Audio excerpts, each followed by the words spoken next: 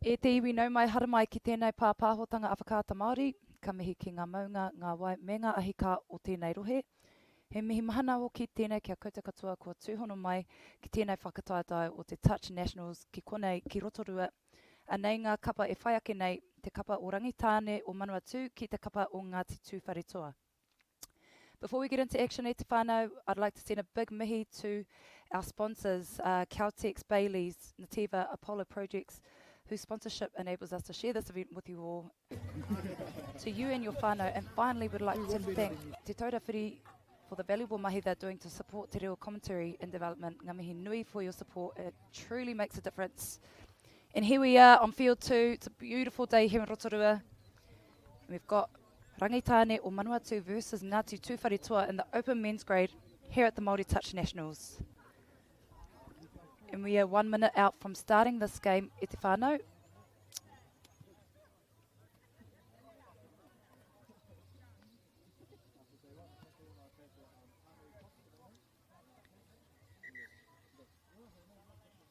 Ana, ko te ahu nei, ko rite ngā kaiwa wāo.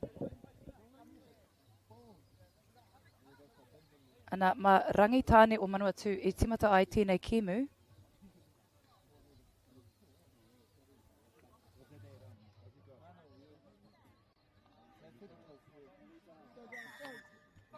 Ana te tangi a te pere, ko timata te kēmu mo te reanga mo ngā tāne.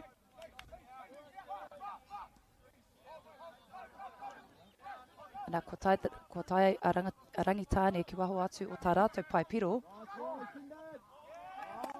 Ana, te kauma ono hekona anake, ko whiwhi, ko riru i a Rangitāne o Manawatu te piro tuatahi mo tēnei kēmu. It only took 16 seconds for Rangitāne to get the first try of this match here on field 2. Ana, kei a Ngāti Tūwharetoa te pauru I nei. Pātuarua tēnei.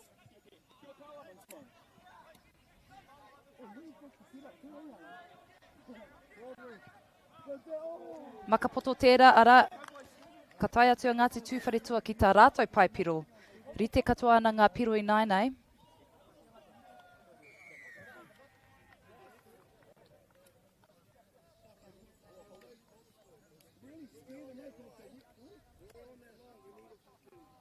Māma noa mo enei kapa I rua ki te whiwhi piro.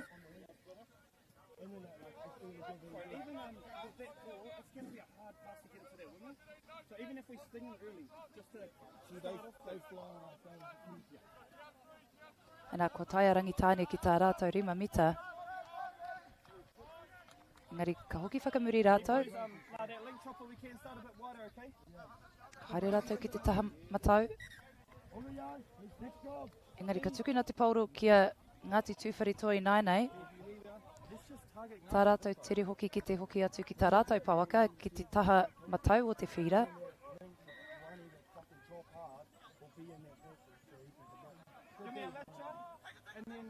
Te tere hoki o enei tāne. Ana, ko tai tū ki te pai piro ana, ka teha no ka whiwhi piro a Ngāti Tūwharetoa, e rua ngā piro ki te tahi.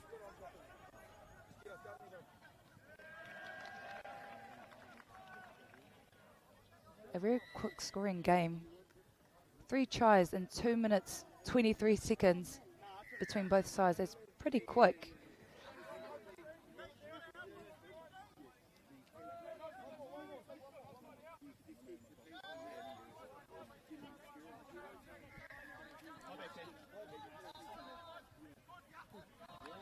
Nā ko hoki whakamuri a Rangitāne ki te rārangi rima mita.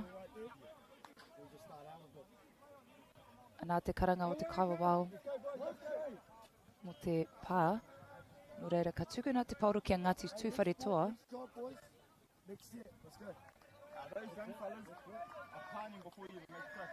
Ana, ka kitea I tātou I etahi kai tākaro hau e eke ana ki runga I te whira.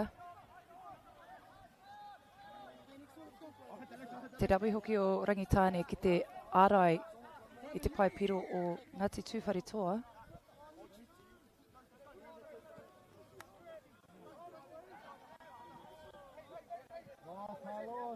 Nā ko te ahua nei ka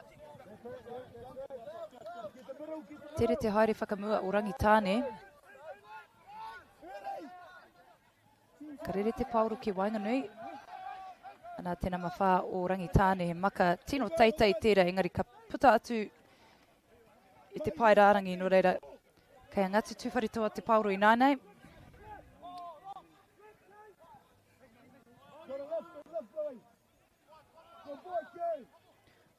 Maka tino tere tērā. There's a quick ball there.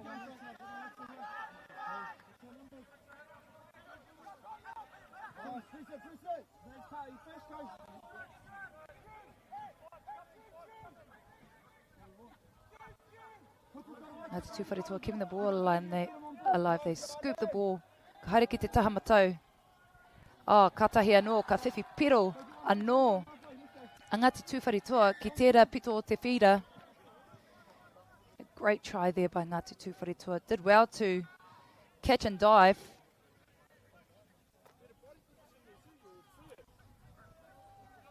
Ana ko rangitāne te kapa tuatahi I whiwhi piro, engari Ngati tūwharetoa e tū.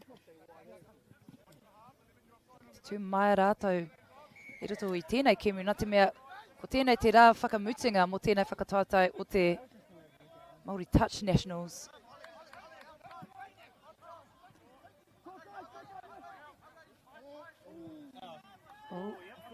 He hapa ki te kapa o Ngati tūwharetoa. Aroha mai a rangitāne, kei Ngati tūwharetoa te pauri nai nei.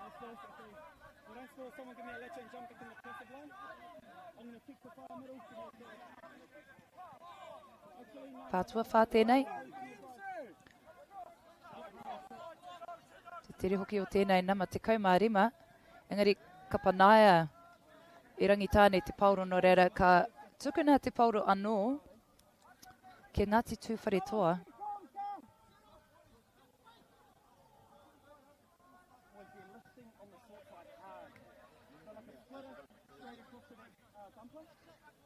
Ka haere rātou ki te taha Māui o te whira.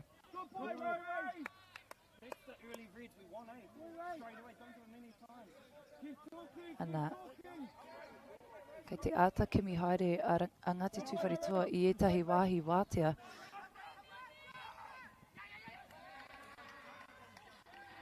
Ana, ka tāpiri piro anō a Ngati tūwharetoa ki tā rātou kapa. E whāngā piro ki te tahi.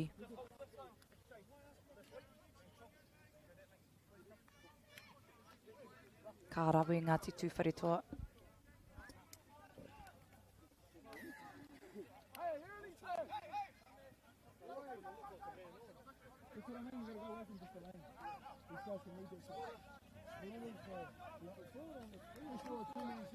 Te kaha hoki o Ngati tūwharetoa ki te ārai.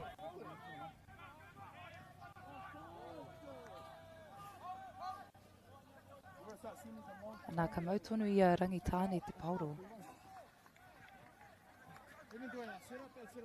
Nā ka tukuna te pauro ki a Ngati tūwharetoa I nainei.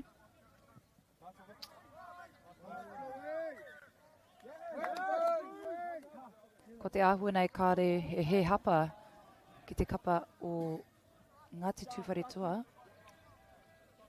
Tērā pia kaore rātou I runga I te maka e tika ana. No reira ka whakahokia te pauro ki a rangitāne I nainei.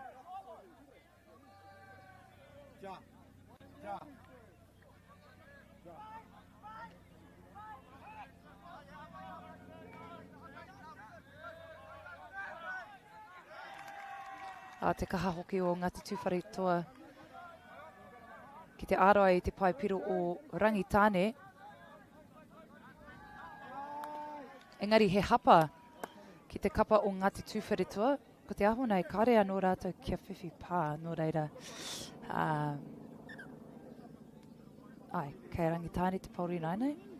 Ka waho atu a rangitāne I 5 mita puta atu I tā rātou pai piro.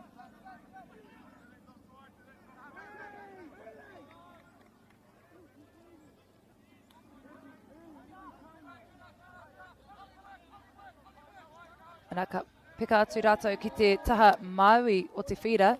Ka tahi anō ka whiwhi piro a rangitāne tā rātou piro tuarua mo tēnei kēmu. Ai, e tika ana te kōrero. We are in the thick of it. Nā te mea ko te rā. Whakamutunga tēnei mo tēnei whakataitai. Nō reira, ka tae tātou te kite i te hiahia kei Wainganui i ēnei kapa i rua. Ke eke ai ki ngā whiringa toa.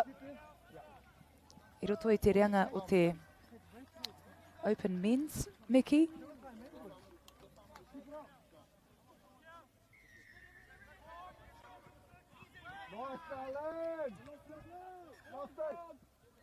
O te kaha hoki o tērā pana. Engari ka hurihia te pauro ki rangitāne o manua tū.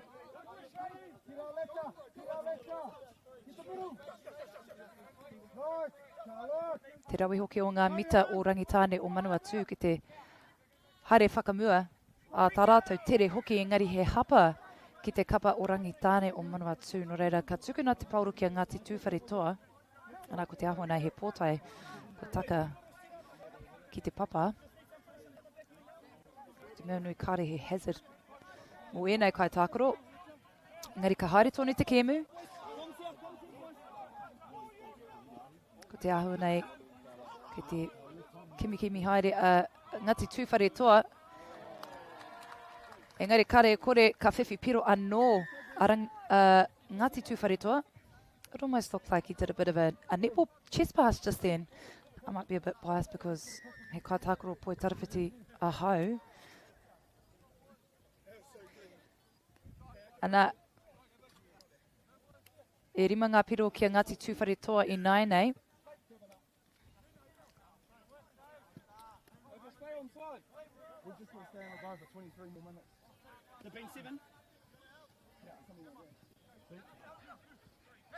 Ana e rangitāne, ka waho atu i tā rātou pai piro, engari ka tere puta atu a Ngāti Tūwhare toa ki te ārai. I te pai piro o rangitāne. Maka tino rawe tērā, katahi anō ka whiwhi piro. Tua toru a rangitāne o manua tū mō tā rātou kapa. Rawe. E rua ngā piro e wehewehe ana i ēnei kapa i rua. Only 2 points the difference between these two sides, as you can see the wants and the desperation between these two sides to get through to the finals. Ngāti Tūwhare toa with ball in hand.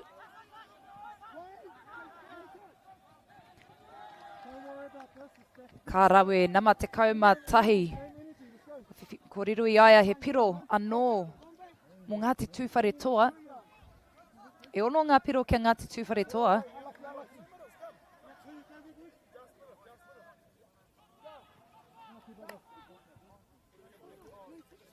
A very quick scoring game between both sides, as you can see there on the scoreboard. 9 points combined only in the first half. It's pretty impressive.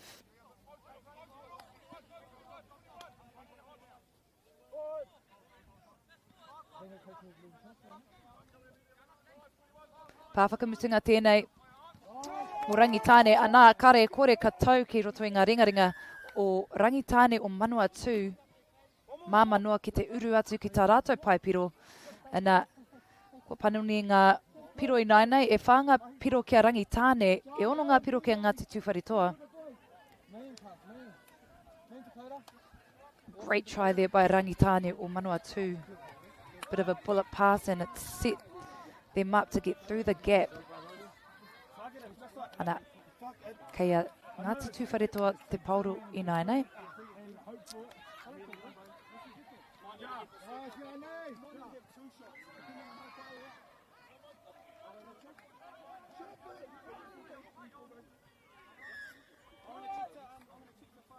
Nā ko te ahua nei, kāre ngā kaitākoro o rangitāne o manua tū. Ia te ko te tūhapa mo te offside. No reira, ka tukuna anō te pauro ki a Ngāti Tūwhare toa.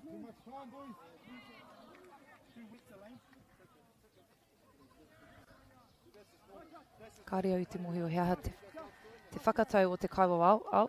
kei a Ngāti Tūwharetua, te pauro.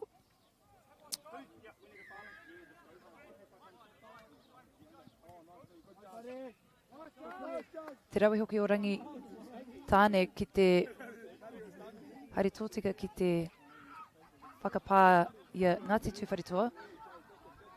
Ana, ka hurihia te pauro ki te kapa o rangi tāne. Pana tino maro tērā.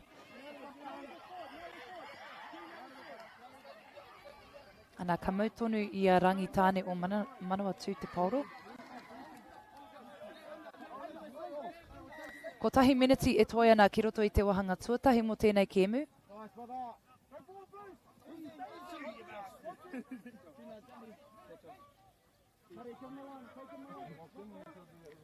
Te kaha hoki o rangi tāne ki te haere whakamua. Pātua whā tēnei.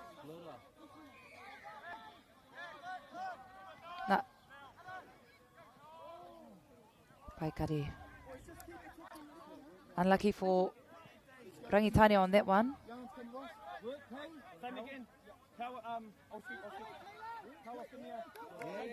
Nā ko te āhua nei, kāre i tai atu Ngāti Tūwharetua ki te wāhi e tika ana te marker off the mark. Ana, ko tangi te pere, ko tai tātou ki te mutunga o te wahanga tuatahi mo tēnei kēmu kei wainganui i ēnei kapa rangi tāne o Manawatu ki te kapa o Ngāti Tūwharetua. Ko Ngāti Tūwharetua kei runga, engari he hawhi nui, kei mua te aroaro. Don't go too far, te whānau, we've got a big game ahead coming up next.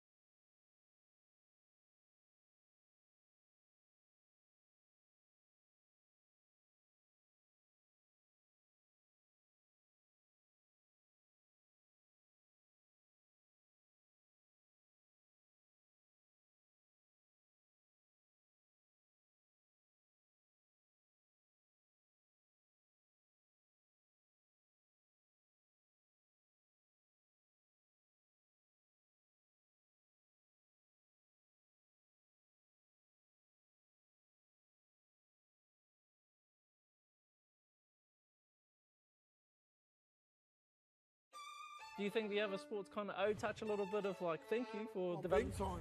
There's a lot of people that have transferred from Touch. I've always credited Touch for those skills. It needs a bit more love. The People's Game ki Māori Plus me whakaata Māori.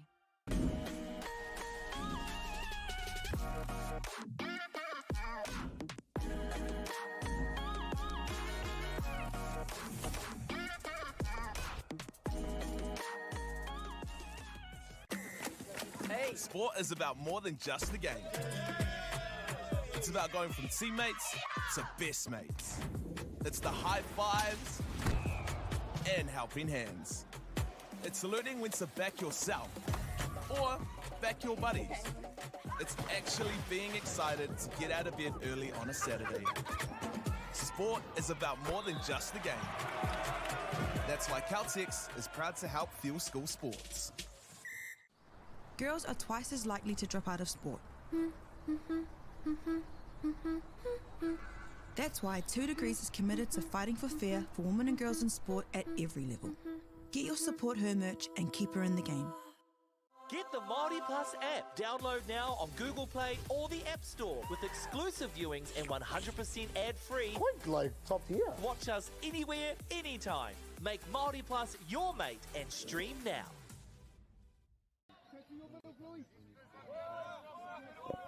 Nau mai hoki mai ki te wahanga tuarua mo tēnei kēmu kei wainganui ēnei kapa e rua rangi tāne o Manawatu ki te kapa o Ngāti Tūwharetua. Wahanga tuatahi tino miharo ki te mātaki I tēnei kemu, nā te mea he kemu tino tata tēnei. What a great first half displayed here on field 2 at the Māori Touch Nationals here on Rotorua. As you can see on the scoreboard, Te whānau, very close game, 6 points to 4.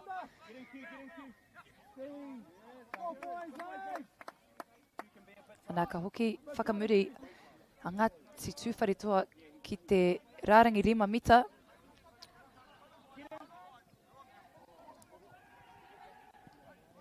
And a beautiful try there in the first opening of this half.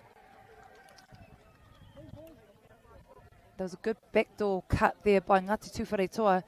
Drew the winger in and looked to offload onto the outside. Had the numbers. Ngāti Tūwharetoa push out the lead by 3 in this match. Anā kei a rangitāne o Manawatu te Paurui Nainai.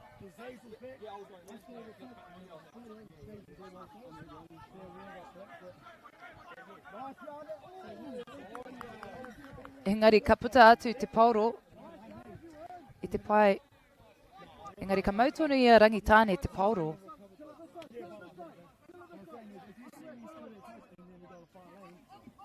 Anā kei a Ngāti Tūwharetoa te Paurui Nainai.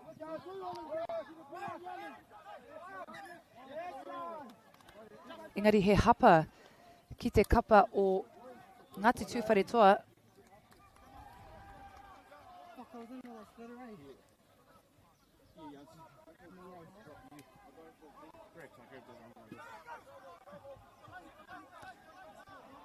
Bit dangerous here for Ngāti Tūwharetoa, Ngarangi Taine in their green zone.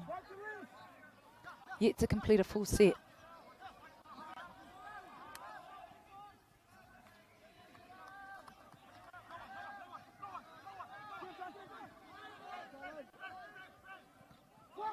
Anā, kua haukotia te pauro e Ngāti Tūwharetoa, te tere hoki o tēnei kai tākoro. Anā, ka tāpiri piro anō, te nama te kau o Ngāti Tūwharetoa mo tōna iwi. A great runaway try by Ngāti Tūwharetoa. Did well to read the play there. Looked to intercept the ball. Waited and anticipated the pass, and off he went. Ngāti Tūwharetoa pushed the lead up by 4.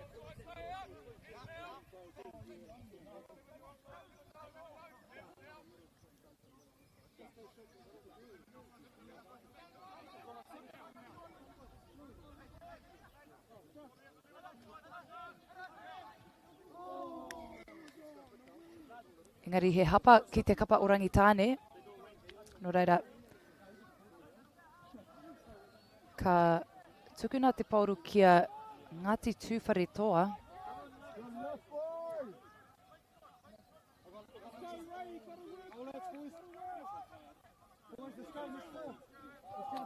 Pāna mawhā tēnei mō Ngāti Tūwharetoa. Pāwhakamutunga tēnei. Rawe Ngāti Tūwharetoa. Ko te āhua nei, he pā no reira ka tukuna te pauru ki a Rangitāne o Manawatu engari mō tēnā he hapa ki te kapa o Rangitāne.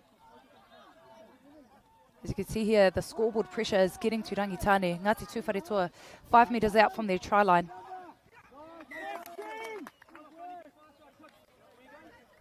Engari he hapa ki te kapa o Ngāti Tūwharetoa.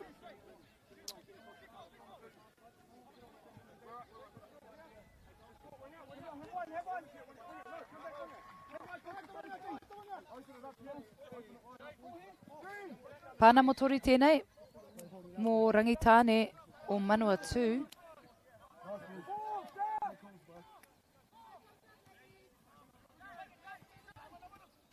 Some great cuts there by Rangitāne. Anā ko te āhua nei off the mark. Te karanga o te kaiwawao.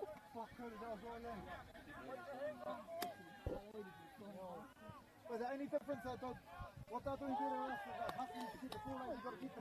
Ana he pēnara ki te kapa o Rangitāne, ki tōku nei kitenga. He tino maro te pana o Rangitāne, no reira. Engari, e harahau i te kaiwawao.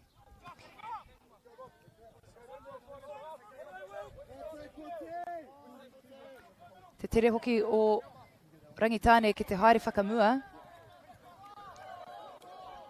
Ko tēnei te pā nama whā. Engari, he hapa ki te kapa o Ngāti o Rangitāne. Some great defensive pressure there by Ngāti Tūwharetoa.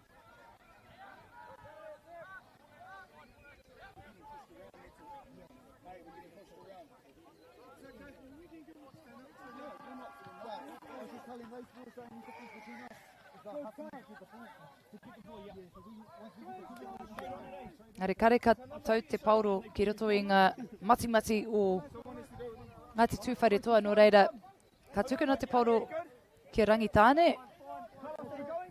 Ana ka haere rātou ki tā rātou pawaka. Ka eke e tehi kaitākoro hau ki runga i te whira. Pānama rima tēnei. Engari ka taka te pauro.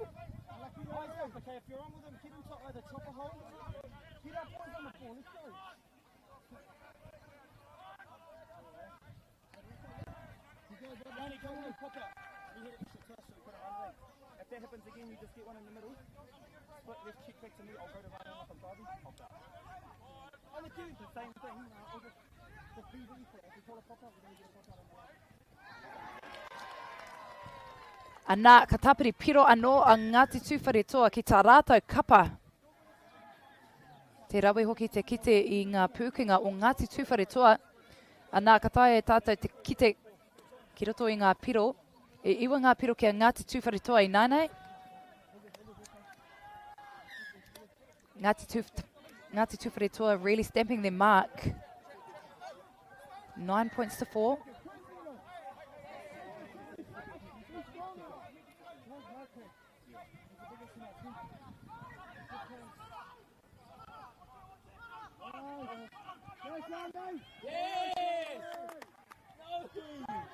Engari, ka mea mai te kawa wao mo te pā, no reira, ka hurihia te pauro ki te kapa o Ngāti Tūwharetoa.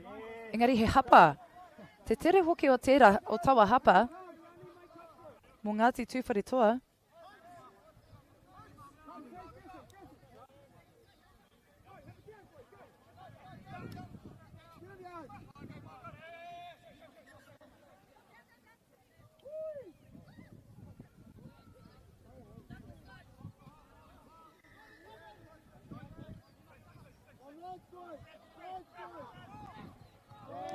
And a beautiful short ball there by Rangitāne. Great try.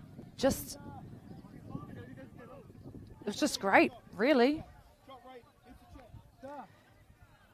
There was a good decoy there, and I'm not sure if their team is the closest one here, but they talked about chopping the hole. I think that was probably from their coach, looking to chop the hole and see where the gaps are, and sure enough, they did. E rima ngā piro kia Rangitāne o Manua 2 i nānei. Ngari, ko Ngāti Tūwharetoa kei runga i roto i tēnei kēmu.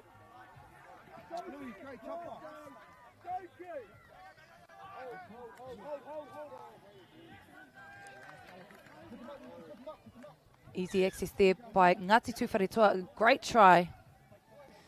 Just playing with their smarts, Ngāti Tūwharetoa. As soon as somebody scoops through to the try line, there's always somebody there available. And they seem to read the play very well, exploiting Rangitāne in areas.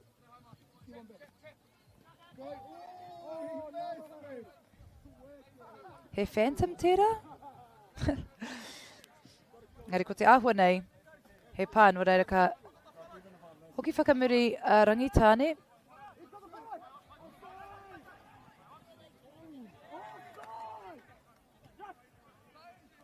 Ka whakaro Rangitāne kei te tūhapa a Ngāti Tūwharetoa. Engari ka mau ia rātou te pauru inaina Ngāti Tūwharetoa. Engari he hapa ki te kapa o Ngāti Tūwharetoa.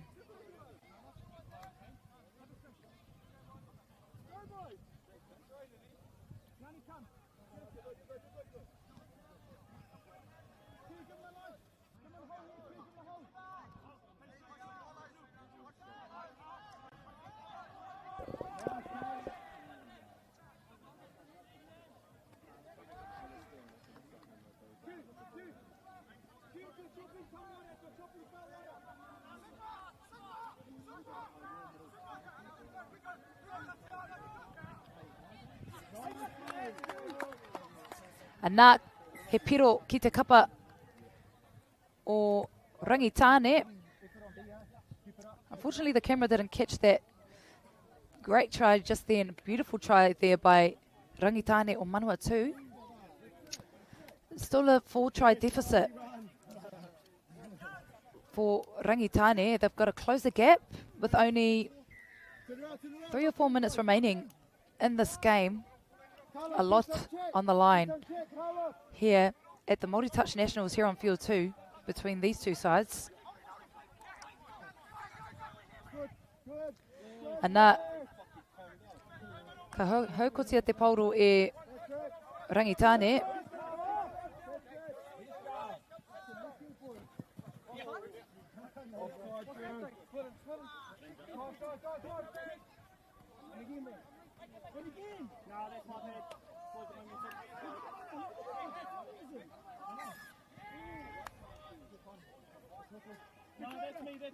Anā, te karanga o te kaiwawa mo te off the mark.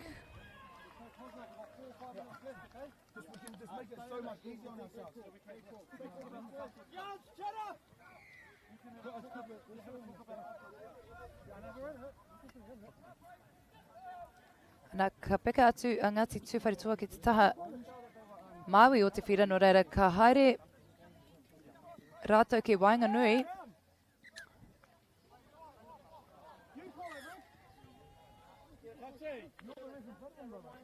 Ngari he pēnara ki te kapa o Rangitāne o Manawatu, no reira ka mautonu i a Ngāti Tūwharetoa te pauro.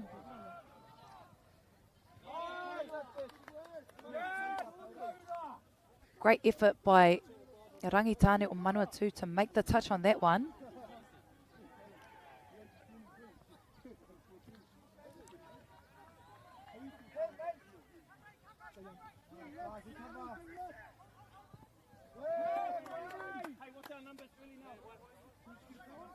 Pai te whātoro o te nama te kaumā iwa ki te pā.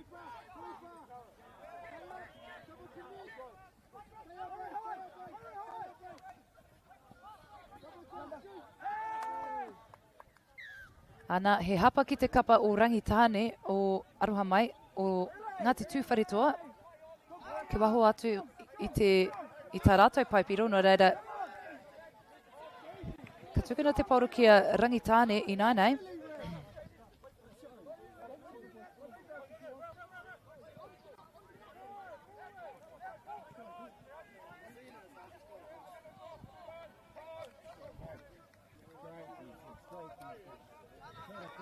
Oh, that would have been a cool Benji Marshall pass. Now Ngāti Tūwharetoa head towards their sub-box.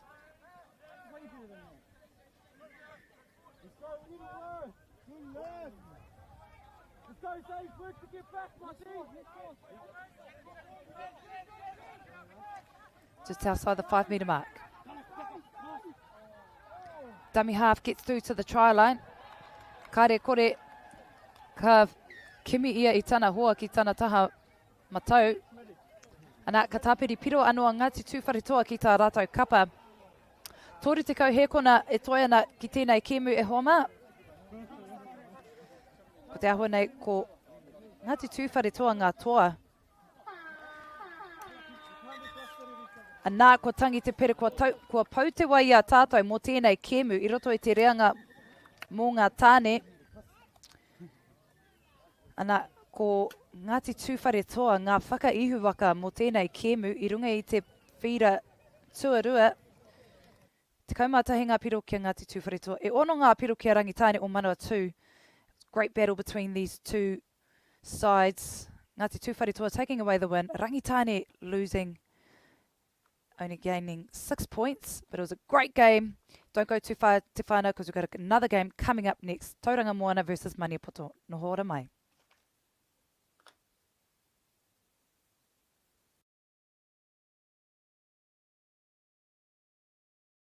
Deck out your space with our lowest prices. Cabot's 10-litre Aquadeck decking oil, $193.90. Monarch decking applicator kit, just $48.20. Where you find a competitor's lower price on the same stocked item, we'll beat it by 15%. Lowest prices are just the beginning.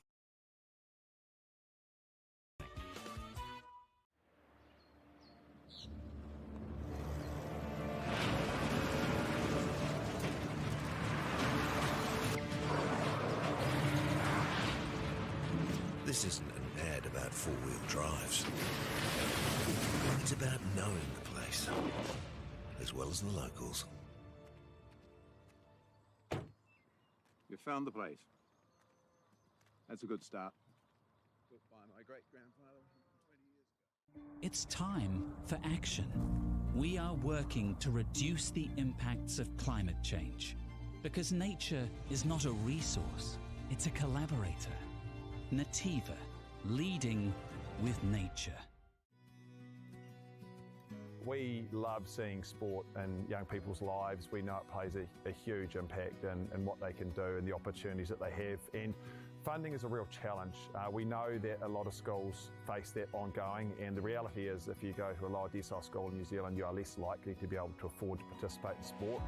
Obviously, having come through it myself with kids and being one of those kids myself who played sport, I know how much it defined who I was. When I was 12 years old, I made a rep team in soccer. And the guy, the manager, stood up and said, right, the fundraise, the track suits are only $20. And my mum looked at me and she started crying and she said, I can't afford it. And now being able to take that and go, I can't fix it all, but we can help and try and give to those people who are going through tough times. It's a real privilege, but you know, for us, we want to see others get involved in it. This is not a selfish thing for Apollo. This is about how can we get the bigger community, the bigger, whether it's construction or other businesses, to get involved in this. Look, there's so much need in the schools, and it goes beyond just sport. There's arts, there's culture, there's a lot of things that kids miss out on. And so to have businesses step up and want to be involved and to help is a game changer for schools. It really is. They're so grateful for it, they're so appreciative of it, and they do amazing things with it. So every dollar has a huge impact on helping these schools. It's why we get out of bed now. We now have staff who've joined us who say that's the reason why they joined Apollo. Because they know that when they come to it, they contribute to something that's just greater than our business. We worked out a little while ago that being part of the community was a part of who we were. And we sort of call it now, our sort of purpose is building communities. And that's just not the physical build. It's actually been able to help and contribute to the communities we operate in. And you know, when we now pitch to our clients for projects, it's the very first thing we talk about. It's not the last thing, it's the first thing, because clients want that, you know, whether they're a council, whether they're a corporate, it's part of where they want to go. And when we can show them what their building is doing away from just the physical structure, they're having an impact on the communities. It's very, very powerful.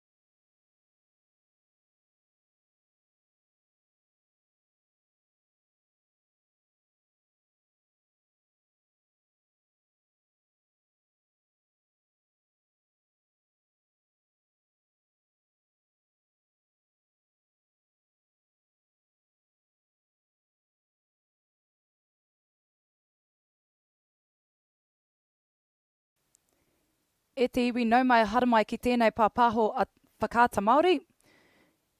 Me mihi ki ngā maunga, ngā wai me ngā ahika o tēnei rohe o Rotorua, anei mātou kei ngā whira tuarua, i roto i ngā whiringa toa mo te whakataetai hutu pauro mō ngai tātou, ngai Māori, ko Amorangi Marisala tēnei, e mihi atu ana tēnei kia koutou katoa, anei ngā kōhine i roto i te reanga mō ngā taiohi te kaumāwaru, te kapa o Tauranga Moana ki te kapa o Maniapoto. We are here on field 2 and we are in the under-18s girls semi-finals here at the Māori Touch Nationals between Tauranga Moana and Maniapoto.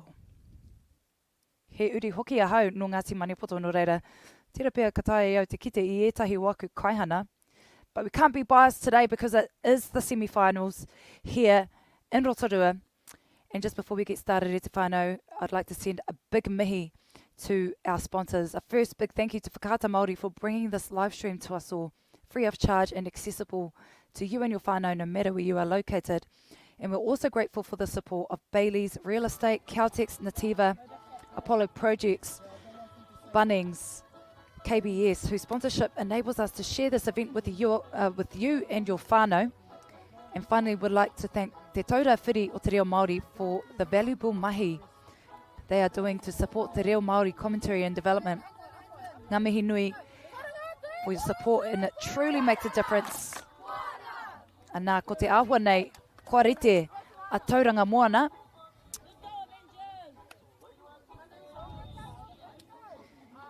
E 2 miniti e toiana ka timata I te kēmu nei, I roto I ngā semi-finals mo te reanga te kaumāwaru mo ngā kōhine.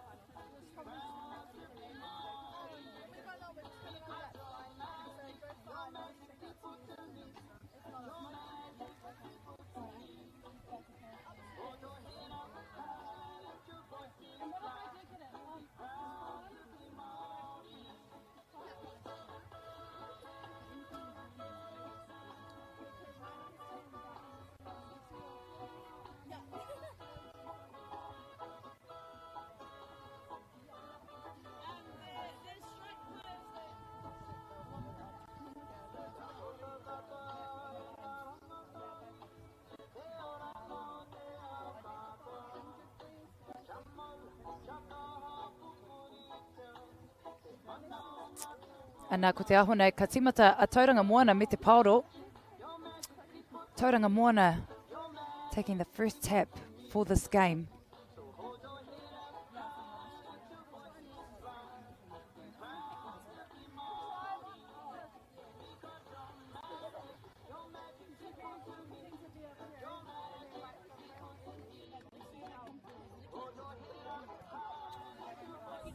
Te kēmu o mua mai I tākoro a rangi tāne o Manuatū ki te kapa o Ngāti Tūwhare Toa. Great game just before this one, and we are underway in the under 18s semi-finals for our kōhine.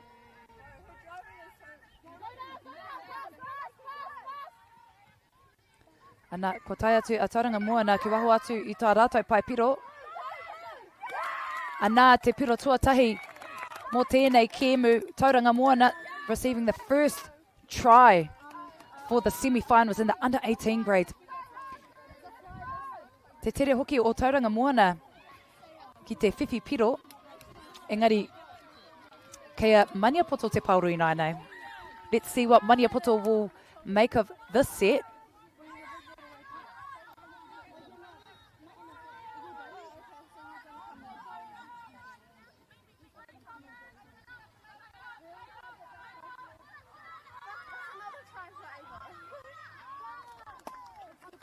Ana, Tauranga Moana e kaha ārai ana I te paipiro o Maniapoto. No reira, ka hoki whakamuri Maniapoto ki te rima mita.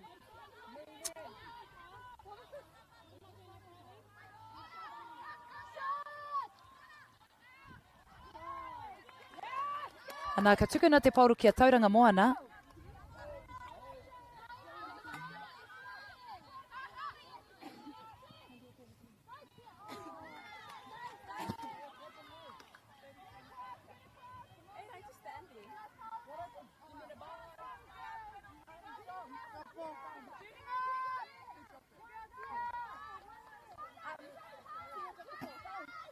Ana ka tukuna te pauru kia Maniapoto I Nainei. Ka haere rātou ki Wainganui, no reira, we will see what Maniapoto make outside of their 5 metre line.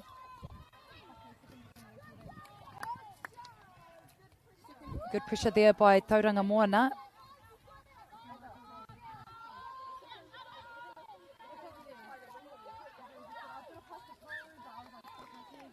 Ana he maka me te pāhi tērā.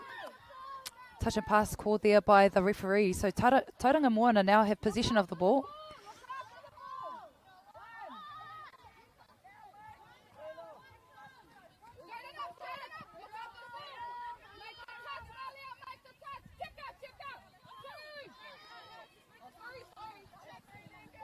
Oh, lucky there, Tauranga Moana.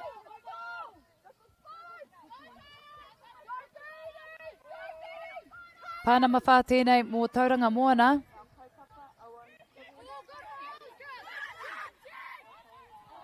Engari, ka taka te pauru ki te papa no reira. Ka tukuna te pauru I Nainei kia Maniapoto. Tauranga Moana was gaining some good momentum.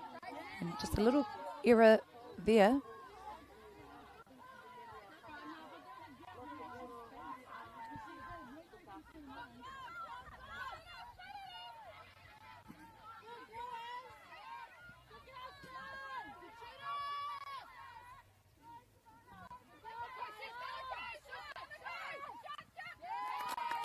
Handover ball there by Maniapoto. Tauranga Moana now have possession of the ball. Nā ka haere rātou a Tauranga Moana ki te taha matau o te whira.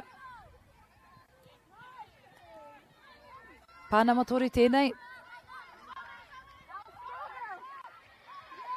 Nā ka uru atu a namarua ki te rārangi.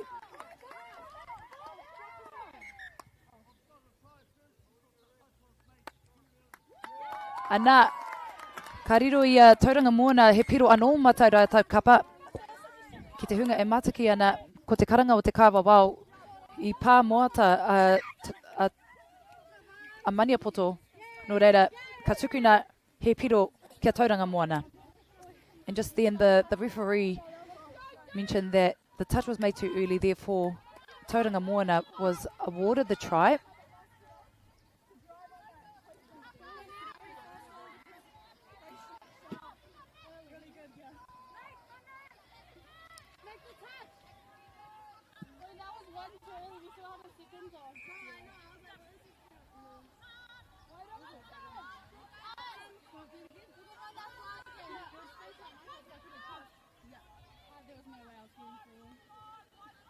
Pātua rima tēnei.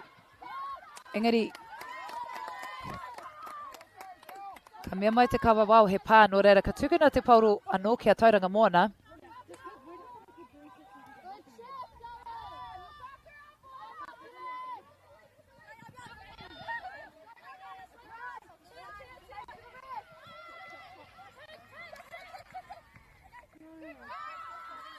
Ana kua tai Tauranga Moana halfway.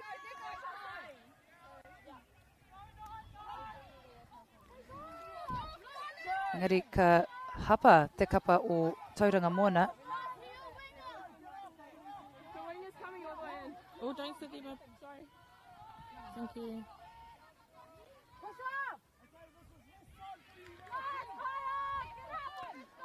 Ara ka haere ki te taha matau a Maniapoto. Pāna mawhā tēnei.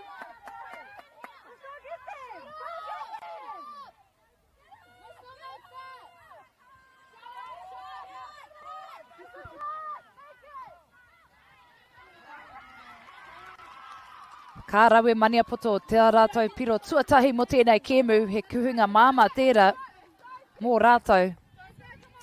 And a great try there by Maniapoto, receiving their first try in the semi-finals here on field 2 in the under-18s grade. And that was all the mahi done by the number 2 from Maniapoto. She took the charge, built the momentum, and sure enough, she had a supporting player just on her outside. And they scored.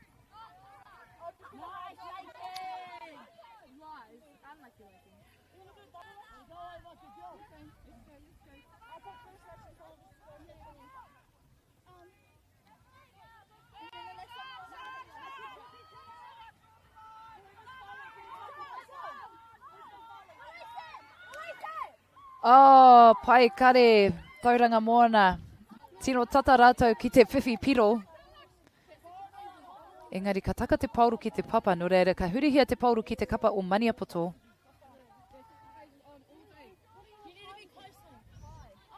Ko tahi ana ki te peru, kei wainga nui I enai kapa, only 1 point the difference between these two sides.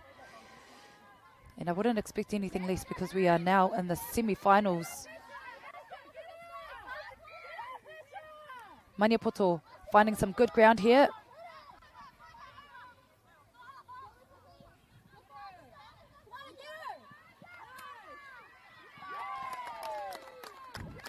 Waimaria tauranga moana, nama te kaumārua. Tana kaha hoki ki te pā.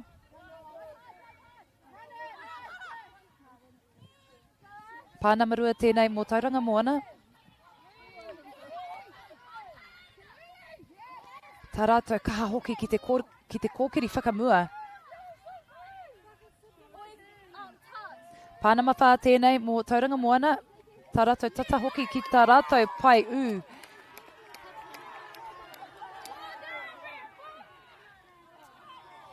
Engari, ka whakahokia te pauru ki te wahi e tika ana no reira, ka hurihia te pauru ki te kapa o Maniapoto. Te ahunau he maka me te pā, touch and pass being caught. And a great touch there by Tauranga Moana.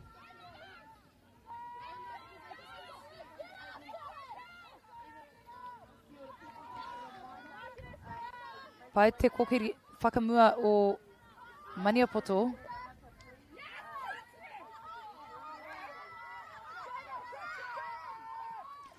Ana ka timata anō, ki tōki nei whakaro I panaia a Tauranga Moana I te pauru.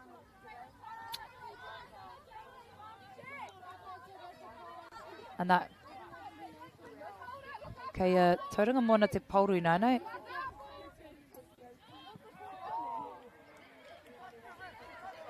Ki tōki nei whakaro I whātoro te ringa o Maniapoto, ara I puta te pauru engari. Kaore te kaiwa wao, e mea ana mo tēnā mono reira, ka haere whakamua a Maniapoto. Engari he hapa ki te kapa o Maniapoto no reira, ka tukuna te pauru ki a Tauranga Moana.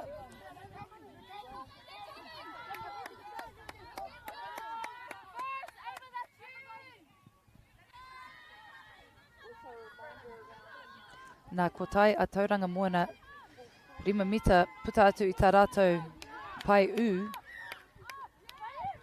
Ana e mea ana te kaiwa wao ki a Maniapoto mo te tūhapa, mo te offside no reira ka mautonu I a Tauranga Moana te pauro. Engari he hapa ki te kapa o Tauranga Moana.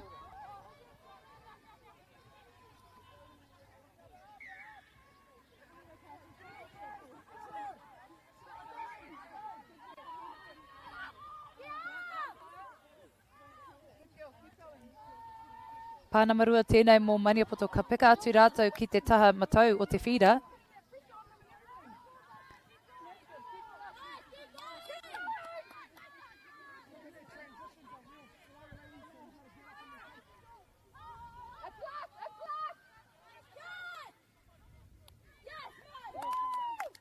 Pānama ono tērā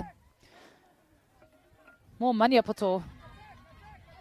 Tata pau te wai a tātou I roto I te wahanga tuatahi mō tēnei kēmu.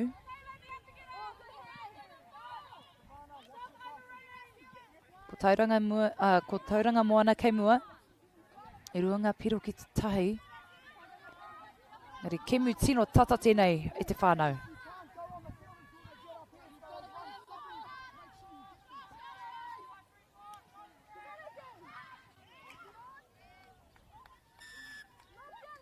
Anā he penara ki te kapa o Maniapoto. Mo te tūhapa, the ref's called offside. Therefore, Tauranga Moana have possession of the ball. They're a bit dangerous, just outside of their 5 metre mark.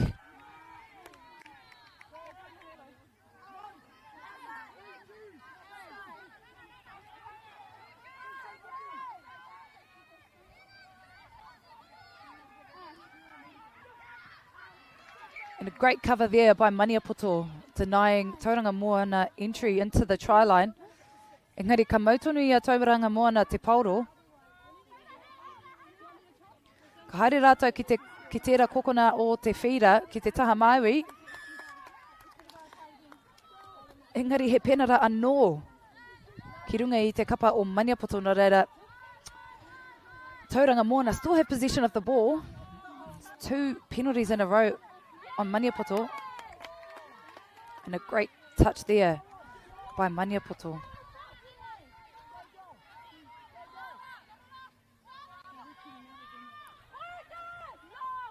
Makatawhiti tērā, ka rawe Tauranga Moana e tū. Anā, ka tāpiri piro anō a Tauranga Moana tēnei kai tākoro ki te paihau i te taha Māori. Great try there by the winger on the left-hand side for Tauranga Moana. Ka tāpiri piro anō ia mo tōna iwi. E toringa piro ki te tahi i nainei. Engari, kei a Maniapoto te pauru i nānei.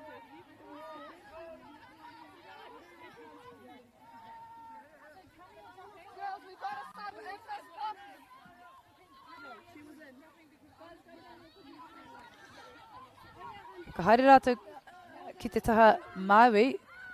And a great touch there by Tauranga Moana, Pānama whā tēnei. Tell me that's a try. Oh, unlucky Maniapoto.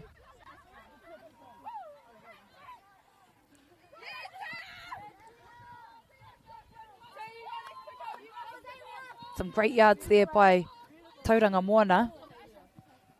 Oh, te rawe hoki o ngā ringaringa o te nama whetū ki te mau i te pauro.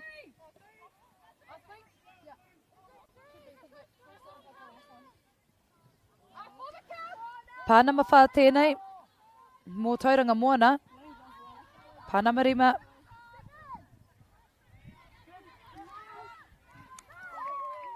Ana, ka rawe nama te kaumatahi ki te ārai. I tōna kai tākoro no reira, ka haere a Maniapoto ki te taha matau o te whira. Kia taia ai ngā kai tākoro hau te eke ki te papa. A nā te tangi o te pere e hoama, kātahi anō te wahanga tuatahi rawe ko tēnā. Ngari ko te āhona kei te haere tonu te kēmu.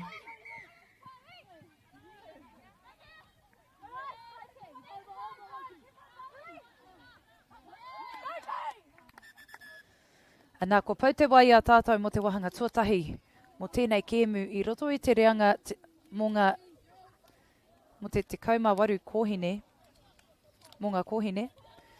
Ko Tauranga Moana kei mua, ko Maniapoto kei raro, engari he hawhi nui e heke mai nei nō reira. Kawe haere tawhiti e hoa man noho ora mai. Do you think the other sports kind of touch a little bit of like thank you for development? There's a lot of people that have transferred from touch. I've always credited touch for those skills. It needs a bit more love. The People's Game ki Māori Plus me whakaata Māori.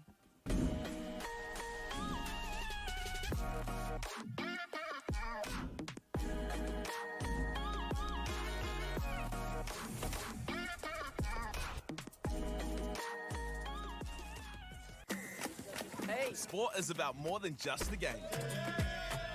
It's about going from teammates to best mates. It's the high fives and helping hands. It's learning when to back yourself or back your buddies. It's actually being excited to get out of bed early on a Saturday. Sport is about more than just the game. That's why Caltex is proud to help fuel school sports. Girls are twice as likely to drop out of sport. That's why 2 Degrees is committed to fighting for fair for women and girls in sport at every level. Get your Support Her merch and keep her in the game. Get the Māori Plus app. Download now on Google Play or the App Store with exclusive viewings and 100% ad-free. Quite like top tier. Watch us anywhere, anytime. Make Māori Plus your mate and stream now.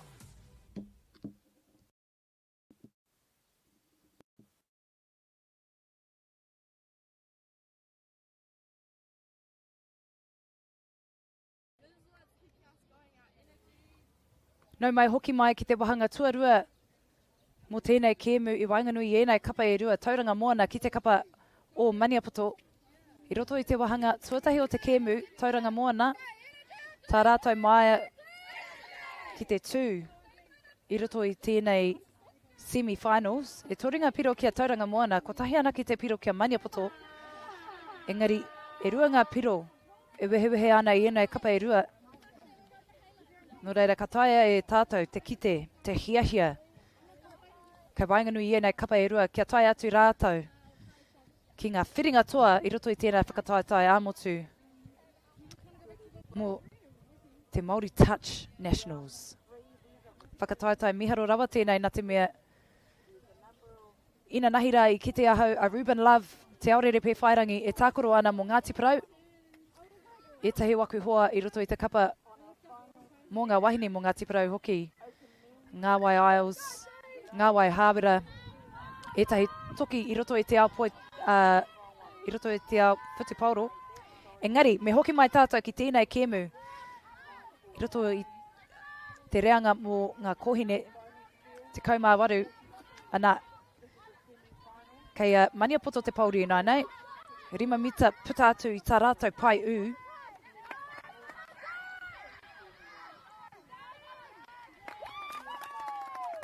Engari, ka hurihia te pauro ki te kapa o tauranga moana I nai nei.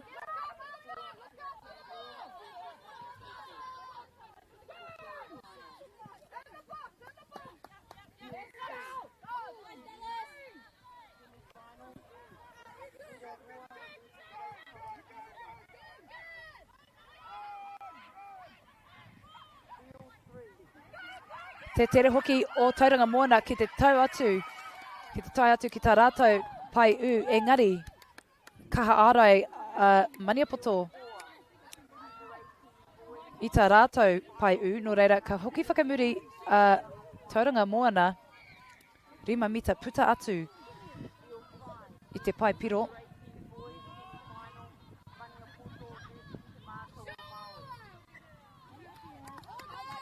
Engari, ka tukuna te pauro kia Maniapoto I nai nei, mā rātou te pauro.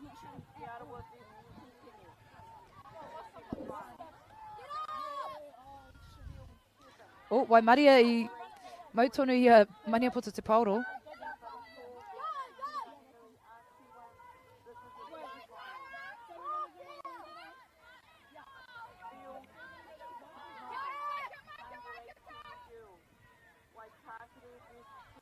Maniapoto still keeping the ball alive. And dummy half here. Border ground. Tauranga Moana now have possession of the ball.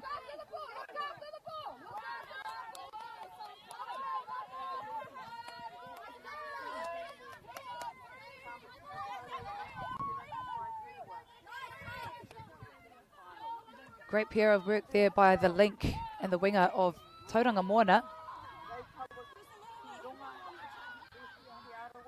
Number 2 here has got some wheels and she's trying to look for her mate. Engari, ka karanga te kaiwa wao mo te pā no reira. Ka whakahoki te pauru ki te wahi e tika ana.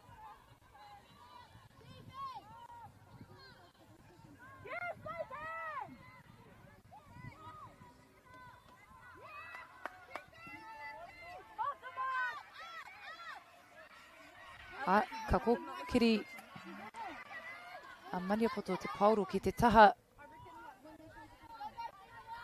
Māui o te whira, engari kei wainganui rātau I nai nei. Some great yards there by the number 9, however, has been called for being in the ruck, in their own ruck, so the ball gets handed over.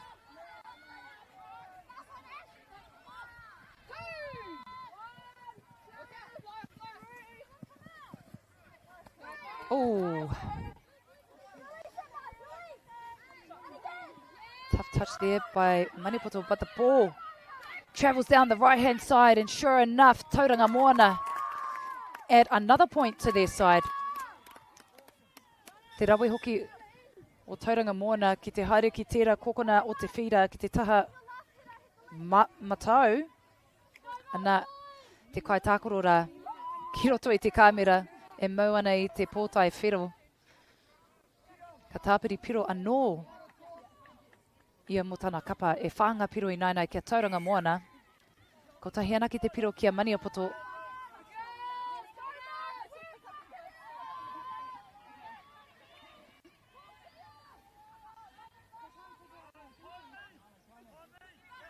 Pana motori tēnei.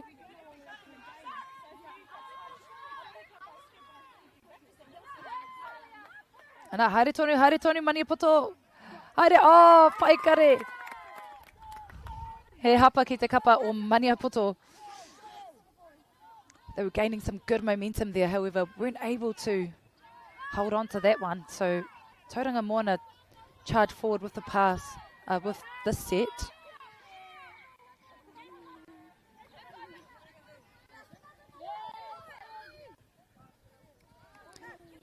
Maka me te pāhi te karanga o te kawa. Touch and pass has been called by the referees. So Maniapoto now have possession of the ball.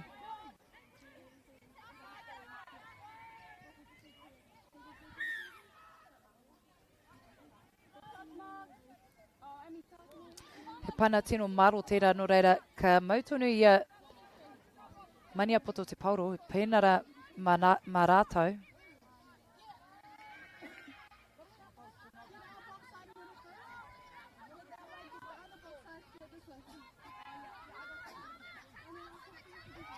Nā ka whātoro te namarua o Maniapoto ki te pai u anā ka tāpiri piro te namarua o Maniapoto mo tōna iwi. Great work by the number 2 from Maniapoto to reach out to the try line and score another point for her side. She's doing a power of work, particularly in the midfield. Seems to be the orchestrator for Ngāti Maniapoto. And that e rua ngā piro kia Maniapoto i nainei, engari e rua ngā piro e wehewehe ana i enai kapa e rua. Engari ko te aho nei e huri ana te kei o te waka ki te kapa o Maniapoto. The momentum is sort of shifting towards Maniapoto, applying that pressure. Only 2 points behind.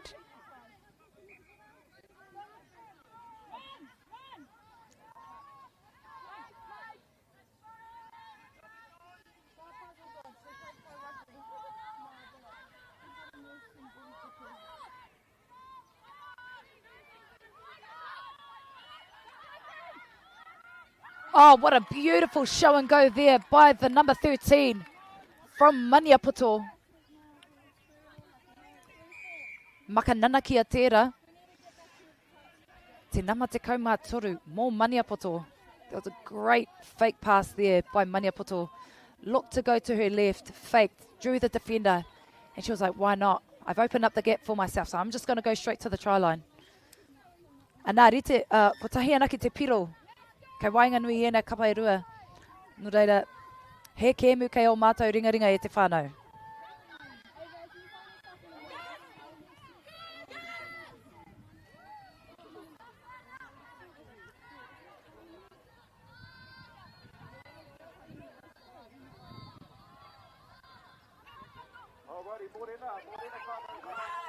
Anei, makatawhiti tērā mo te nama whā, engari ka taka te pauro. Anā kei Maniapoto te pauro e nainei.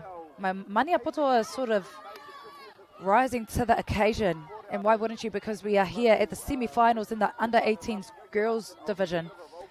Maniapoto showing what they are made of.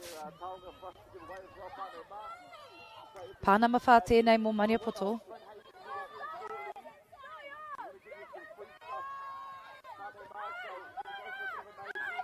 Ana ka kimi ango a Maniapoto.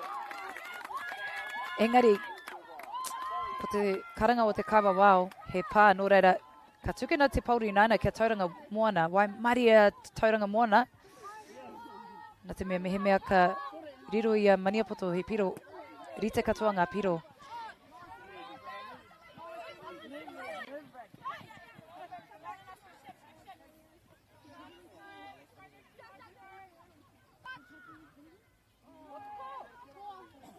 Pānama whā tēnei. Anā ka haere tōtika a tauranga mua a moana ki tā rātou pai u.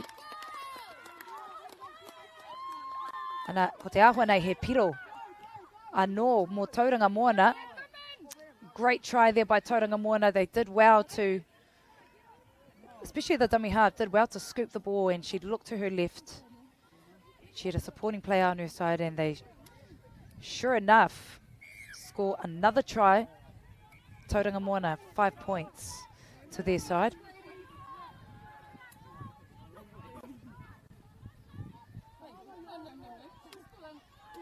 Ana, ko tai atu Maniapoto ki te 5 mita. Puta atu i tā rātou pai u.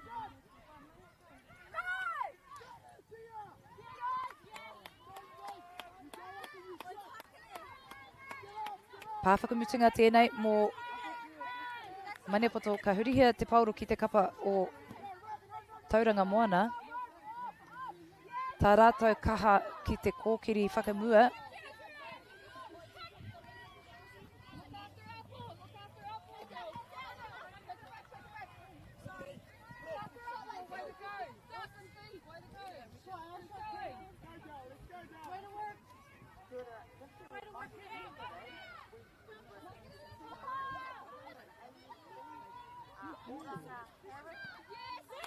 God, pai kare tauranga moana.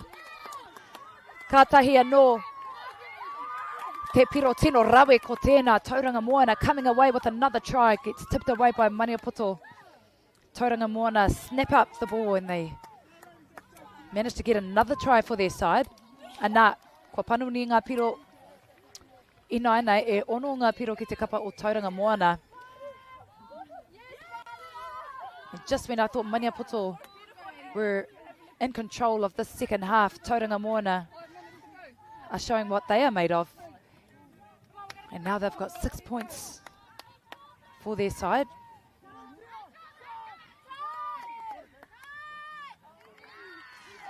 Engari, he piro ki te kapa o Maniapoto ko te āhua nei, tūhapa katoa ngā kai tākoro o Tauranga Moana, no reira, ka riro i a Maniapoto he piro anō mā rātou te namarua.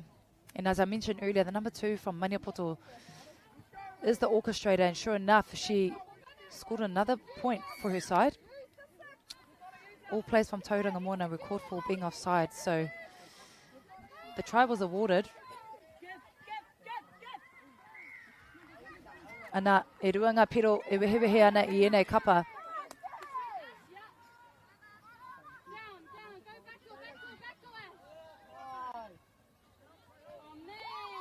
Oh, that was actually a beautiful passage of play. Even though nothing came from it, you can see that Tauranga Moana are very clinical in what they do.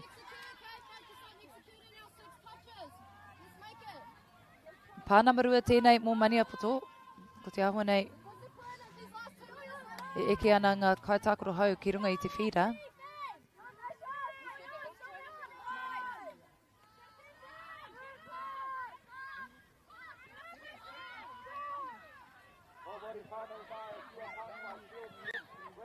And a great touch made by the number 6 from Tauranga Moana. Body on the line there for her iwi.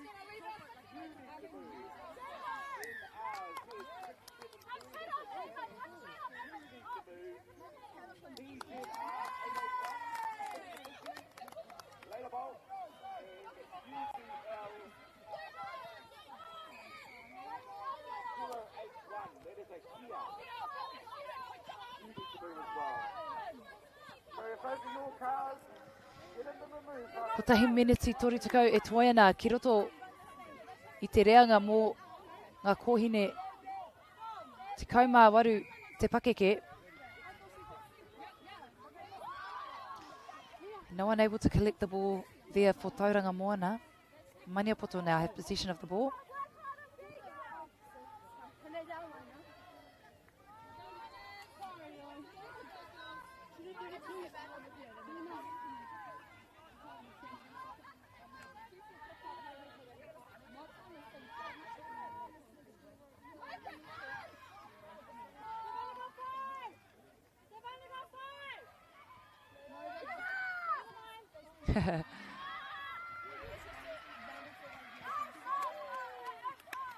Touch and pass has been called by the refs. Ko tōre te kau hekona e toiana o tēnei ki emu e homa. Tino rawe te kite I ngā pūkenga o enei taiohi. I must say I'm pretty impressed. I've been very impressed with the skill set shown by these wahine in the under 18s grade.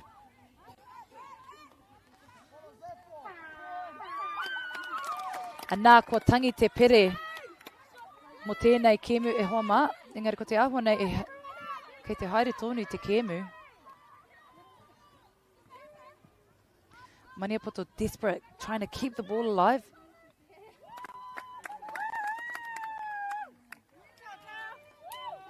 And nā kua pau te wai a tātou mo tēnei kēmu kei wainganui I a Tauranga Moana ki te kapa o Maniapoto. Ko Tauranga Moana ngā toa I roto I te reanga mō ngā kōhine te kaumāwaru te pakeke. Tauranga Moana take away the win in the semi-finals. Check out your space with our lowest prices. Cabot's 10-litre Aquadeck decking oil, $193.90. Monarch decking applicator kit, just $48.20. Where you find a competitor's lower price on the same stocked item, we'll beat it by 15%. Lowest prices are just the beginning.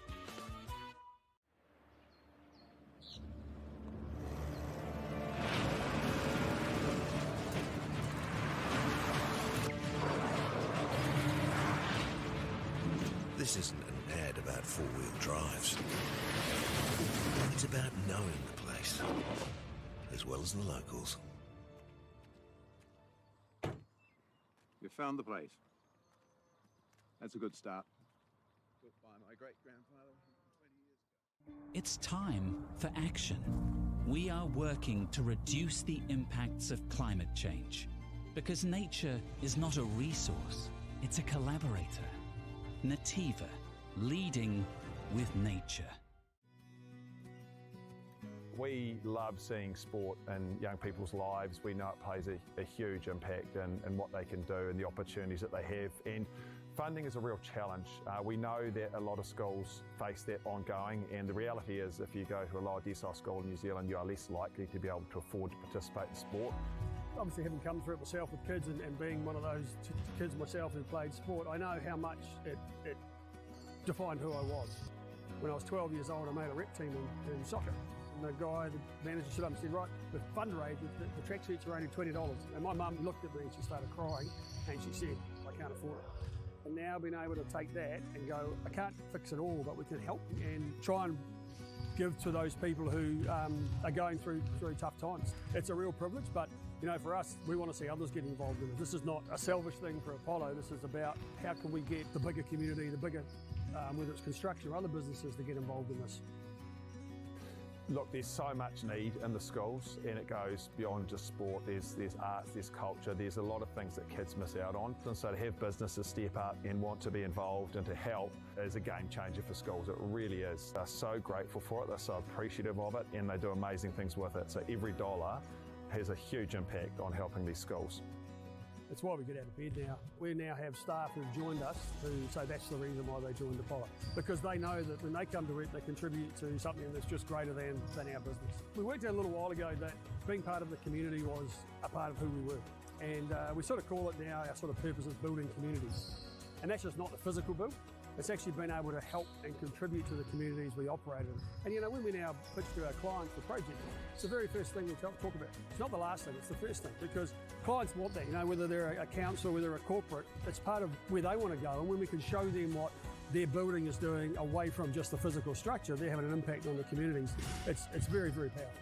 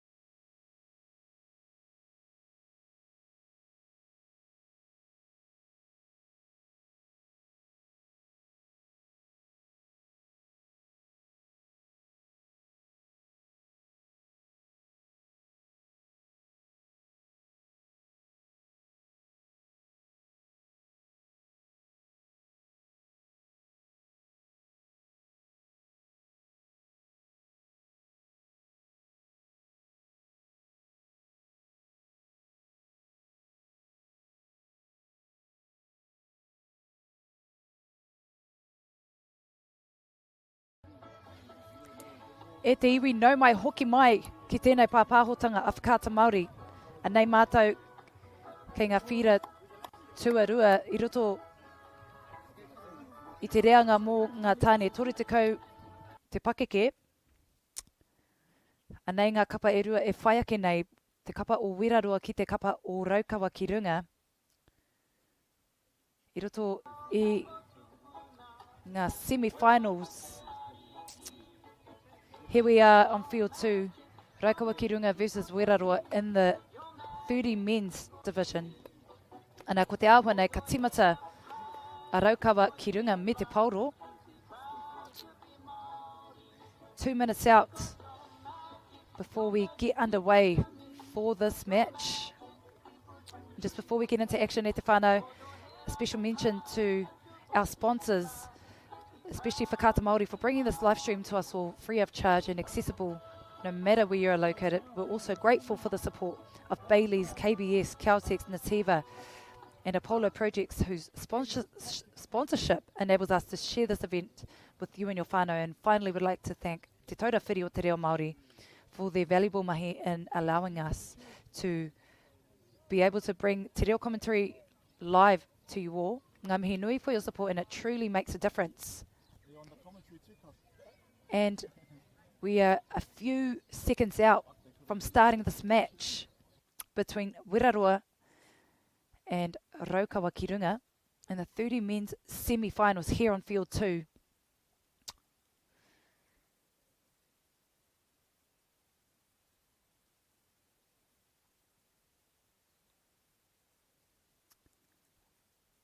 Nei tātou e tatari ana kia tangi te pere. Kia timata ai tēnei kēmu.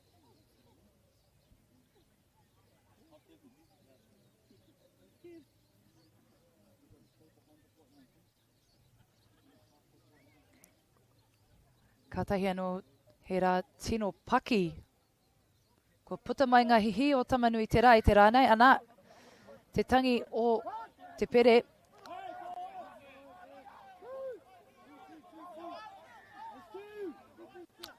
Pāna marua tēnei, pāna motoru tēnei mō Raukawa ki runga.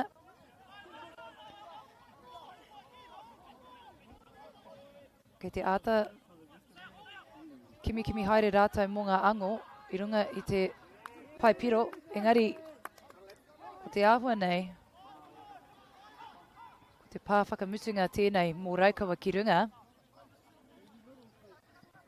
Makatawhiti tērā, engari, ka puta atu, te pai, te pauro no reira kei a Wiraroa, te pauro i nainei. Ako nei ka kitea e tātou i rātou me te pauro.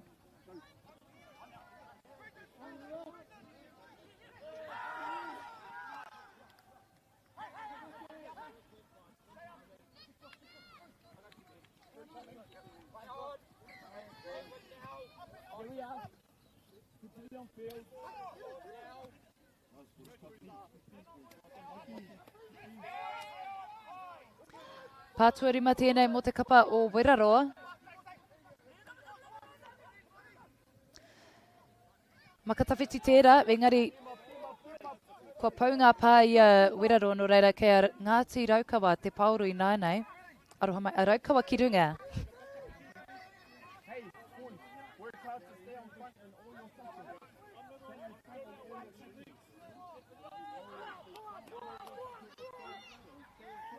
Pāna marima tēnei. Ngari ka tūkuna te pauro kia Wiraroa.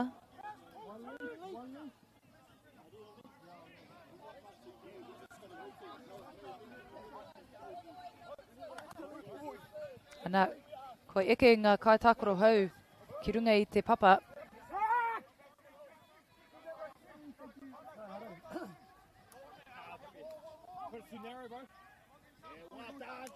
Pātuarima tēnei, makaroa tēnei, engari ka haere tōtika, ka haere whakamua a Raukawa.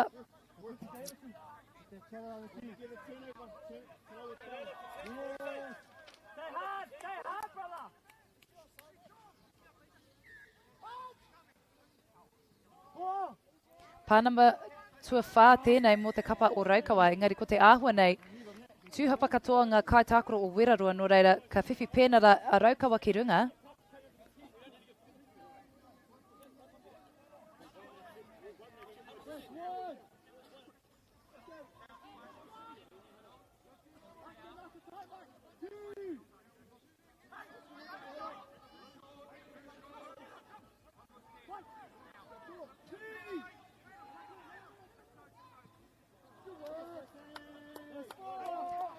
Pānama tua whā tēnei mō Raukawa puta atu te 5 mita mai tā rātou pai ū. Engari ka whiwhi pēnara a Raukawa. Mā rātou anō te pauro. And the ruck's been called by the referee, so Raukawa ki runga get a full set to complete just outside the 5 metre mark.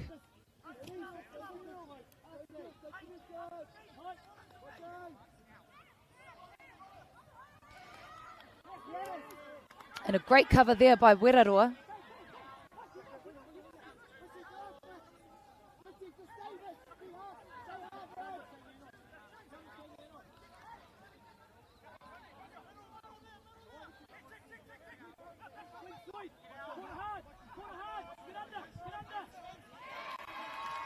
And nā te piro tuatahi mō Raukawa ki runga, piro tuatahi hoki mo tēnei kēmu. And nā kua riro ia Raukawa. Te piro tuatahi I roto I te reanga mō ngā taine toru tikau.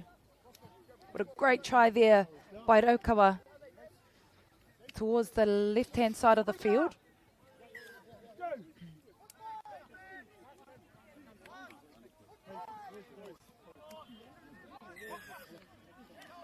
Engari he hapa ki te kapa o Werarua I nainei.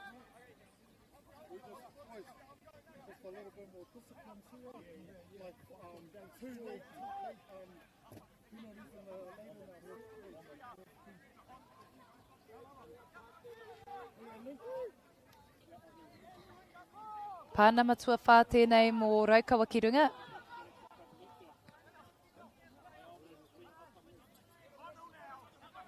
Pātua rima, engari ka rore hape a Werarua I te pauro. Go matua, go, go, go! And he looks to offload it to his supporting player, however gets touched. Great cover there by Raukawa. I was hoping that Matua would go all the way, but he gained some great yards for his side, for Werarua.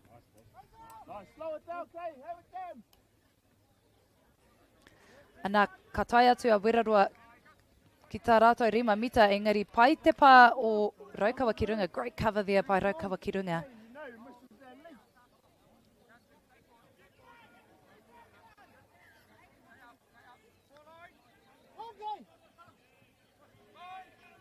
Touch number 5 coming up. And a handover ball there by Werarua to Raukawa. You need 2 links, boys. Let's go, boys. You don't have enough substance. Go, someone for Haru. Middle. And a penalty's been called against Werarua, so Raukawa get a full set. And nā te kōrero o te kaiwa wao. He haere rātou e tata ana ki tā rātou hopu taureke. Off the mark. Nā ka tukuna te pauru ki a Werarua I nainei.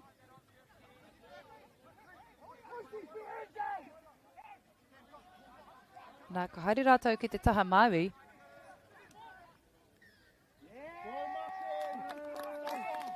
A nā te piro tuatahi mō Werarua.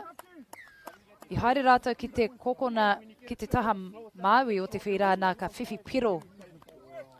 Te paihau o Werarua. Great work by the winger from Werarua. Scoring their first try. Werarua. A nā rite katoa ana ngā piro I nainei, I roto I te reanga tāne tori tekau te pakeke.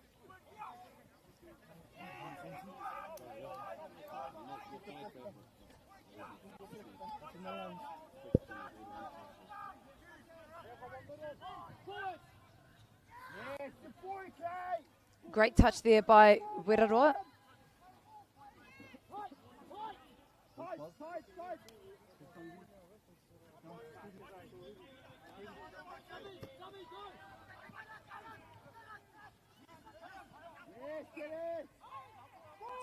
Nā ka tukuna te pauru kia Rotorua ina, nei?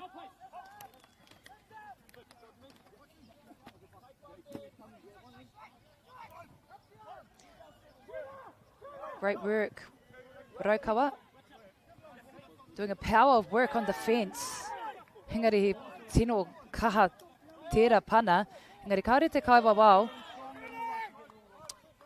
I pupuhi I tana whira, no reira ka haere tonu te kēmu. Try to quickly tip away the ball, Rotorua, but the ball goes to ground and Raukawa ki runga now have possession of the ball.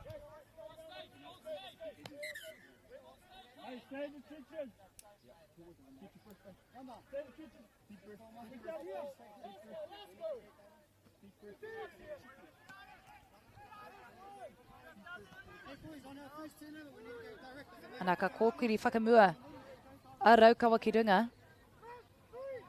Pāna mo toru tēnei.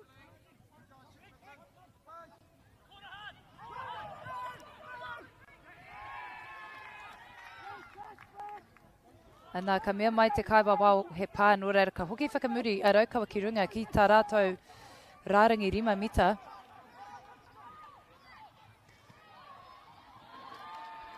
Ana te whakatau o te kaiwa wau he piro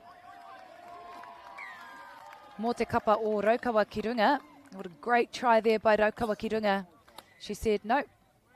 Everyone was offside and it was a try. So Raukawa ki runga in the lead in the semi-finals for the 30 men's. Kemu tino tata tēnei e hoama.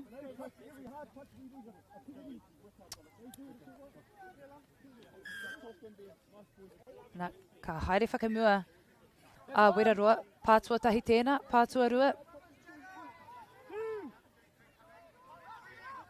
Great backdoor cut there by the number 9. And what will the referee say? No, take it back to the 5 metre mark, he says.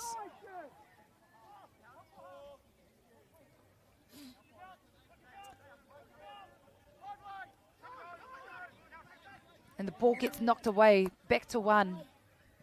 Back to 0, I should say.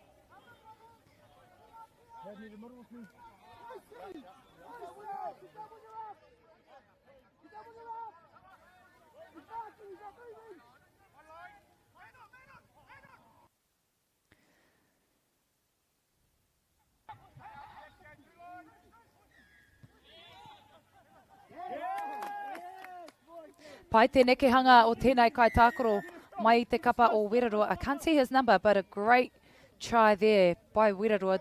Did well to use his whack city. Gets through to the try line, making it even Stevens.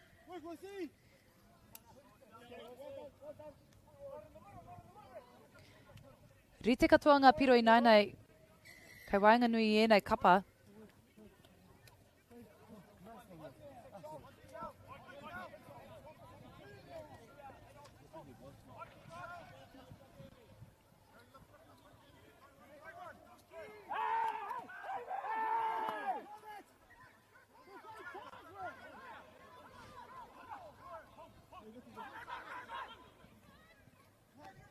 The ball gets knocked away by Rotorua. Raukawa ki runga still have possession of the ball.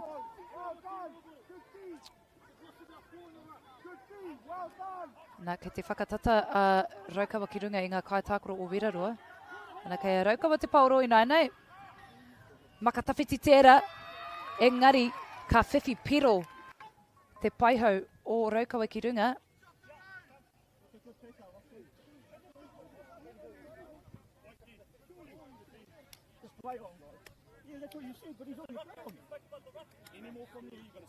Ana rua miniti torutekau e toena I roto I te wahanga tuatahi mo tēnei kēmu e hoama.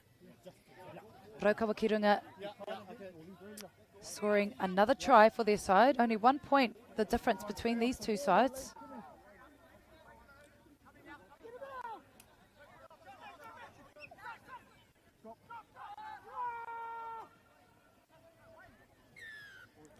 Ana e mea nā te kaiwa wao mo te tūhapa ki te kapa o Raukawa ki runga, no reira ka whiwhi pēnara a Weraroa. Puta atu te 5 mita mai te pai u.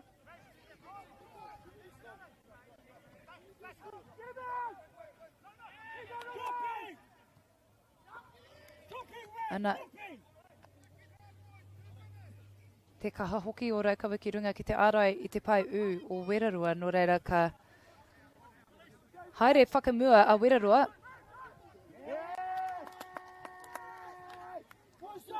Ana e mea ana te kaiwa wao he piro.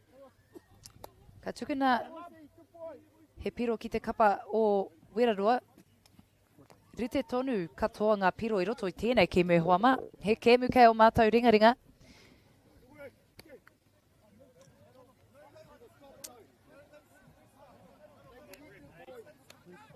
Ana, ka haere whakamua i nainei a Raukawa ki runga. Pai te haere o Raukawa.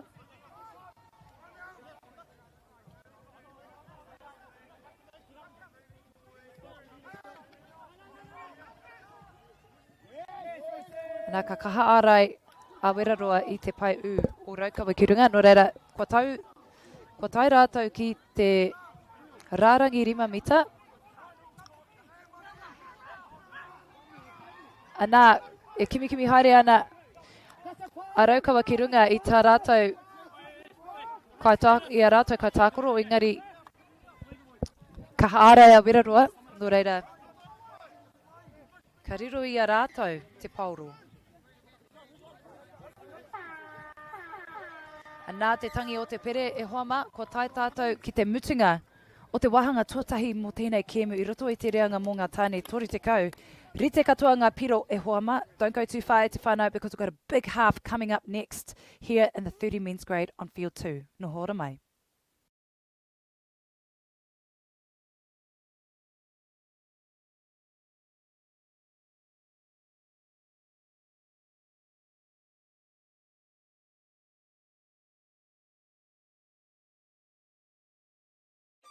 Do you think the other sports kind of touch a little bit of like thank you for development? There's a lot of people that have transferred from touch. I've always credited touch for those skills. It needs a bit more love. The People's Game ki Māori Plus me whakaata Māori.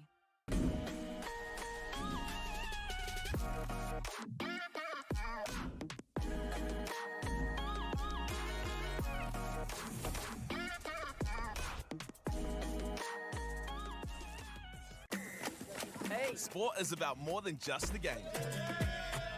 It's about going from teammates to best mates.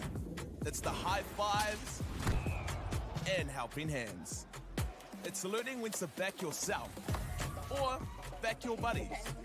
It's actually being excited to get out of bed early on a Saturday. Sport is about more than just the game. That's why Caltex is proud to help fuel school sports. Girls are twice as likely to drop out of sport. That's why 2 Degrees is committed to fighting for fair for women and girls in sport at every level. Get your Support Her merch and keep her in the game. Get the Māori Plus app. Download now on Google Play or the App Store with exclusive viewings and 100% ad-free. Quite like top tier. Watch us anywhere, anytime. Make Māori Plus your mate and stream now.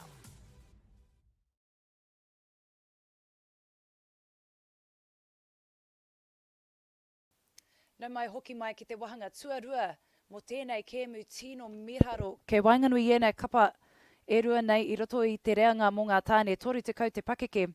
Te kapa, anei ngā kapa e rua Weraroa ki te kapa o Raukawa ki runga.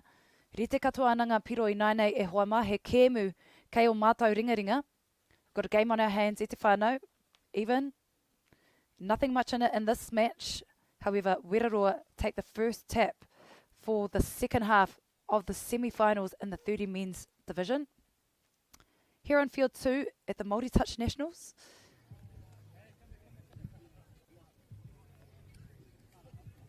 Nā ka tatari tātou kia tangi te pere, anā, kua tangi te pere I nei, mā wera roa e timata ai tēnei wahanga tuarua.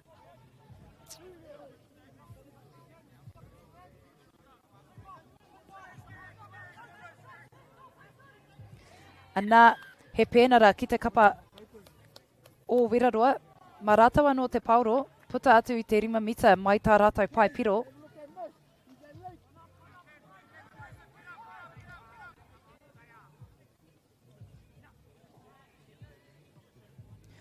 Nā ko te ahua nei he pā, no reira ka hoki whakamuri a Weraroa ki te rārangi 5 mita.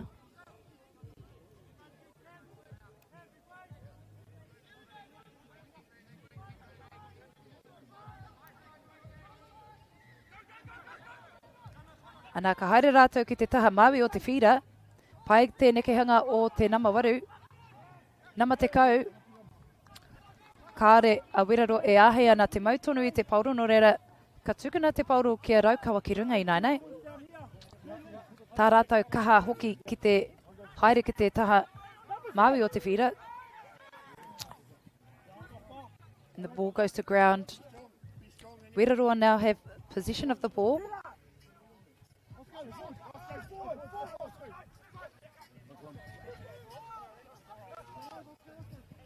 We were in. We had no choppers off me, eh? Merciful.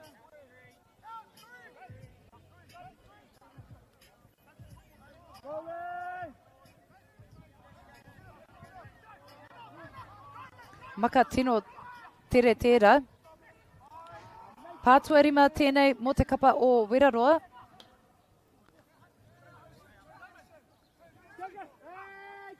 Some great hands there by the number 9. And is the try awarded? No. Well, both referees are deliberating and having a kōrero. No reira, ka kokiri whakamua a Raukawa ki runga. Unfortunately, Weraroa didn't come away with that try. However, they get back onto defence. Anā te kōrero te kawa wau mo te off the mark.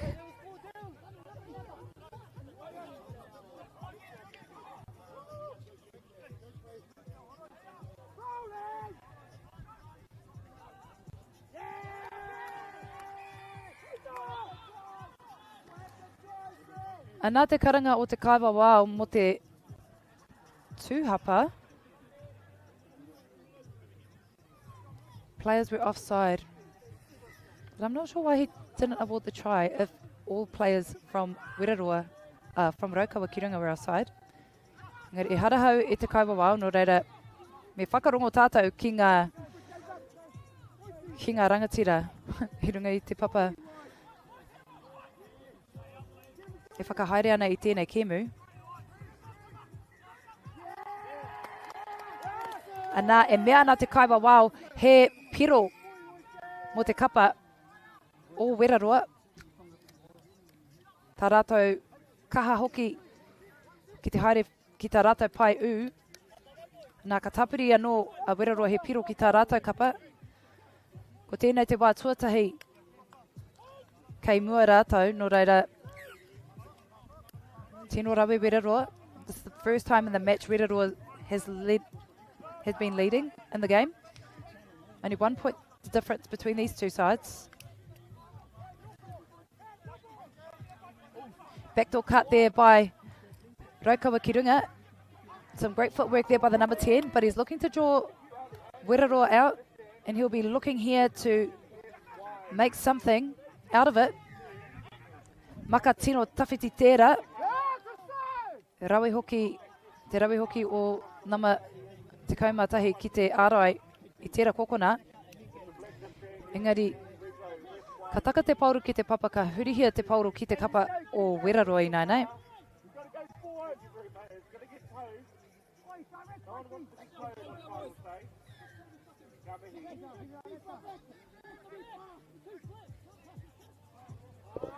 Engari, he hapa ki te kapa o Weraroa.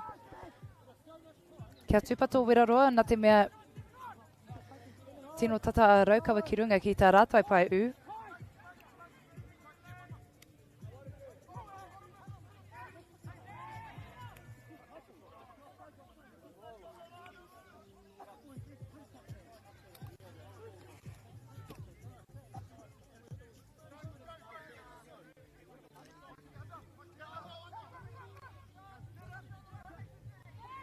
Okay, that was actually very smart by Raukawa ki runga. He looked to draw onto his left and then did a little quick razzle-dazzle, just a quick flick pass to his mate on the inside. Raukawa ki runga making it even now.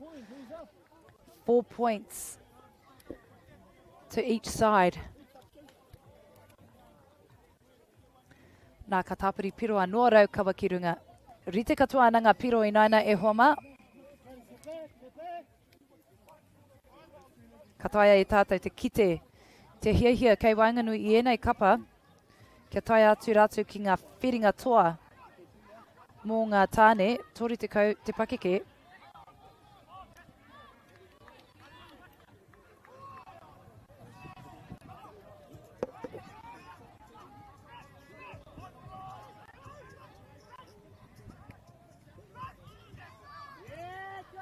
Oh, ka aroha Wairoa.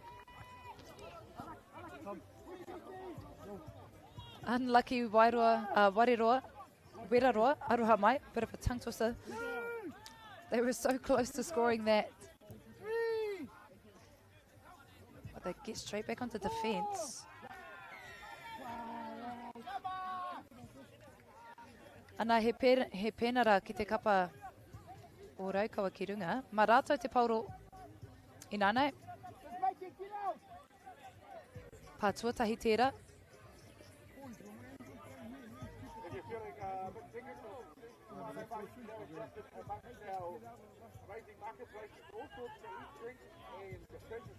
Ana ko tai atu Raukawa ki runga ki tā rātou rima mita. Ka ahatia rātou inanai. And a flick ball there by Raukawa ki runga, however, it goes to ground.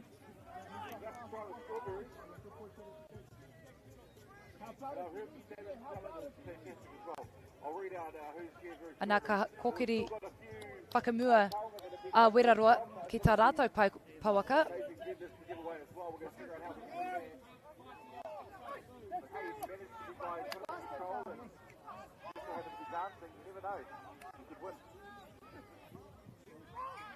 Bit of a Benji Marshall pass there, however, goes to ground. Ka haere tōtika whakamua a Raukawa ki runga. No mucking around there by Raukawa. Oh, tā rātou tere hoki ki te tai atu ki tā rātou pai. Engari ka hoki whakamuri rātou ki tā rātou rima mita.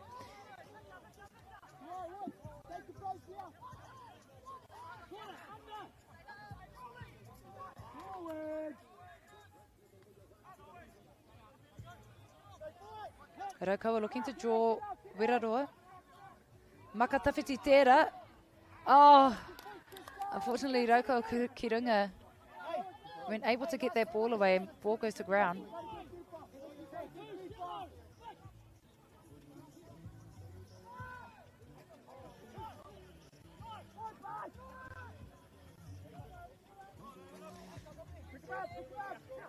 Anei e tahi kaitakoro hau e eke ana ki runga I te papa.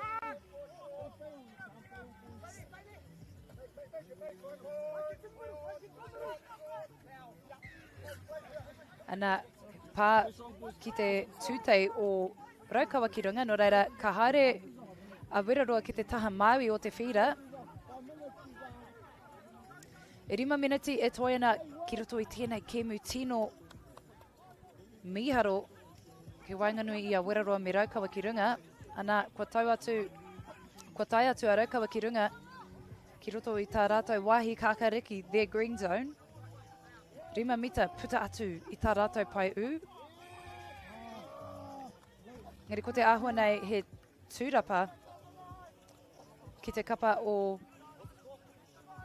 te karanga o te kawawao ki te kapa o Weraroa. No reira ka whiwhi tonu a aroha mai a Raukawa ki runga I te pauro.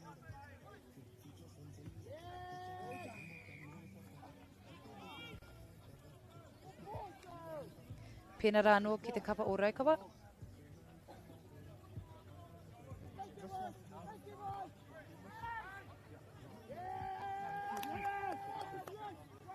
And there goes the pressure applied by Weraroa.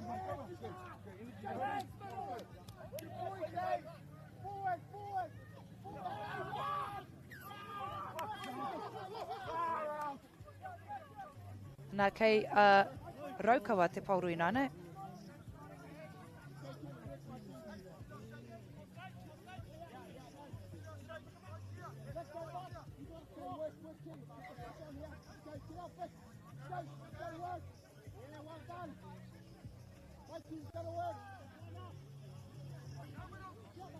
Ka tae e tātou te kite I enei kapa e rua e whakapau wera ana.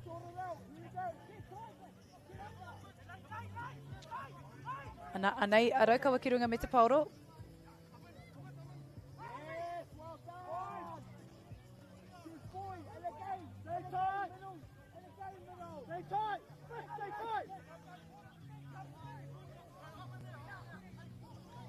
And the short ball goes to ground. Raukawa ki runga turning the ball over, and they are now back on defence. Anei a Weraroa e kaha haere whakamua ana. Pānama nama tua whā tēnei mō Weraroa. Ana te tūtei me te pauro. Ana ka haere rātou ki te taha Māui, engari ko te pātua ono tērā mō Weraroa no reira. Ka hurihia te pauro ki a Raukawa ki runga I nāinai. Rite katoa ngā piro. Will we see a drop-off in this game? Only time will tell e te whānau.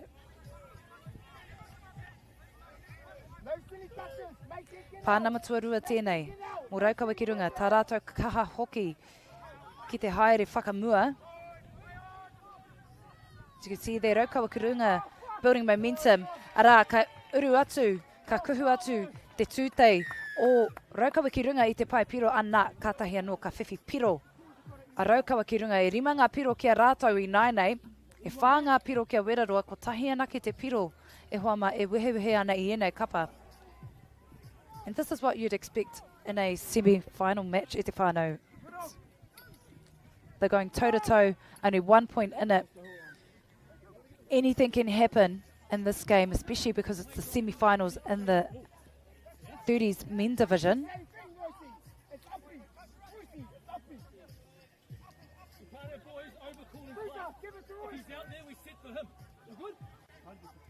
Some great chat there on the sideline.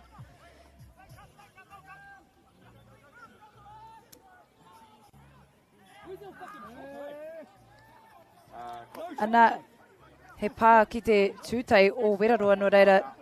Ka haere whakamua. Raukawa ki runga got some wheels on them. Raukawa ki runga charging forward, and sure enough they get to the try line. The momentum is shifting towards Raukawa ki runga. And he is just having a bit of a breather and drawing, and sucking up the time, and sure enough he grounds the ball on the try line. Ana, e rua ngā piro ki mua Raukawa I nāinei, e ono ngā piro kia rātou.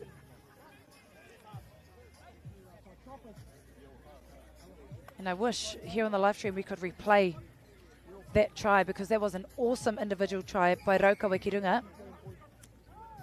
But because we've got it on the live stream e te whānau, you can go back and watch it. And if you want to make your highlights reel, yep, there you go.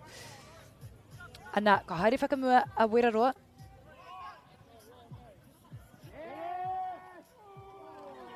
Ko te āhua nei, kaore ngā kaitākaro o Weraroa e whakai ana ki tērā whakatau o te kaiwawao, engari. Ka haere tonu a Weraroa. Nā he hapa ki te kapa o Weraroa. Ko rima te kau he kona e toi ana ki roto I tēnei kēmu e hoa mā. Ana, ko te āhua nei, ata haere ana a Raukawa ki runga, engari kare e kore ka whiwhi ka riruhi a rātou he piro anō mō tā rātou kapa. Great work by Raukawa ki runga. Things are starting to open up for them. And it's one of those things, like in the first half, things might be neck and neck, and then until there's an opening, and it may not be in the first few minutes of the second half, but it could be in the last few seconds of the match. Ana, ko te ahua nei, ko pau te wai a tātou mo tēnei kēmu i roto i te reanga mō ngā tāne tori te kau. Ko raukawa ki runga ngā whakaihuaka mo tēnei kēmu. Weraroa, kia kahara koutou. An awesome match displayed between these two sides. Raukawa ki runga only taking the lead towards the last dying seconds of this game. 7-4. Great work by these two sides. E Raukawa ki runga will go through to the finals. Deck out your space with our lowest prices. Cabot's 10 litre Aquadeck decking oil, $193.90. Monarch decking applicator kit, just $48.20. Where you find a competitor's lower price on the same stocked item, we'll beat it by 15%. Lowest prices are just the beginning.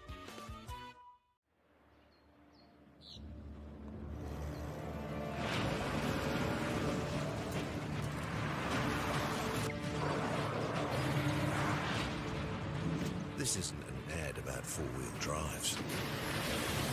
It's about knowing the place, as well as the locals. You found the place. That's a good start. Built by my great-grandfather 20 years ago. It's time for action. We are working to reduce the impacts of climate change, because nature is not a resource, it's a collaborator. Nativa, leading with nature. We love seeing sport in young people's lives. We know it plays a huge impact in what they can do and the opportunities that they have. And funding is a real challenge. We know that a lot of schools face that ongoing, and the reality is if you go to a lower decile school in New Zealand, you are less likely to be able to afford to participate in sport.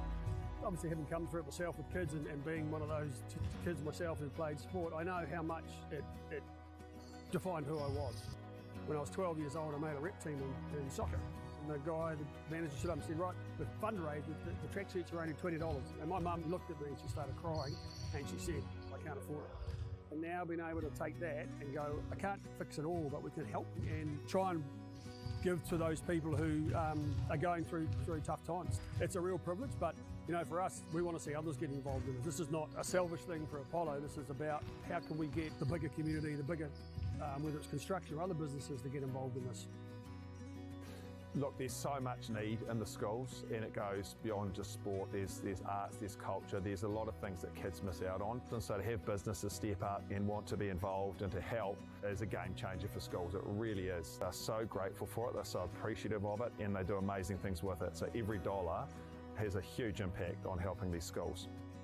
It's why we get out of bed now. We now have staff who've joined us who say that's the reason why they joined Apollo. Because they know that when they come to it, they contribute to something that's just greater than our business. We worked out a little while ago that being part of the community was a part of who we were.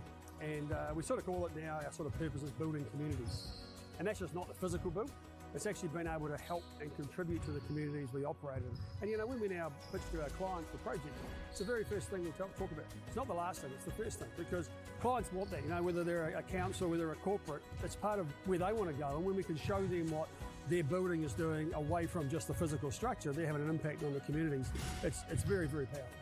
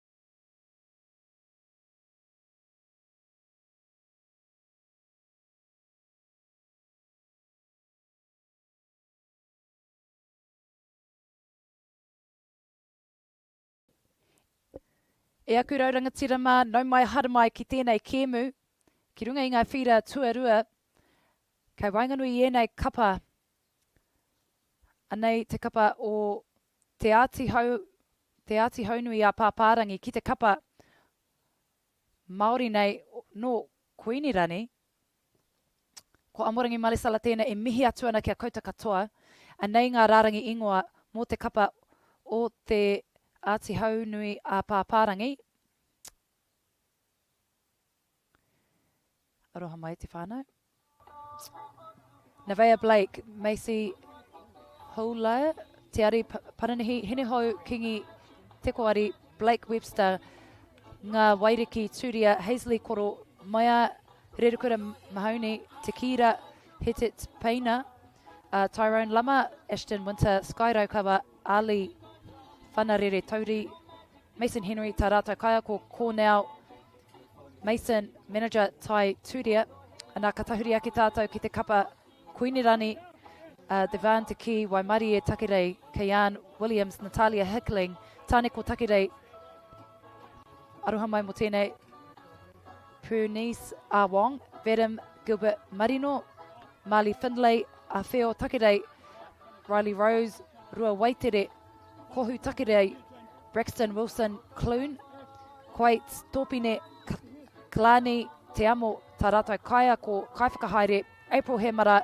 Rawa ko Shane, Tamihana, tā rātou team managers, me ki Sade Topine, Rawa ko Michael Roberts.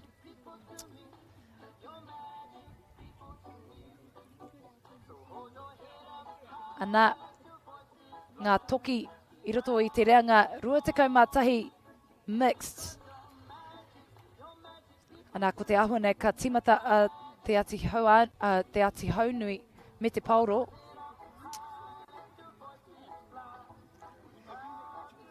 And how awesome it is to have our whanaunga from Queensland in the Māori Touch Nationals tournament.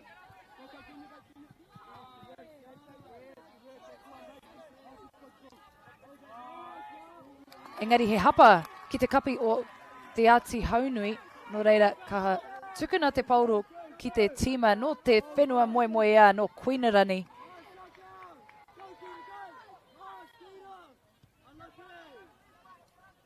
Ana tā rātou kaha hoki ki te haere whakamua.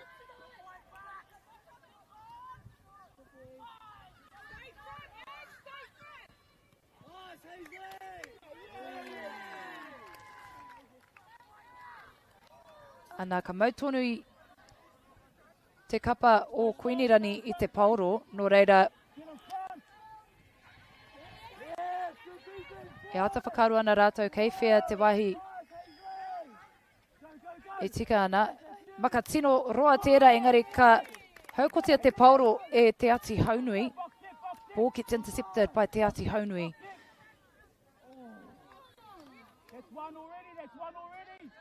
Get set up for a pick up. Who's going up? Get up to there.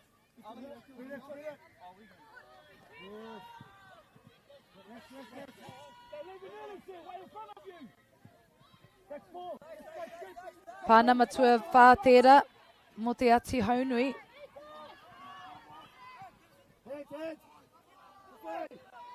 Ana kei te ora tonu te pauro, the ball's still alive. Ana ka tukuna te pauro ki te kapa o Kuinirani.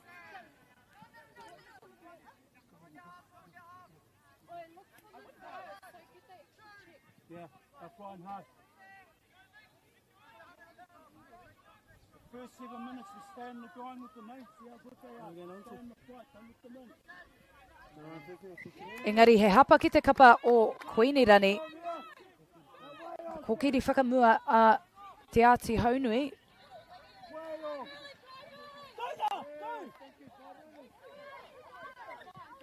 Nei, mea nā te kawa wau kia hoki whakamuri ki te wahi e tika ana.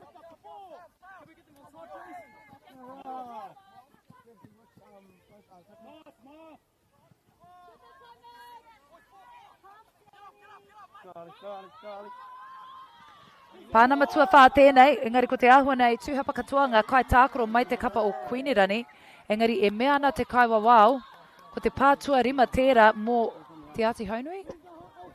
Engari mo taku he.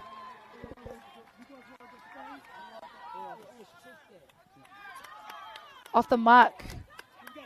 Off the mark's been called by the referee.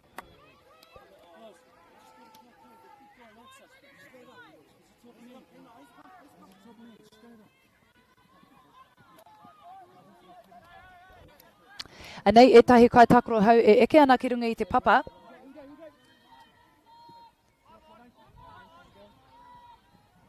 Ana ka tai atu a te ati haunui ki te pai u ana ko rirui a te ati haunui I te piro tuatahi mo tēnei kēmu. Ka rawe te ati haunui.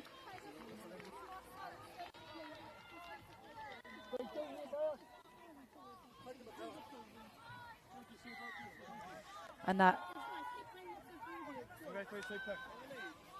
ka rirui a te ati haunui te pauri nai nei.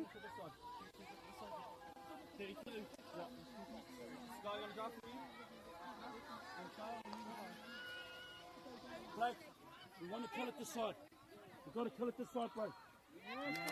Ana he hapa ki te kapa o Kuinirani no reira ka haere whakamua a te ati haunui.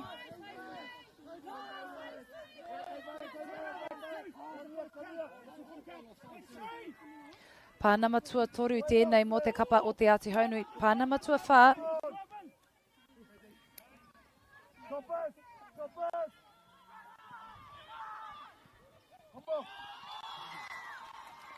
Ana te tere hoki o Kuinirani ki te pā.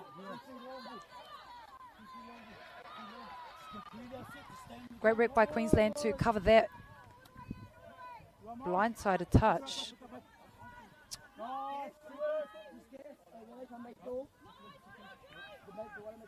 Great touch there by Te Ati Haunui.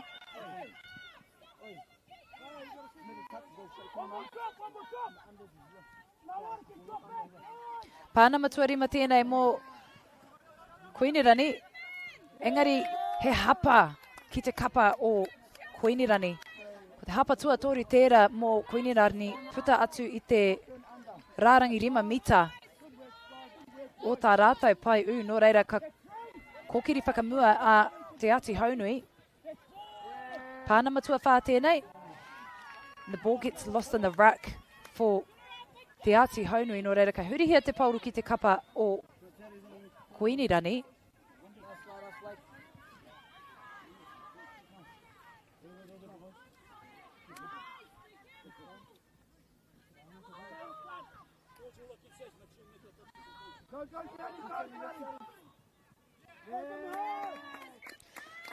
Ana, te retai atu Te Ati Haunui ki te pā I te tūtei no reira ka haere whakamua a Te Ati Haunui. Anei e tahi kai tākoro hau e uru ana ki runga I te whira. Pātua whā tēnei mō Te Ati Haunui.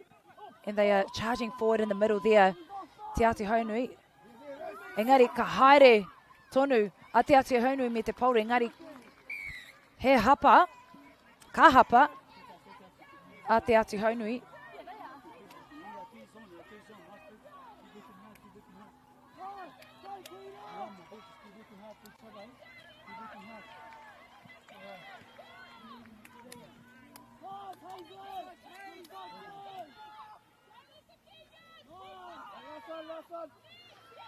Pā whakamutunga tēnei mō te kapa o Kuinirani.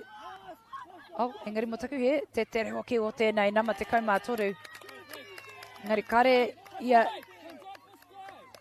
e ahei ana ki te haere whakamua nā te mea ka whakahoki a te pauro ki te wāhi, ki te māka e tika ana no reira ka hokiri whakamua a Te Ati Haunui.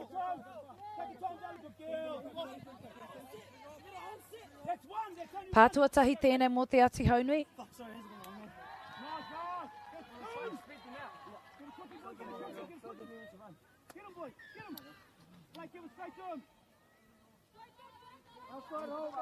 Ana, ka haere rātou ki te taha matau. Engari, Tēnei nama ono mai te kapa o te ati haunui ka tāpiri piro anō ia mo te kapa, mo te ono kapa. And it must be in the hair dye. Number 6, Te Ati Haunui gets a try for his kapa. Anei te kapa mai Aotearoa, e ngunguri nei.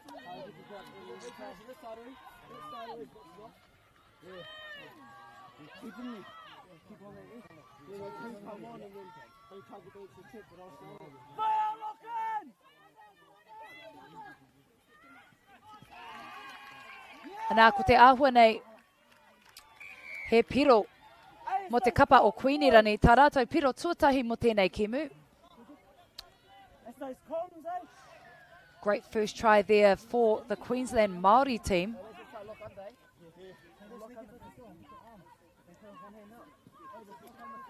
Great intensity here in the under-21s mixed division. In the semi-finals too. Here on field 2. Nā, ka kokiri whakamua a Te Ati Haunui. Pai tēnei ke hanga o tēnei kai tākoro nama te kaumātoru. Engari ka haukotia te pauro a Queenirani, engari ka mea mai te kaiwa wāo, he pēnara. Nō reira ka mautonu i a Te Ati Haunui te pauro.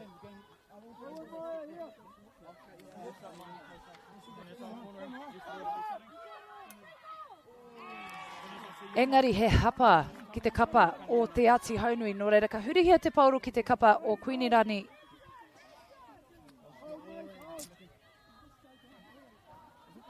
Nā ka peka atu rātou ki te taha Māui o te whira ki tā rātou pauaka.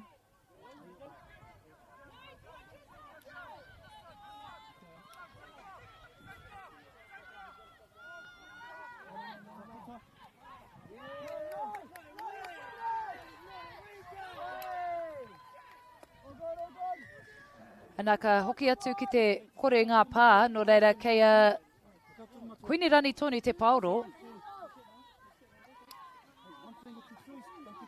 Ana ka tae atu rātou ki tā rātou rima mita.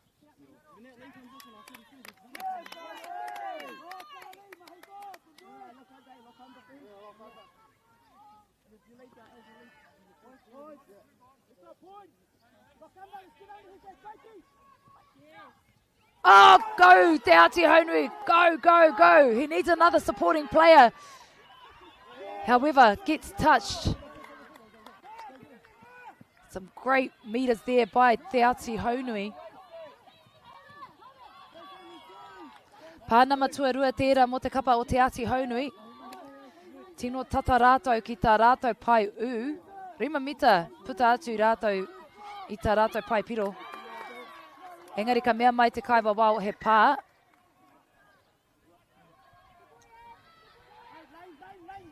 Aha kua kaore a Te Ati Haunui e whakai ana ki tērā whakatau.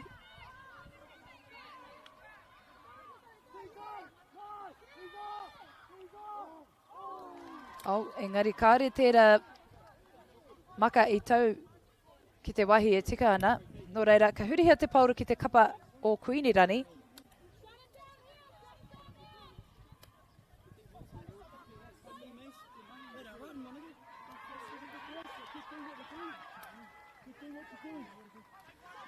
Ana, ka kokiri whakamua a Queenirani. If the mark's been called by the ref, so Te Ati Haunui have possession of the ball. He ke muke o mātou ringaringa i te whānau. Anei a Te Ati Haunui e haere ana ki te taha Māui o te whira.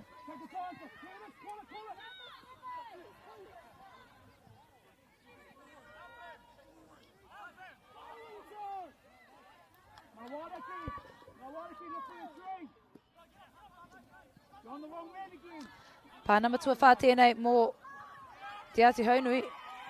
Ngari, pai rawa te ārai o Queenirani i te pauro.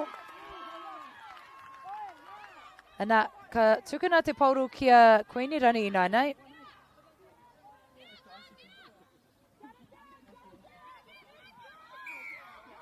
Engari he pēnara ki te kapa o Queenerani.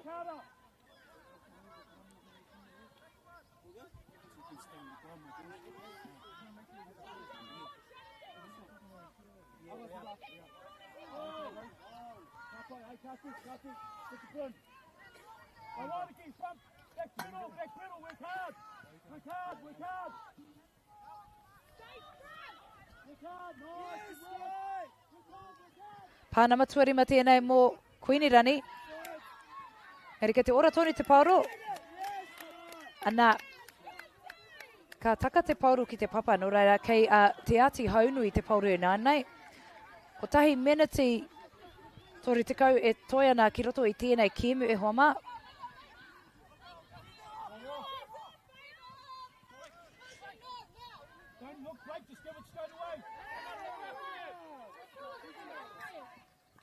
Engari ko te āhua nei, kāre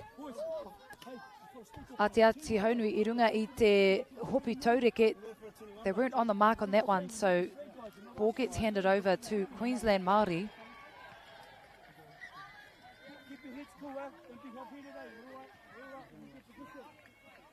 Pai te rongo hinga kōrero o te kaiako o te ati haunui.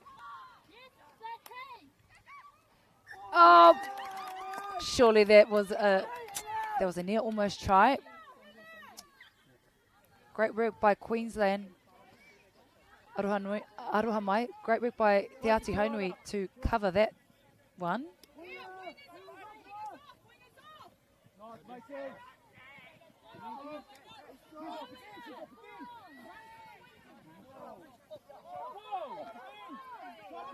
And nei te nama whitu.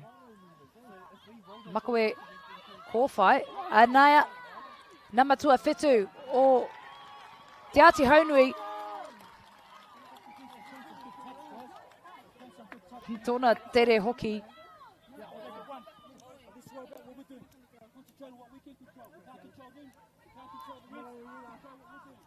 Geez, I love the kōrero on the sideline by, I don't know which coach it is. It looks like it's Te Ati Haunui. You can only control what you can control. E tika ana ona kōrero. Ana, kua tangi te pere mo te wahanga tuatahi mo tēnei kēmu I roto I te reanga under 21 mixed.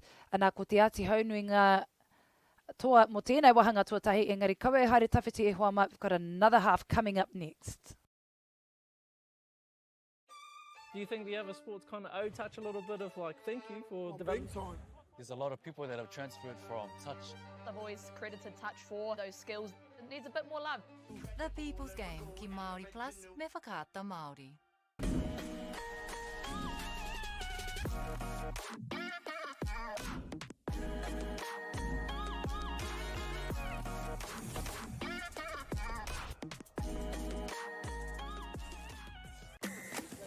Sport is about more than just the game. It's about going from teammates to best mates.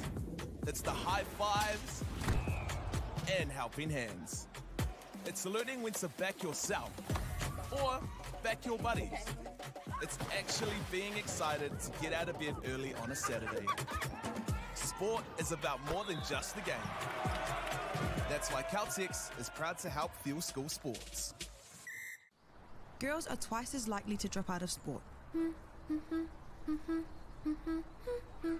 That's why 2 Degrees is committed to fighting for fair for women and girls in sport at every level. Get your Support Her merch and keep her in the game. Get the Māori Plus app. Download now on Google Play or the App Store with exclusive viewings and 100% ad-free. Quite like top tier. Watch us anywhere, anytime. Make Māori Plus your mate and stream now.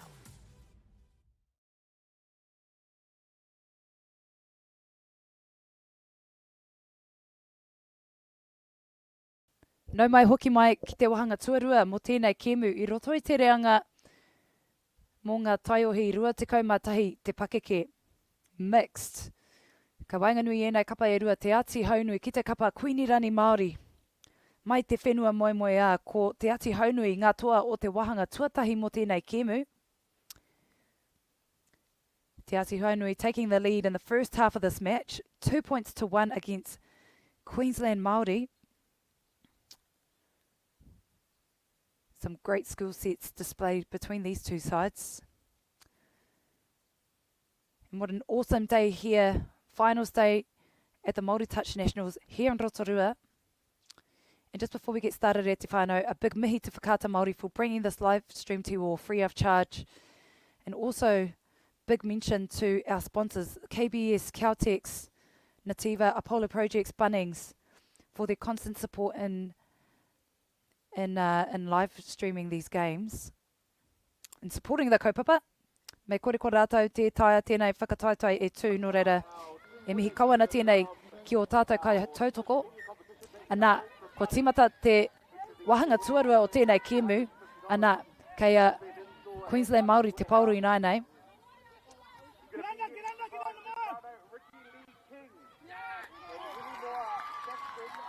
Te kaumātori he kona anake i roto i tēnei wahanga tuarua mo tēnei kēmu, anā kua whiwhi piro te kapa o Kuinirani Māori, rite katoa ngā piro i naina e hoa mā.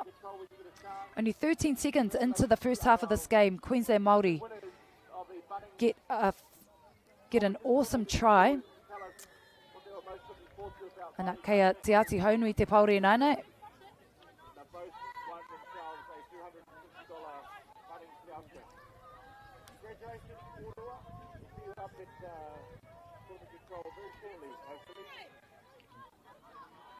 Anea te ati haunui me te pauro. Ana kaha ārai ana Kuinirani Māori i te pai piro o te ati haunui. Engari ka hurihia te pauro ki te kapa o Kuinirani Māori i nānei.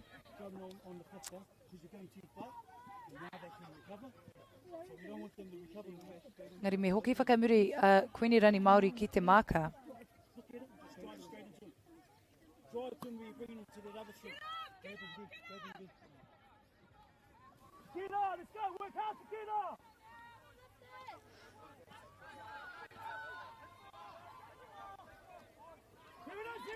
Pāna matuari ma tērā, engari ka hapa te kapa o Kuinirani Māori. No reira, ka haere whakamua a te ati haunui.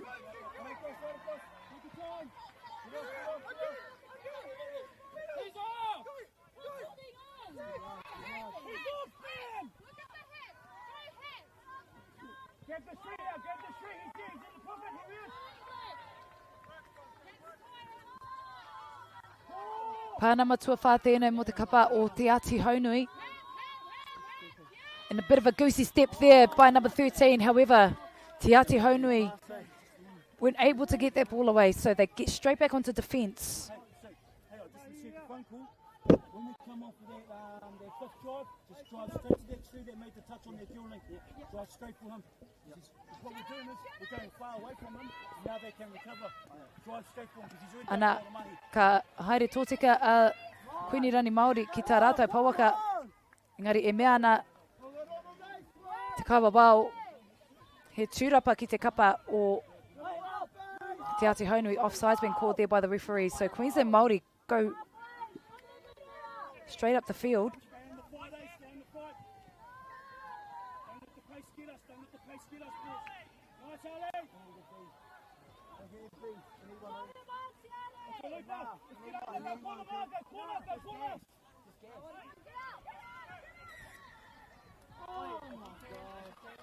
Kaere awe te mohi o hea te whakatau o te kaiwa wao.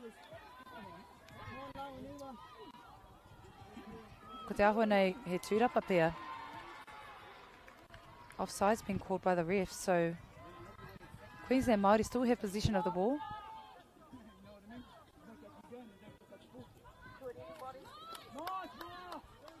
Oh. You can see there's tension in this game.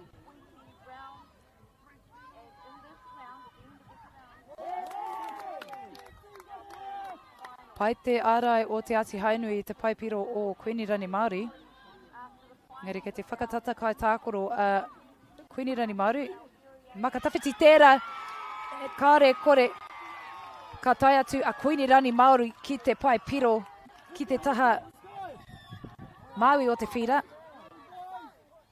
Rawe te mahi o te paihau wahine i te taha matau, i te taha Maui o te whira mai te kapa o Kuinirani Māori.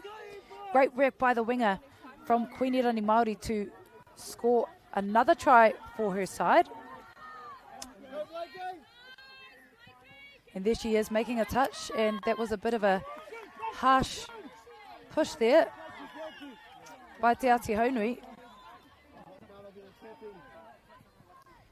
Number 10 does well to get straight back up after being shoved by a male, but ka haere tōni te kēmu.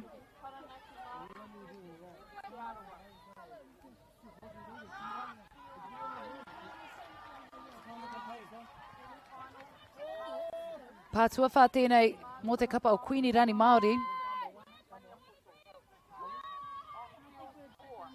Anei te tūtei o Kuinirani Māori.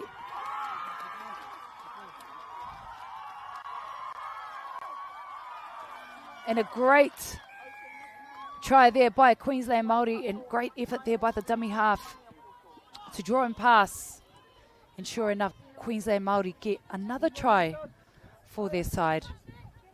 Anei ngā piro e hoa mā, e whā ngā piro ki te kapa o Kuinirani Māori, e rua ngā piro ki te kapa o Te Ati Haunui. Queensland Māori have scored 3 tries in the second half. They were trailing by 1 in the first half, and they've really stepped up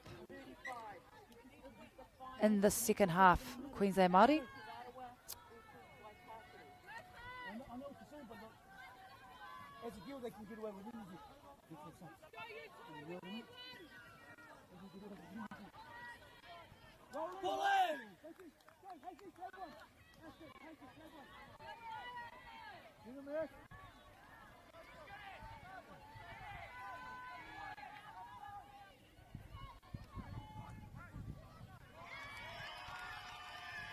Anei Te Ati Haunui me te pauro, rima mita puta atu i tā rātou pai piro, engari ka kaha ārai a Queensland Māori i te pai.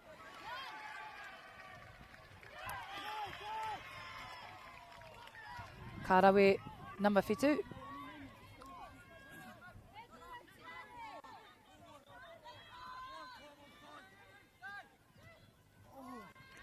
Engari, ka hapa a Te Ati Haunui puta atu i tā rātou pai piro, no reira ka haere whakamua a Kuinirani Māori.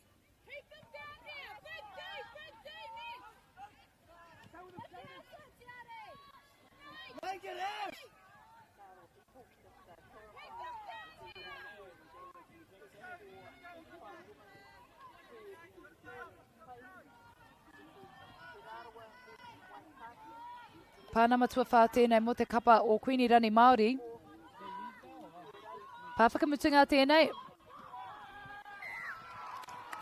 Ka rawe Te Ati Haunui ki te aukati i a Kuinirani Māori. Rua piro ki muri a Te Ati Haunui no reira me tū mai a rātou me he me e hehia na rātou ki te toa tēnei kēmu.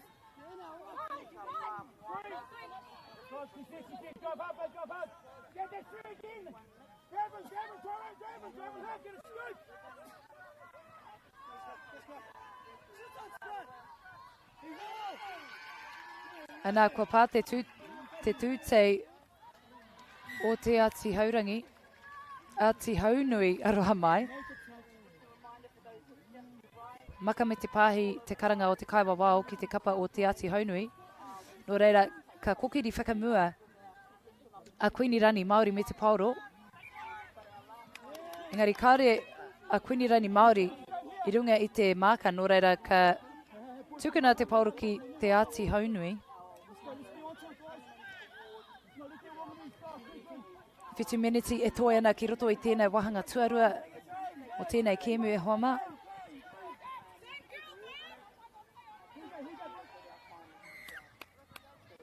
Ko te āhua nei tūrapa katoa ana ngā kaitākoro mai te kapa o Te Ati Haunui o Kuinirani, no reira ka whiwhi pēnara te kapa o Te Ati Haunui.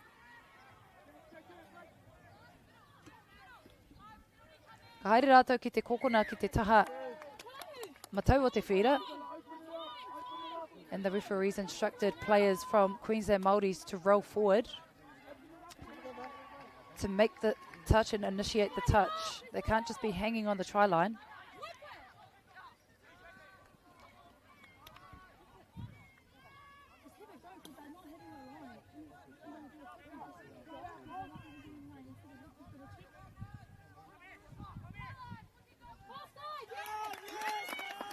Ana, ko riro ia te hati haunui he piroa no mata rātou kapa.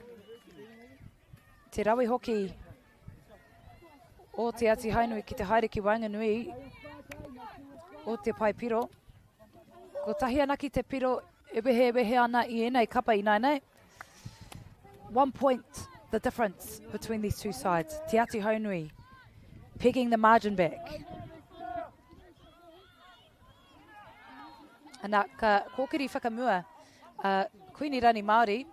Ana ko tai rātou ki tā rātou rima mita. Engari, ka whiwhi piro te hononga o kuini rani Māori mō tōna kapa. Ka rawe kuini rani Māori. The link from Queensland Māori scores on the left-hand side of the field. Some great work there by Queensland Māori. Managed to see the gap, and off they went. Ana, e rua ngā piro I nei, e wehe ana I enei kapa.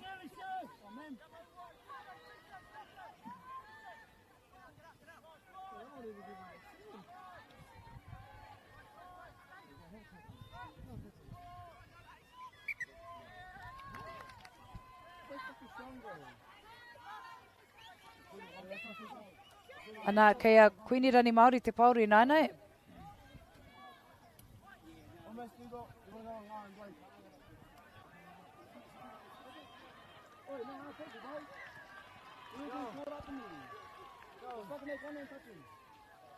Nā ka kokiri whakamua a kuini rani Māori me te pauro.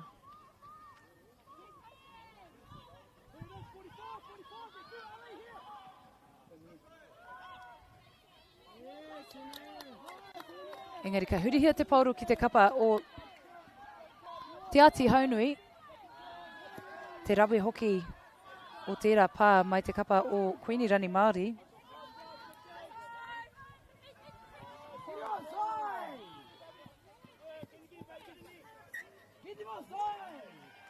Engari he maka whakamua tērā mo te kapa o kuini rani Māori o te ati haunui. No reira ka tukuna te pauro ki a kuini rani Māori.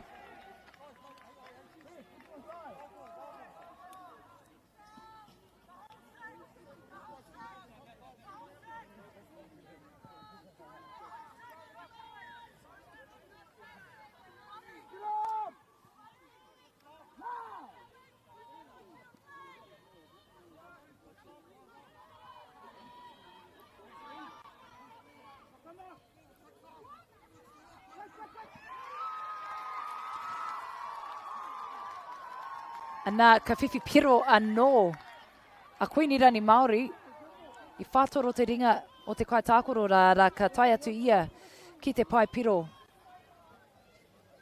mo tōna kapa. And a great try there by Queensland Māori. Managed to dive between two players, reached out to the try line, added another point for their side. Ana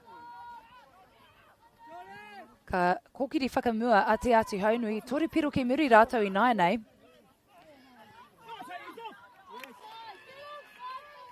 Ana ka whiwhi pēnara a te ati haunui, nā te mea kāre ngā kaitākoro o kuini rani Māori e tū ana I te taha o te kaiwao, no reira ka whiwhi wawate anō a rātou me te pauro.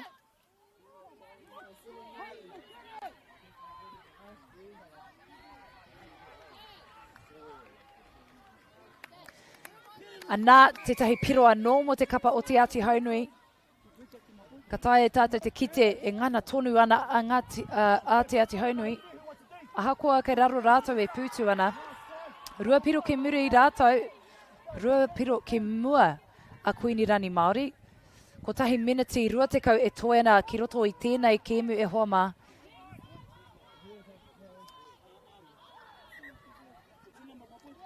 Ana ka hurihia te pauro ki te kapa o te ati haunui.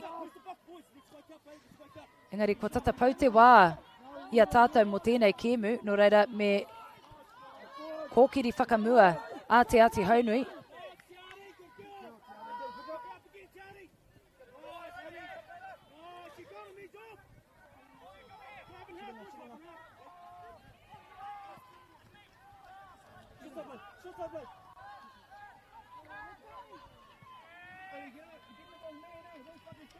Engari he hapa ki te kapa o te ati haunui. Anā, kua pou te wā ia tātou, kua tangi te pere mo te mutunga mo tēnei kēmu. Queensland Māori taking away the victory in the semi-finals too for the under-21s mixed division.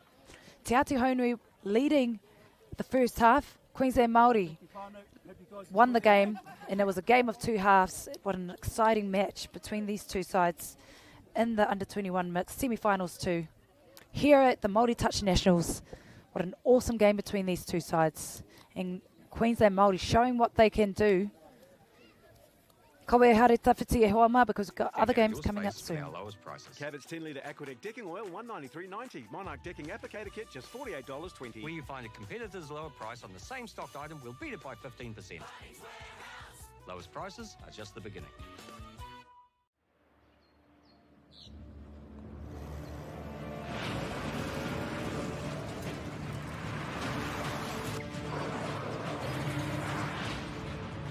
This isn't an ad about four-wheel drives.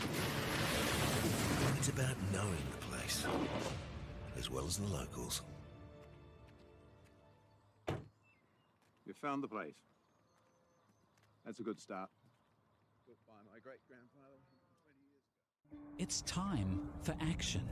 We are working to reduce the impacts of climate change, because nature is not a resource, it's a collaborator.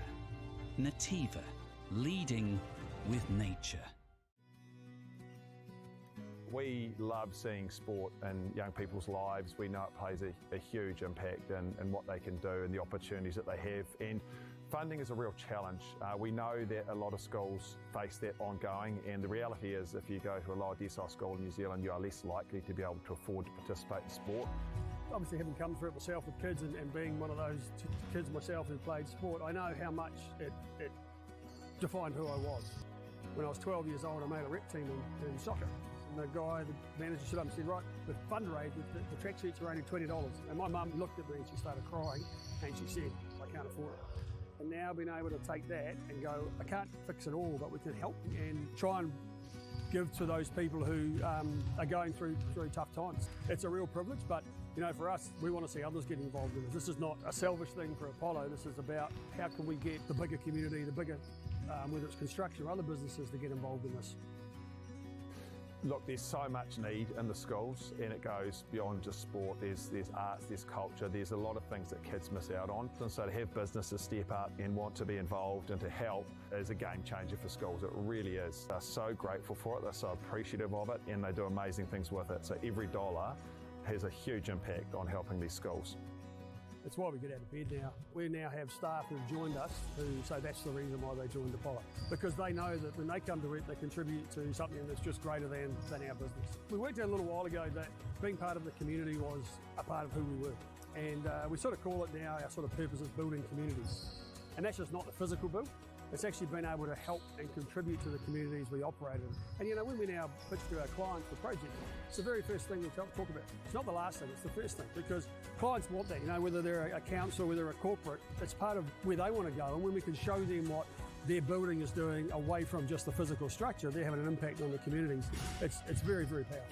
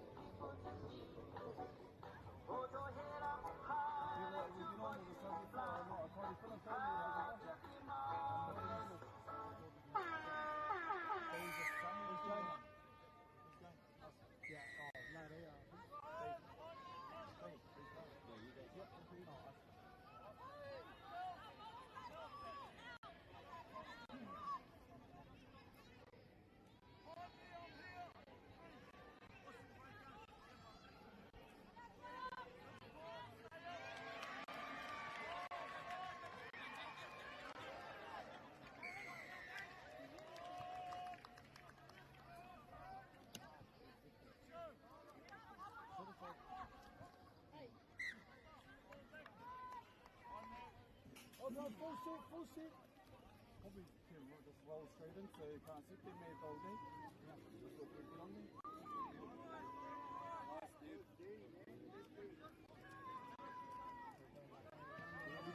We got the tough out. We got the tough here. Last drop! Last drop! Step back, step back! That's all we want, though. That's all we want. Let them go long range, eh?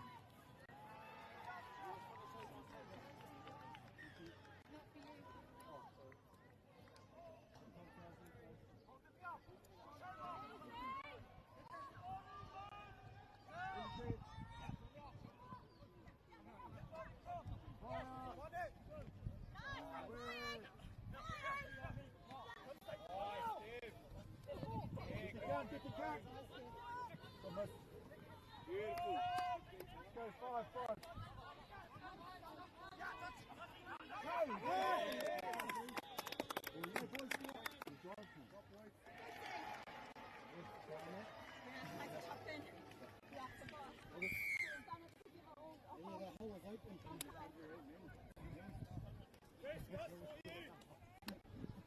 Off a beautiful set of yards, eh? And a good set of DE. Beautiful. That was a good set of DE. Nice speed. Nice speed. I would have slept different than past it.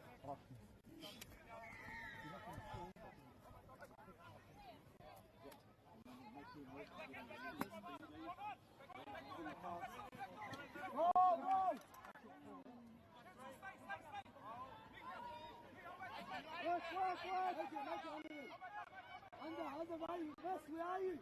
Yes! Yes!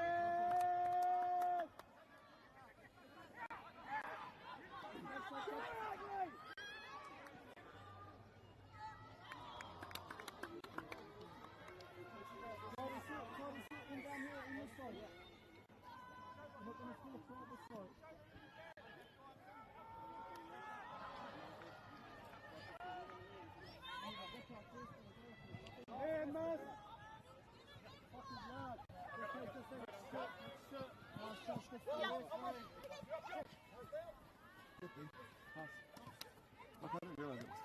Yes! Yes! He's going!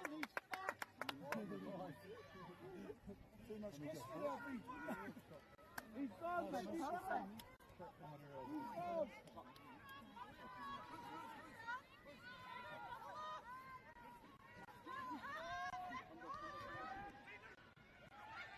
Yeah, good work. Way to finish. Way to finish, right down there, right? Yeah. Good shit, girls. Good shit. Nice move. Same again, same finish. Just finish up here. Yeah. Up, move forward. Move forward. Move forward. Five.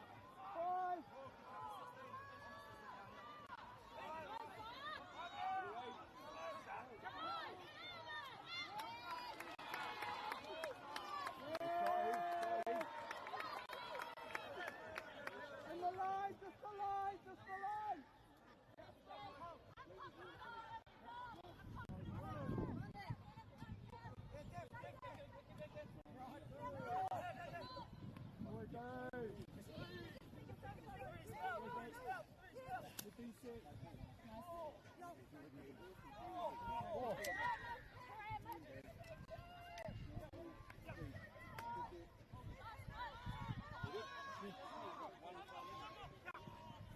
Boy! Happy, get up! Get up, boy!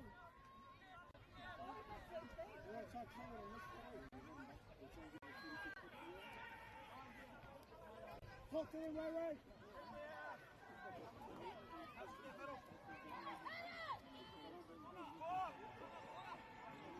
Run! Watch wide!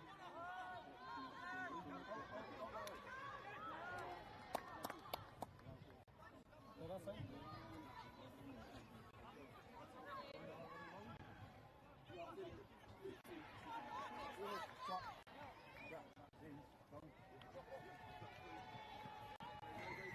middle. Yeah, the rock. Oh, there is scored a tackle for it.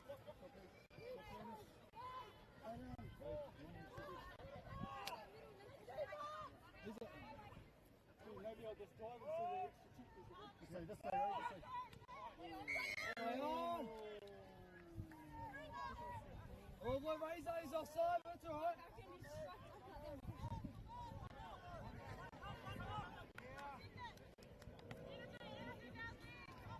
Gotta stay alive, stay up together. Nice, run down, Josh, Cachet. Underneath work! Underneath work!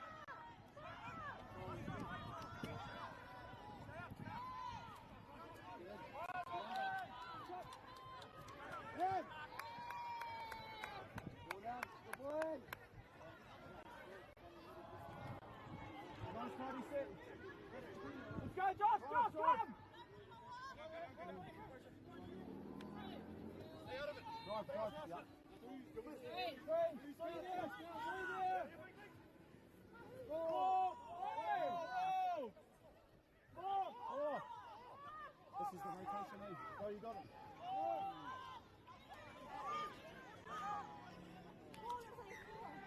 Out of the rush, please!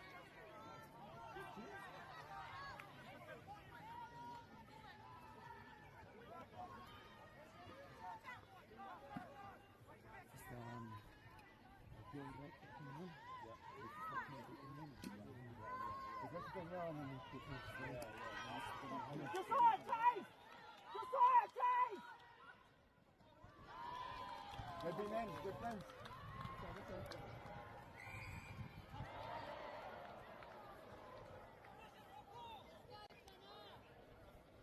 One nation team. Keep on top of it. Good. Right. You got to win the battle. Now on the announcement of our 12 team round. 12 team round. On our final. If you want me to go under, just tell me, bro. We didn't need to. Okay, come on. Oh, yeah. No, we got this. Okay, let's go. Yeah, take it all. Stay on here, stay on here.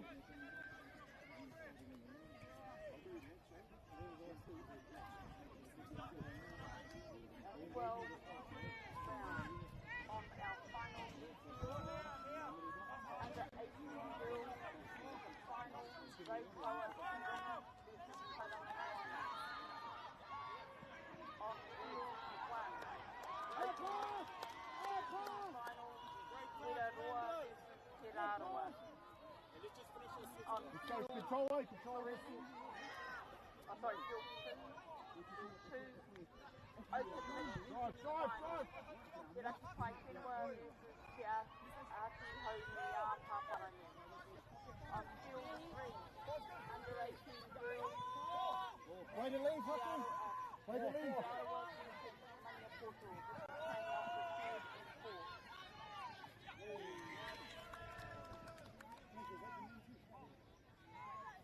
Turn around.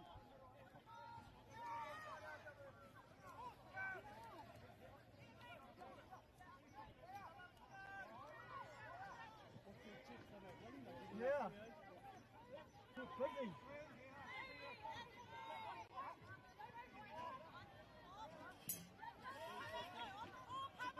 Forward. Gotta stay forward. That's just it.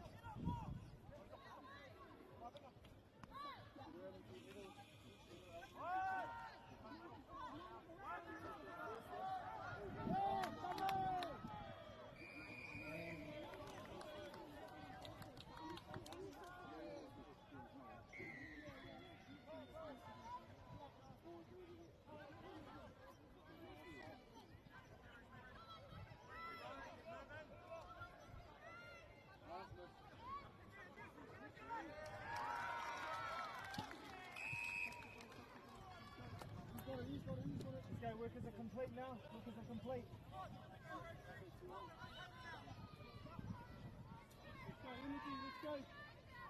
Let's go, on the ball, Joyce, move!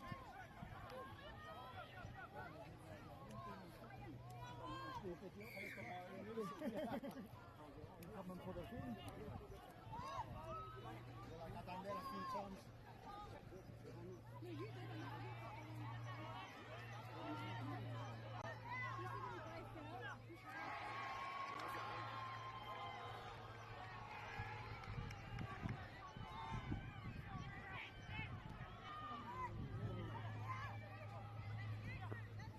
Stay wide.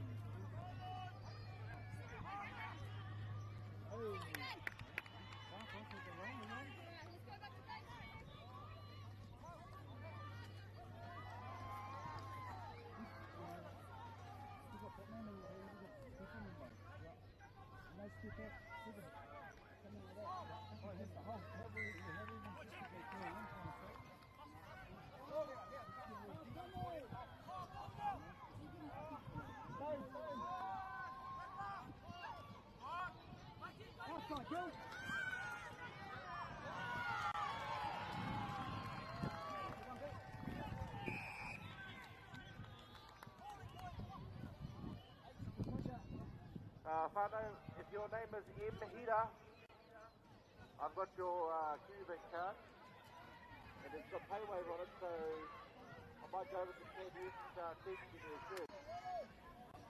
Mahida, your card is that's under control. I'll add it to Fight Carol's collection. Shirt up.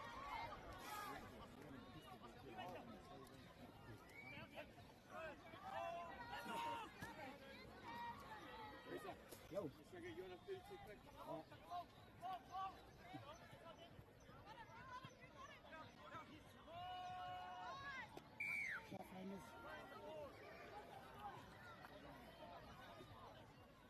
go.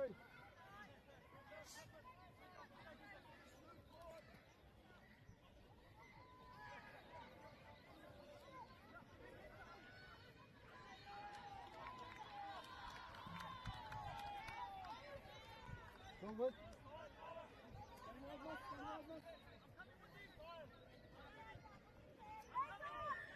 Metal! Head under us, quick! I'm a Mahaki.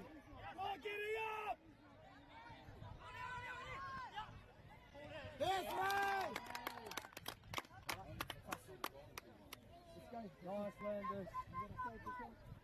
Good stuff. Good patience. Good patience.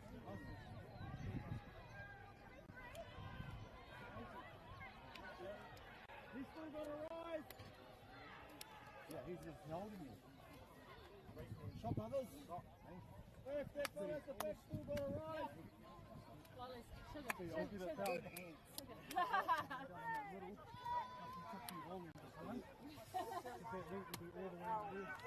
See how much chipped it off to you in there. If you stayed away, yeah, if I stayed there.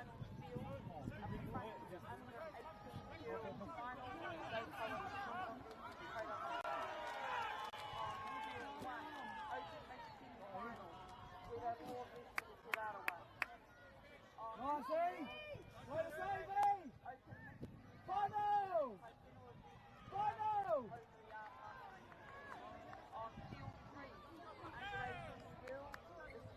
Yeah! Let's go, boys. Finish down. Finish down. Probably like last 2 seconds. Go! Oh, last 2 seconds. Probably like 15 seconds. Let's work. Long range. Third! Under 18 boys.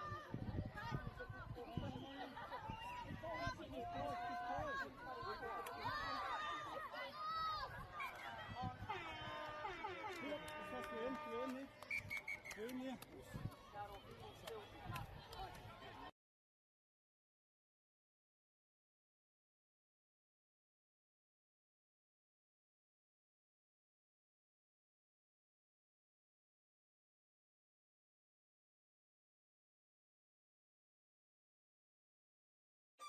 Do you think the other sports kind of owe touch a little bit of like thank you for Big developing? time.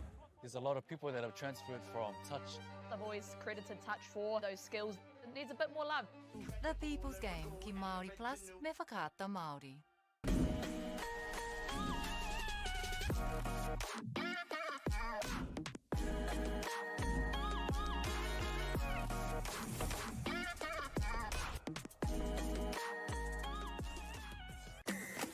Hey. Sport is about more than just the game. It's about going from teammates to best mates. It's the high fives and helping hands. It's learning when to back yourself or back your buddies. It's actually being excited to get out of bed early on a Saturday. Sport is about more than just the game. That's why Caltex is proud to help fuel school sports. Girls are twice as likely to drop out of sport. That's why 2 Degrees is committed to fighting for fair for women and girls in sport at every level. Get your Support Her merch and keep her in the game. Get the Māori Plus app. Download now on Google Play or the App Store with exclusive viewings and 100% ad-free. Quite like top tier. Watch us anywhere, anytime. Make Māori Plus your mate and stream now.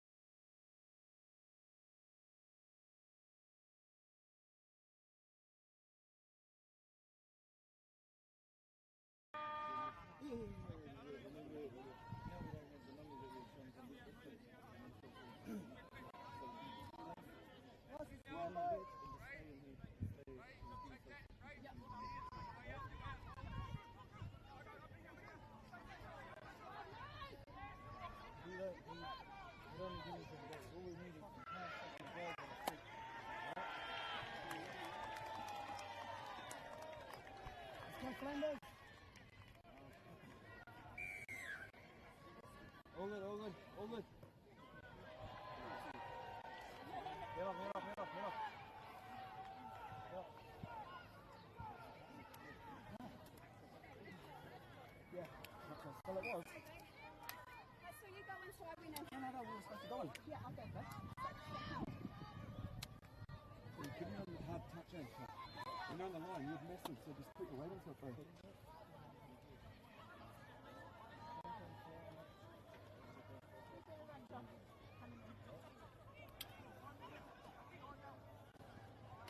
Pull down.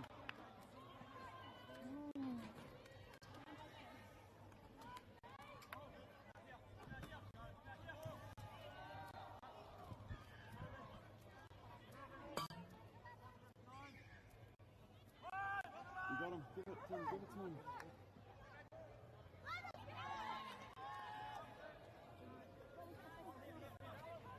Stay in the grind, eh? Stay in it.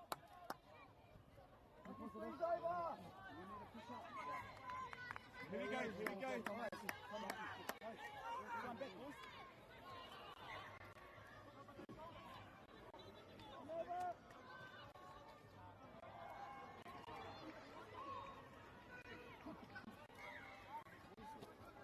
Give him a whole breather, eh? Yeah. Talk! Oh man, out here, man. Boys. Right. That's our last sit. What do you want to do? Way! Nice. Dave. That day was really good. I'll never get a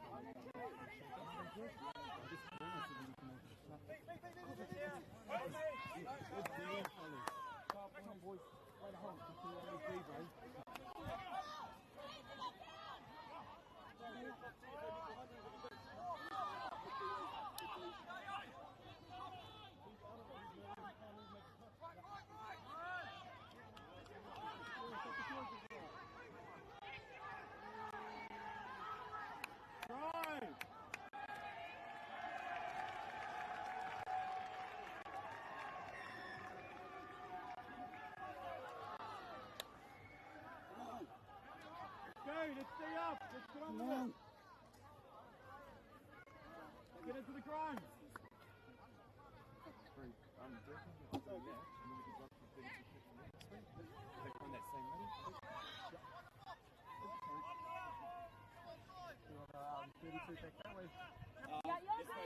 Oh, let's hear. Yeah. And then do a drive back to the roof. That same drive. Oh, yeah, take a look around or whatever. Stay in the grind, mate.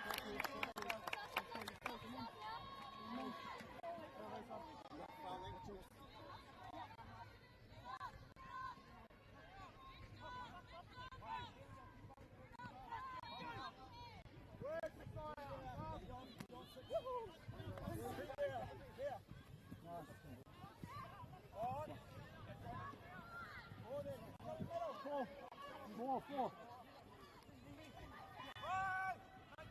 This side. On now. Yes! Push over, Ray, push over.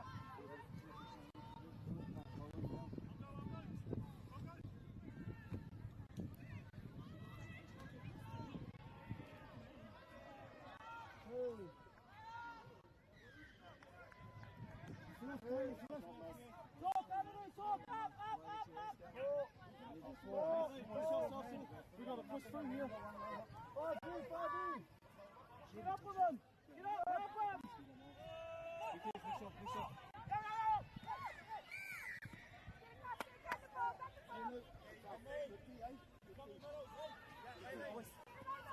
Good boys.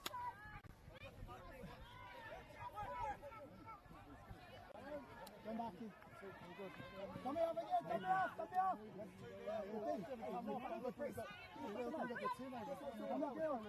Giving Annie's quite an opportunity.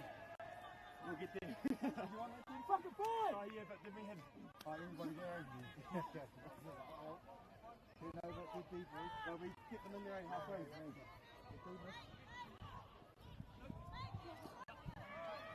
Good! Check it!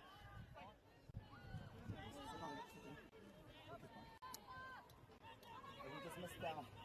Transition 9A. We got good yards.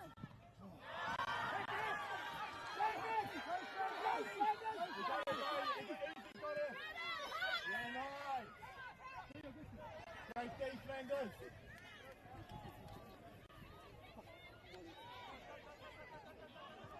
Good recovery. Good recovery. Reset.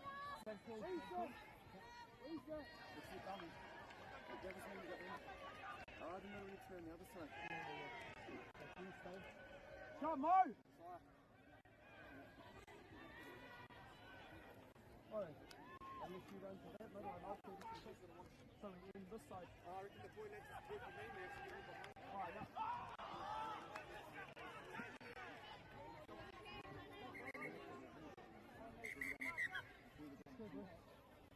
let's go one.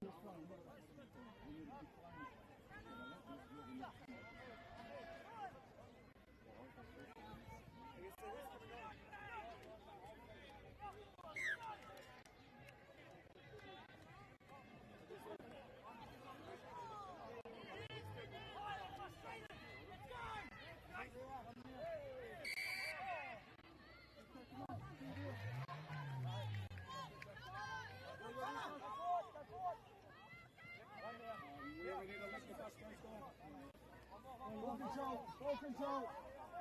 Come on, Sam.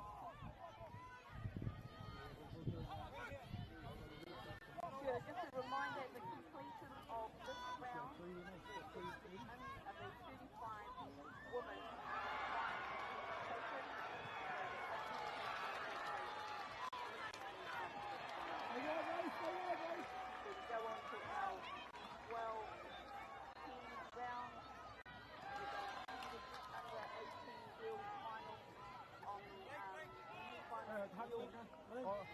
and we've got on field 4 our first final. Yeah, yeah. 1 minute. Real good. Yeah. Are you fishing?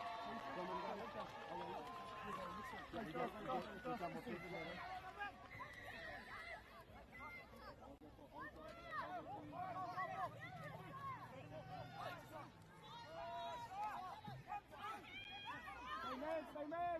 Stay man, right? Stay man!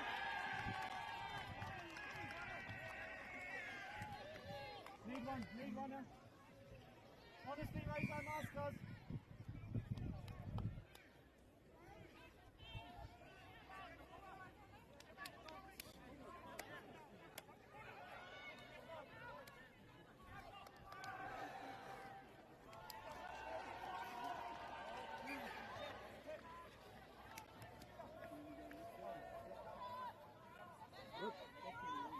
What, 6 minutes? Hey, still got heaps of time. Here's on. Because he is my dad, so I should have fucking known him. Yeah, rip it. At least I have to do really quick for myself.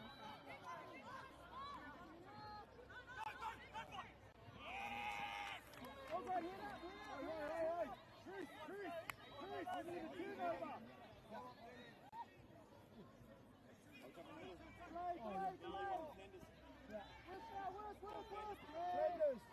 Flinders, you and Josh in the mix mid.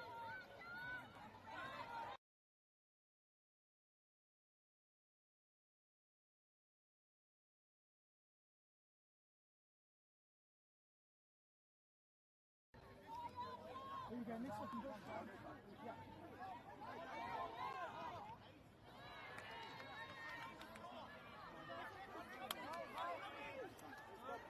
Are you going to race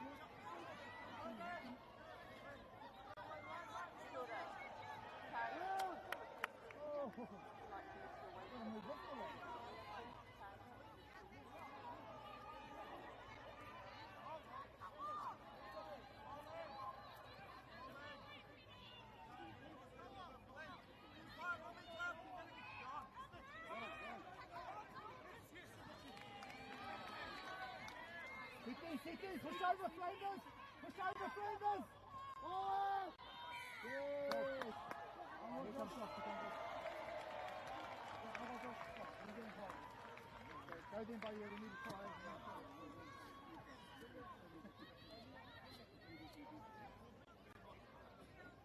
Joe Kudakanga, I'm telling your wife. They're not going up!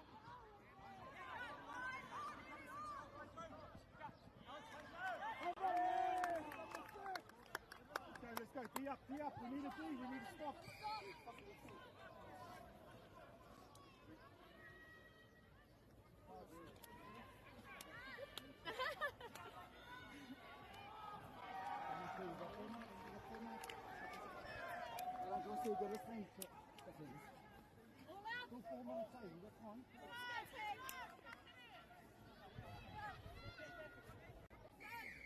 Next 3 ready, yeah?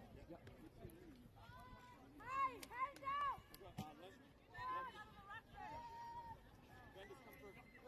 Gracie, you got? Yeah, I got. Gracie, you got? Yeah, I got.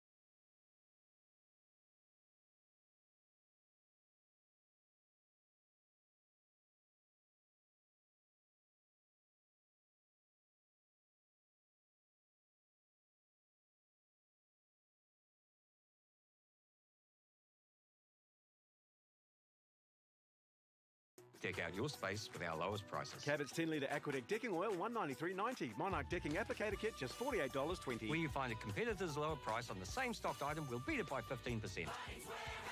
Lowest prices are just the beginning.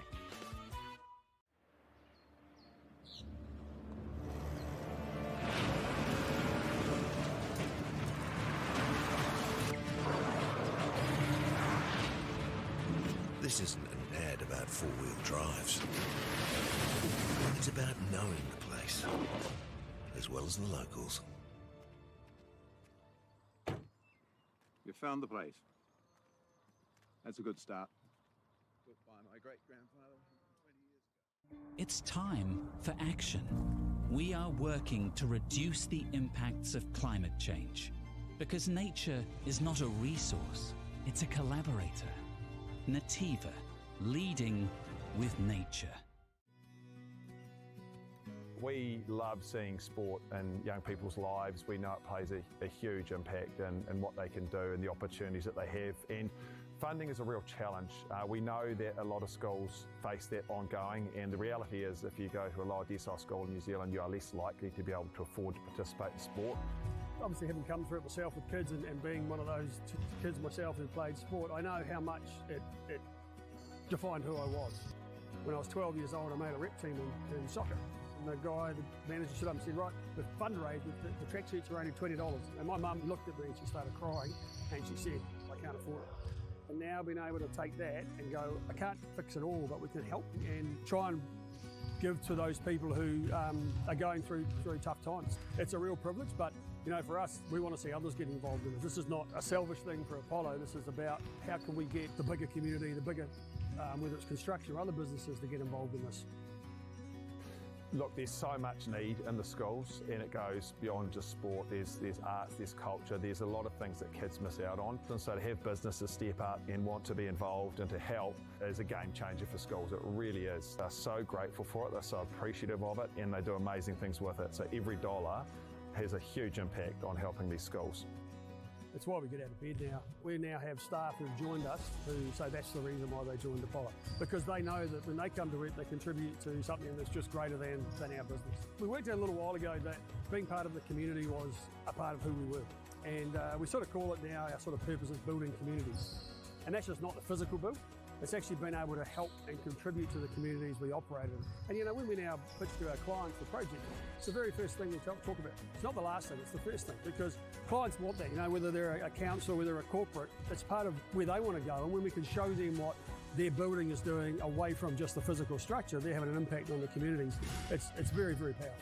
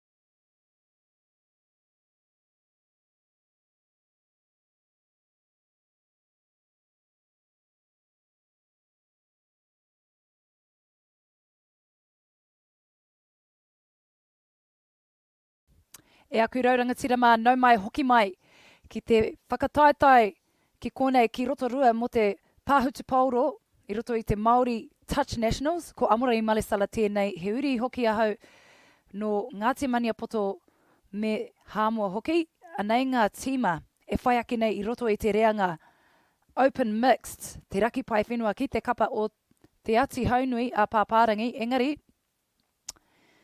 ka tahuria ke tātou ki te rārangi ingoa mō te ati haunui. Robbie, aroha mai mehe mea kāre au tai te whakahua tika I tēnei ingoa mutunga. Misheriski, Tyler Edwards, Pētera Pātea, Te Whitu Matthews, Michaela Heka, Rangi Kui, Trey Hawira, Ioane Aki, Rehimana Meihana, Mia Maraku, Anahera Hamahona aroha mai, Paiki Ponga, Te Heru Reo Koro, Maze Koro, ko tā rātou kaiwhakahaere ko Tyler Edwards.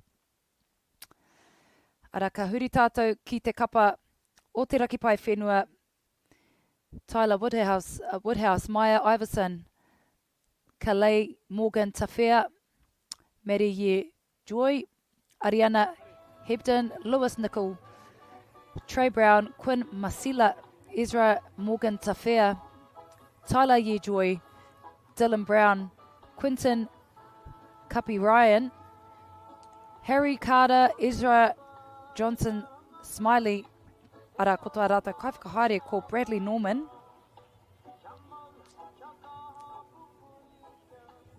ana ko rite I nei kai tākoro. Ko te ahua nei ka tīmata a te ati haunui me te pauro.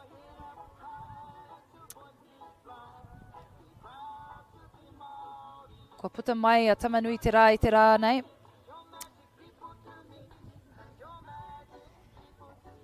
Beautiful day here on Field 2 in Rotorua. In the semi-finals too for the Open Mixed Division. And we are underway. Te Ati Haunui starting us off in the Open semi-finals too. Here on Field 2.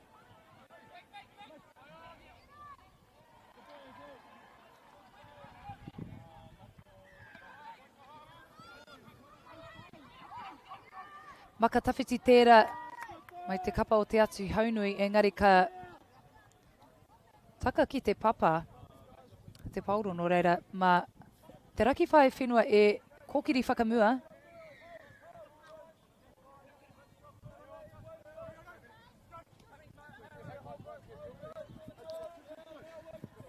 Te tere hoki o te raki whai whenua ki te haere whakamua.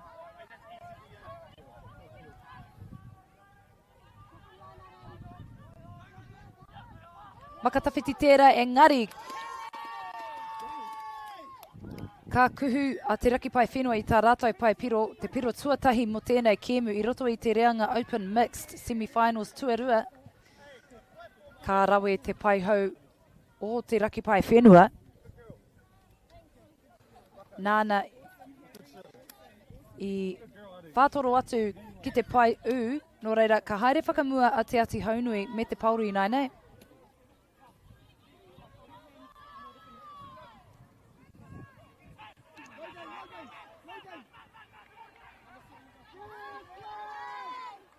Ka rawe nama toru mai te raki pai whenua ki te pā I tērā kaitākoro mai te ati haunui.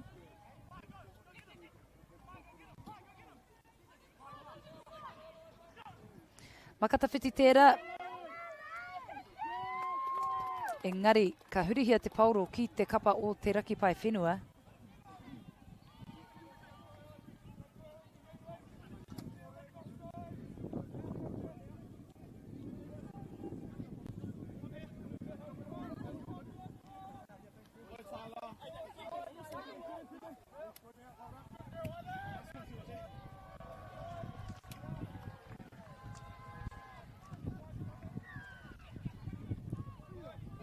Pāwhakamutunga tēnei mō te raki pai whenua, engari ka tai atu ki tērā pito o te whira.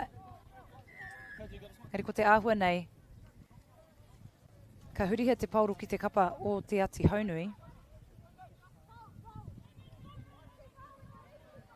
Oh, just listen for those early comms though, because someone switched from like 11 out. I'll probably just fucking hate.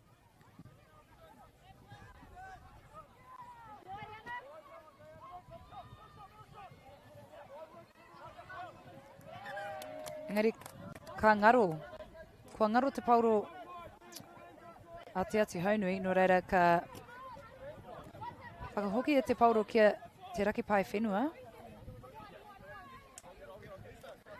Au, engari ka puta i ngā mati o te raki pai whenua, engari te ati haunui e tū. Tā rātou kaha hoki ki te haere whakamua. Like that was a real easy, if you showed his link made, we turned it this way, we like go through. And we fed it into man, and we tried to stick into man. Yes, Trey! And it goes back to 0. I'm holding on. Yeah, can someone just come on and start the passive there? I'll come passive. No, see what's that? You're relaxing. How do you relax on this one? No, right. I'm trying to think, how do you? Yes! Ana ka hoki atu a te ati haunui ki te 5 mita. Good boy, Trey! Shake! Shake! Ana te piro tuatahi mō te ati haunui, ka rawe. Miharo tērā piro. Te ati haunui get their first try for the match. Ori te katoa ngā piro e hoa mā i roto i tēnei wahanga tuatahi. I roto i te reanga open mixed. Ana ka kōkiri whakamua a te raki pai whenua.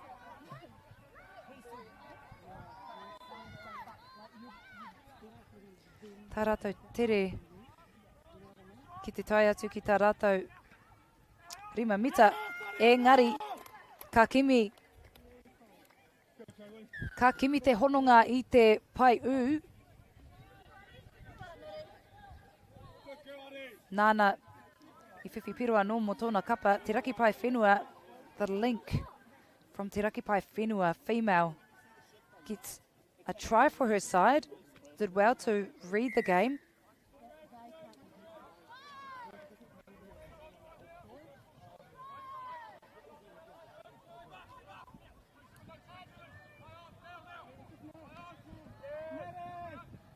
Border ground's been called by the referees.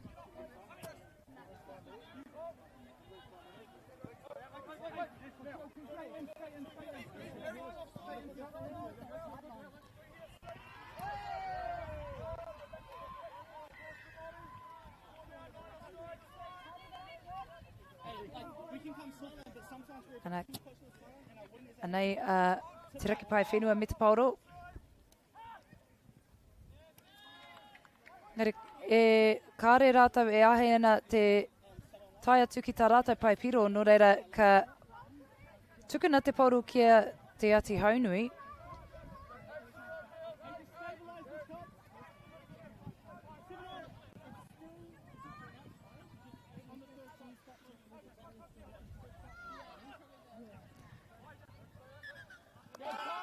Katahi anō he pana tino maro tērā, engari, kaupari hoereri pai rawa atu tērā mai te kapa o te raki pai whenua. Great cover defence there by te raki pai whenua, and they take it to their sub-box.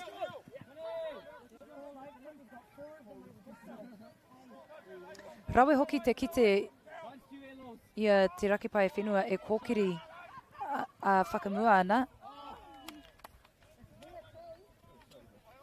Te raki pai whenua gaining some good meters, and as you can see there, they are stamping their mark in this first half, leading the game 2-1. Te atu haunui with ball in hand.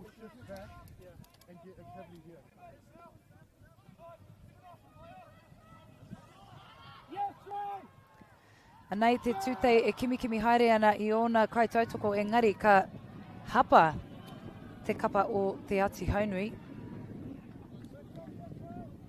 So you can see there just in the early passage of play. Te Ati Haunui got through to the try line. Dummy half wasn't able to find anyone. However, Te Raki Pai Whenua charging forward.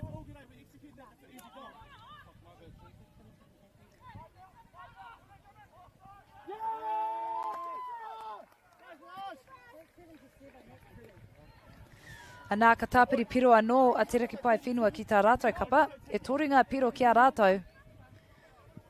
I roto i te wahanga tuatahi mo tēnei kēmu.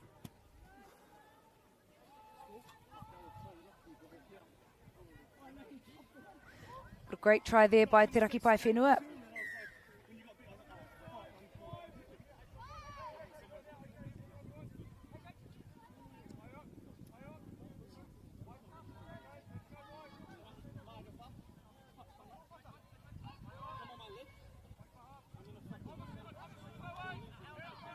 Nei te namatahi mai te kapa o Te Ati Haunui. Ko te āhua nei, kāre au i kite i te tahi kaitākoro i pā i aia, engari. Ko tā ngā kaitākoro o Te Raki Pai Whenua he pā, no reira ka hoki whakamuri rātou ki te rārangi rima mita.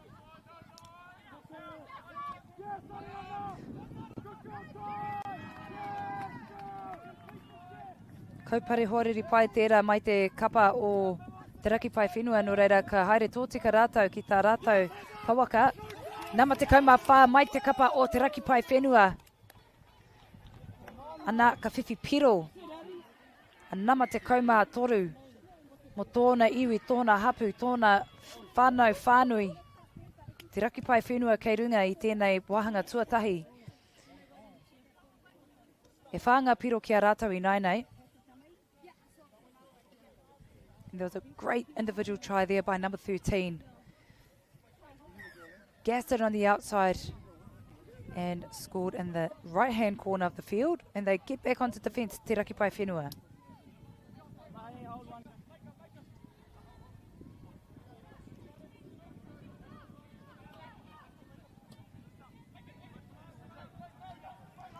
Backdoor cut there by the number 3 from Te Ati Haunui. Anā kei te kanikani haere ia.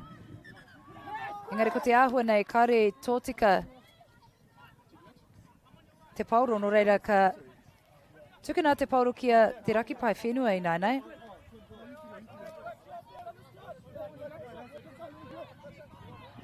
Aroha mai.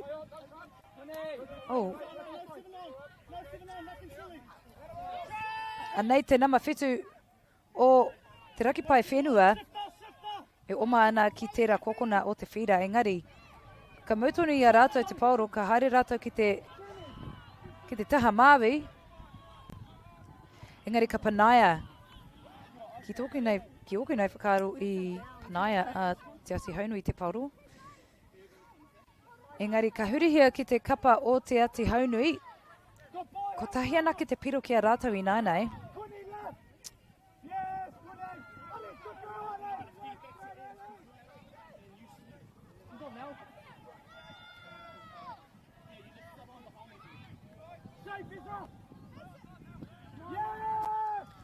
Ana kua pā te tūtei o Te Ati Haunui. Dummy half's been touched.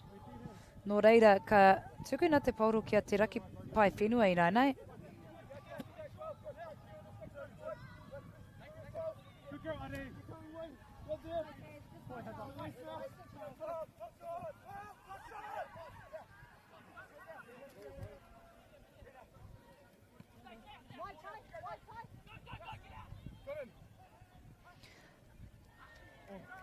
Anā ka haukotia te pauro e Te Ati Haunui, no reira ka kōkiri whakamua rātou. Te Ati Haunui get an intercept just on the 5 metre mark and they charge forward to their box. New players coming onto the field.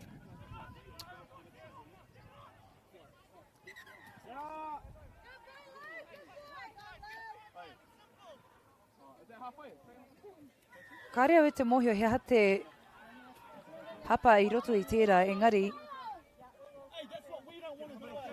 Off the mark, perhaps. Wasn't really sure because the camera wasn't in the frame. Engari ka haere whakamua a Te Raki Pai Whenua ki tā rātou pai piro.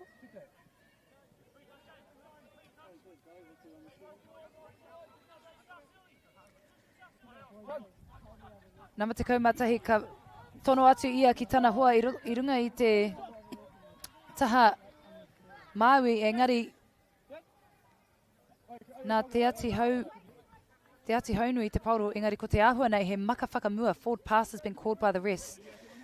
No reira, ka kōkiri whakamua a te ati haunui. O te tere hoki o tēnā kai tākoro nama ono mai te kapa o te ati haunui. Engari he kaupare huariri pai rawa atu tērā mai I ngā kai tākoro o te raki pai whenua.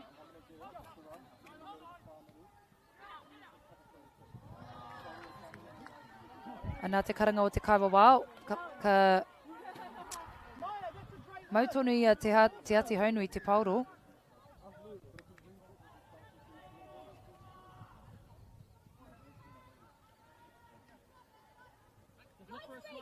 Nei a nama te kaumatoru me te pauro, e kimi haere ana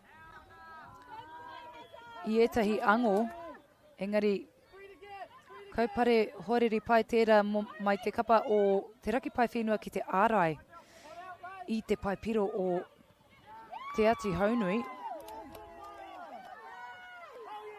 Great cover defence there by te raki pai whenua e hoama.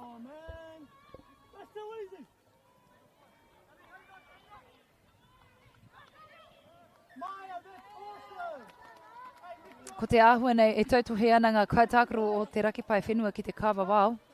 Ko te āhua nei tūrapa katoa rātou, all of them have been told that they're offside and they need to move forward. Nō reira, ka hoki te pauru ke Wainganui.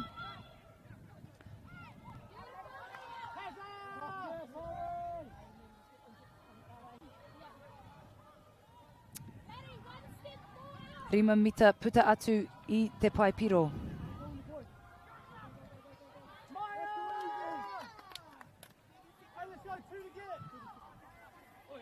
Ko te āhua nei ua katoa ana te kapa o...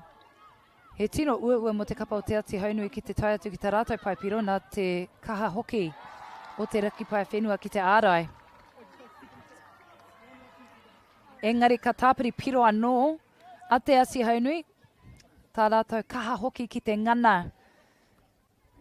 Kia tai ai rātou ki tā rātou pai piro I mua I te tangi o te pere. Great perseverance there by te ati haunui. Had a few attempts to approach the try line and sure enough they did just before the half-time mark. Te raki pai whenua leading this first half in the open mixed semi-finals. Kawe haere tawhiti noho ramai. Do you think the other sports kind of owe touch a little bit of like thank you for development? There's a lot of people that have transferred from touch. I've always credited touch for those skills. It needs a bit more love. The People's Game ki Māori Plus me whakaata Māori.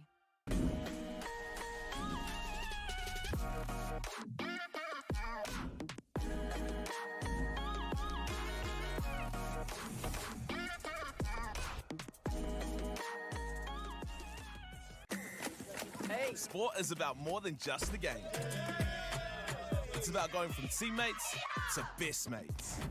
It's the high fives and helping hands.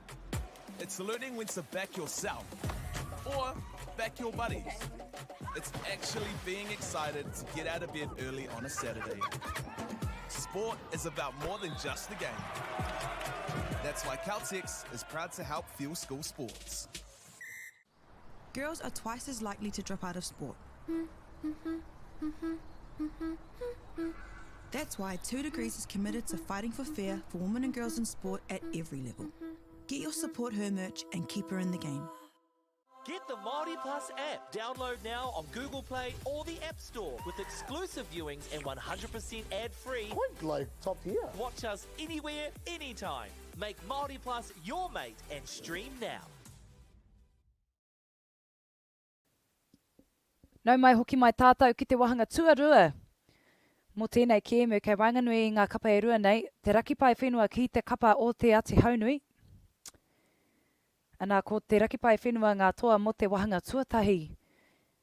Mō tēnei kēmu I roto I te reanga open mixed. Ki konei, ki runga I ngā whira tuarua, ki Rotorua, ki ngā whakataitai ā motu mō ngā Māori. Mō te pāhutu pauro, Engari, pai rawa te kite i te kapa o te ati haunui e ngana ana. Ahakoa kei raro rātou e pūtu ana. He kēmu kei o mātou ringaringa e te whānau. Engari, ka timata a te rakipai whenua me te pauro mo tēnei haurua. Te rakipai whenua starting us off in the beginning of the second half. Anā, ko tangi te pere, ka timata tēnei haurua.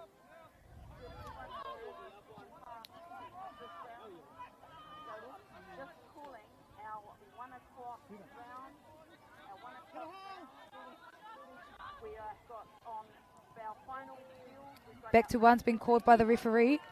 So Te Rakipai Whenua get another opportunity to complete their set.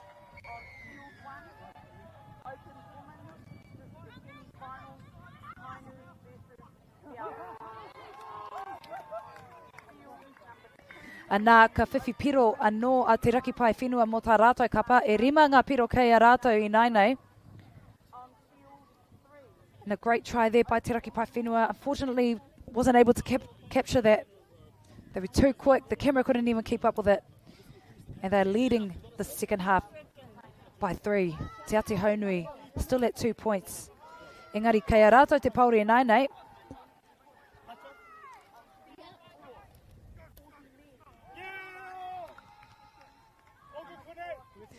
Anā ka whakautu a Te Ati Haunui me tētahi piro.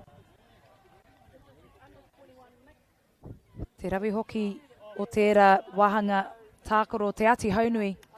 Ko tāpiri piro anō rātou ki tā rātou kapa e torunga piro kia rātou Te Ati Haunui. A great try there by Te Ati Haunui. And whoever put the ball down, I'm not too sure what number he was, but very nonchalant. Only 2 points, the margin in between these two sides. A lot's on the line here, e te whānau, as we're in the semi-finals too in the open mixed grade. Nei te pā tuarima mo te kapa o Te Rakipai Whenua, anā ka whiua atu ki waho I te pai. Te Rakipai Whenua almost handing the ball over to Te Ati Haunui, even though they had their last touch.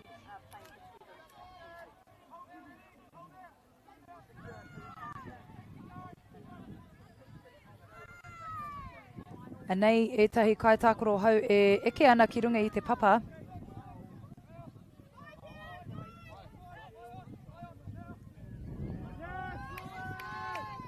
Te rawe hoki o tērā pā mai tēnei kaitākoro e mau ana I te pauru I nainei. Namarima, body on the line there from the number 5 from Te Rakipai Whenua. Engari he hapa ki te kapa o Te Ati Haunui. Me tere rātou ki te kōkiri whakamua nā te mea kua eke ngā kaitākoro o Te Rakipai Whenua. There would have been a great opportunity to take advantage of play. However, Te Ati Haunui slowly making their way to the 5-metre mark. Anā ka haere rātou ki te taha Māui o te whira. E whakatatana rātou I ngā kaitākoro o Te Rakipai Whenua. Anā kua paunga pai a rātou nō reira ka hurihia te pauro ki te kapa o Te Rakipai Whenua.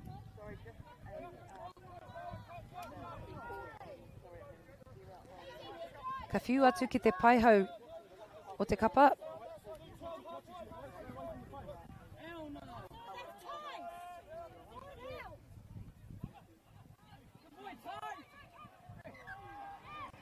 Nā ko te ahua nei he hapa ki te kapa o Te Rakipai Whenua. All the ground's been called by the referees.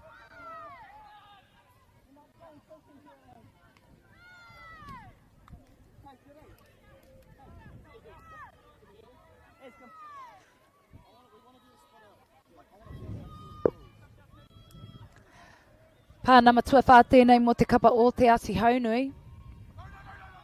Engari, he hapa ki a rātou.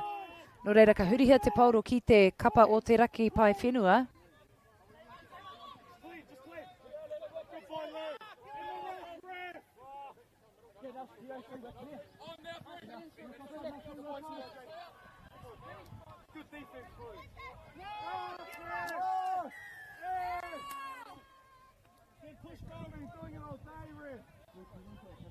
Ana ngā kai tākoro o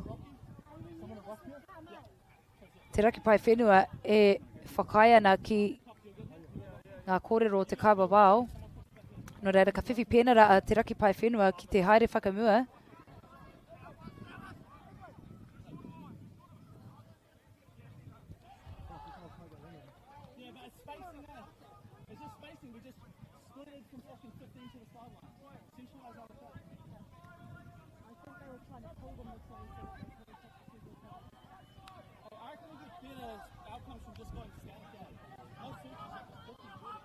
And nei a te raki pai whenua, rima mita puta atu i tā rātou. Oh, what a beautiful try there by te raki pai whenua. And was it a try? I'm not too sure. Engari mo taku he e hoa mā te ati haunui with the ball. And they travel towards the left-hand side of the field, going towards their substitution box.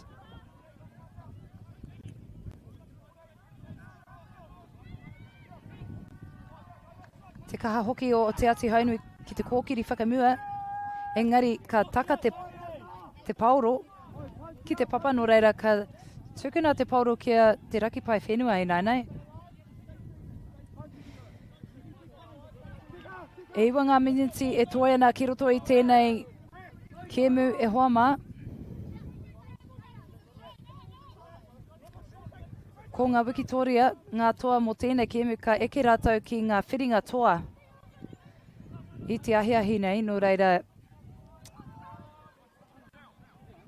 me tū maia e nei kapa, kāre kore ka uru atu a te raki pai whenua ki tā rātou pai piro ki Wainganui. Te raki pai whenua seems to find some good gaps on Te Ati Haunui's try line, well, on their try line, but yeah, it's really nice to see that Te Raki Pai Whenua are finding areas where they can exploit Te Ati Haunui, playing with a lot of smarts.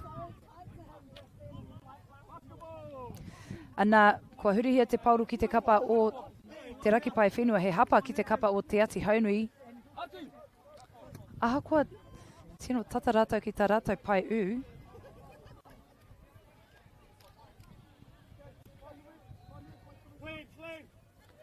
Ana, ka taia atu te pauro ki te pai hau.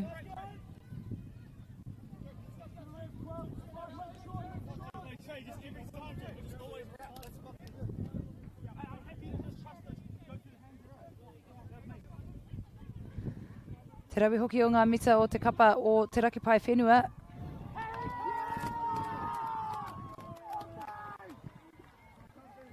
Nā, ko te ahua nei, kua whiwhi pero te paihau o te taha mā, o te taha matau, o Te Raki Pai Whenua. And a great try there by the winger from Te Raki Pai Whenua. Ko te ahua nei, kua huakina te kēmu.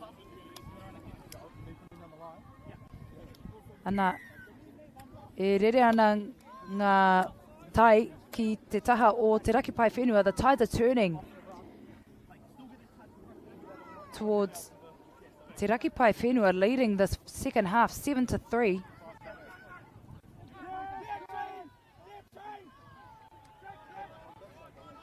Nā, ka haere whakamua a Te Ati Haunui.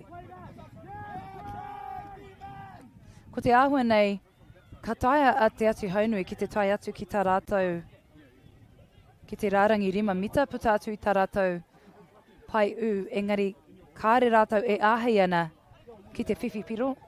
Tērā pia he rawe te ārai o te rārangi tēnei kapa o Te Raki Pai Whenua. And as I said just then, Te Ati Haunui are doing a good job getting it down to their 5 metre mark, but unable to execute. Engari, he pēnara ki te kapa, mō te kapa o te raki pai whenua. Te raki pai whenua get a penalty. Just 5 metres out from their try line.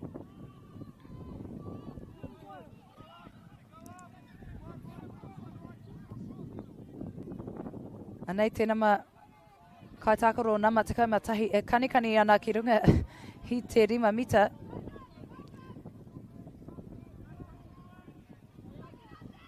Anei a te raki pai whenua me te pauro. E whakatata ana ngā kai tākaro o te ati haunui. Engari ka kaha ārai a te ati haunui.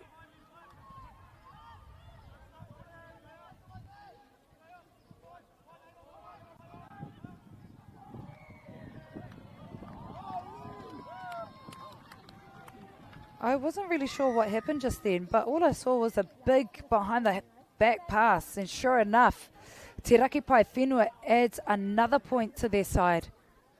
And a great try there, once again from the winger, from Te Raki Pai Whenua. Nā ka toro atu ngā piro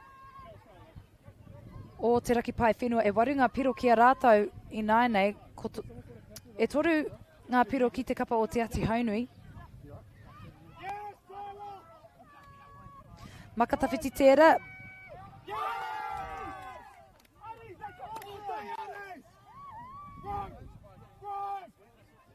And touch has been called.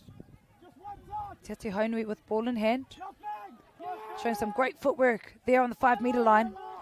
And body on the line there, and what a great way to keep the ball alive.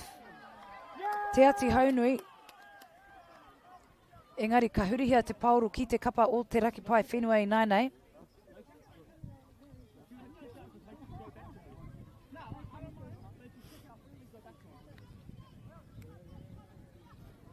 Te tere hoki o tēnei kai tākoro mai te kapa o te raki pai whenua. Some great meters there by the player with ball in hand for te raki pai whenua.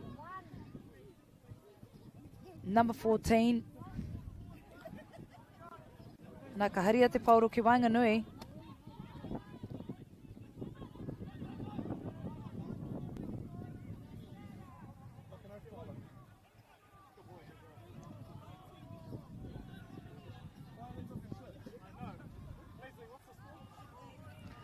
Anei te nama ono o mawana I te pauro.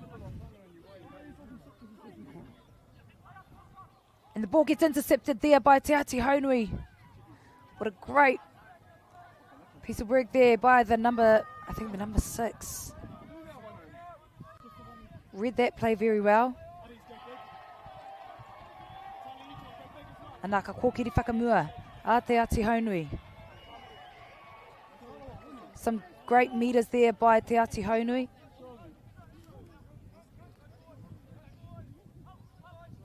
Pāwhakamutunga tēnei mō te kapa o Te Ati Haunui. Engari ka hurihia te pauro ki te kapa o Te Raki Pai Whenua. 2 miniti e toi ana ki roto I tēnei kēmu e hoa mā I roto I te reanga open mixed. 2 minutes remaining, less than 2 minutes remaining left in this game.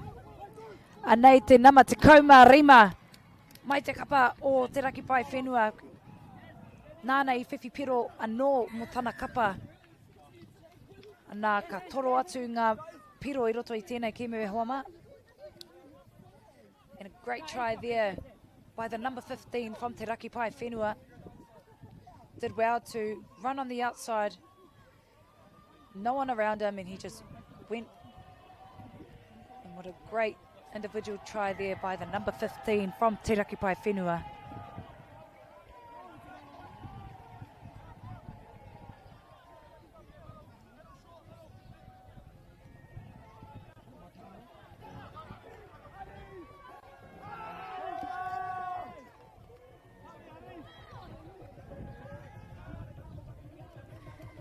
Anei a Te Ati Haunui, ono piro ki muri rātou.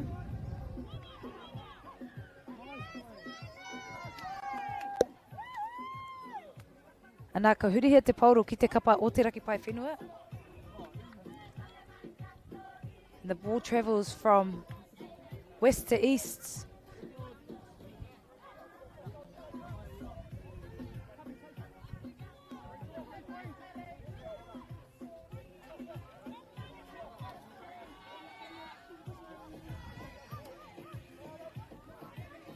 Anei, a te raki pai whenua e kōkiri whakamua ana. The ball gets tipped away, ball goes back to 0. Ara, ka whiwhi pēna ra a te raki pai whenua.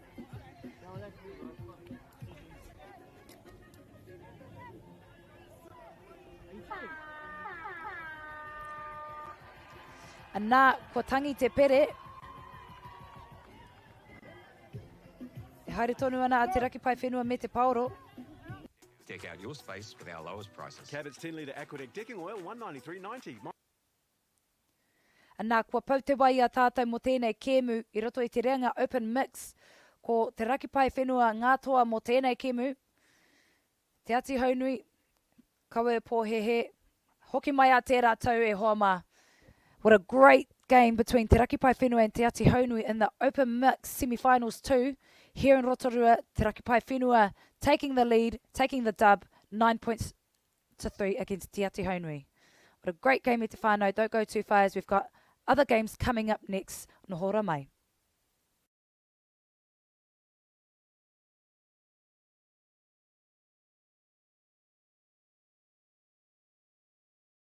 Deck out your space with our lowest prices. Cabot's 10 litre aquadeck decking oil, $193.90. Monarch decking applicator kit, just $48.20. When you find a competitor's lower price on the same stocked item, we'll beat it by 15%.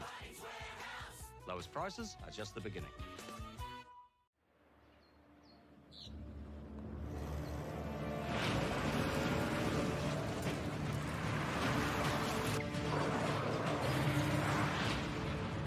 This isn't an ad about four-wheel drives.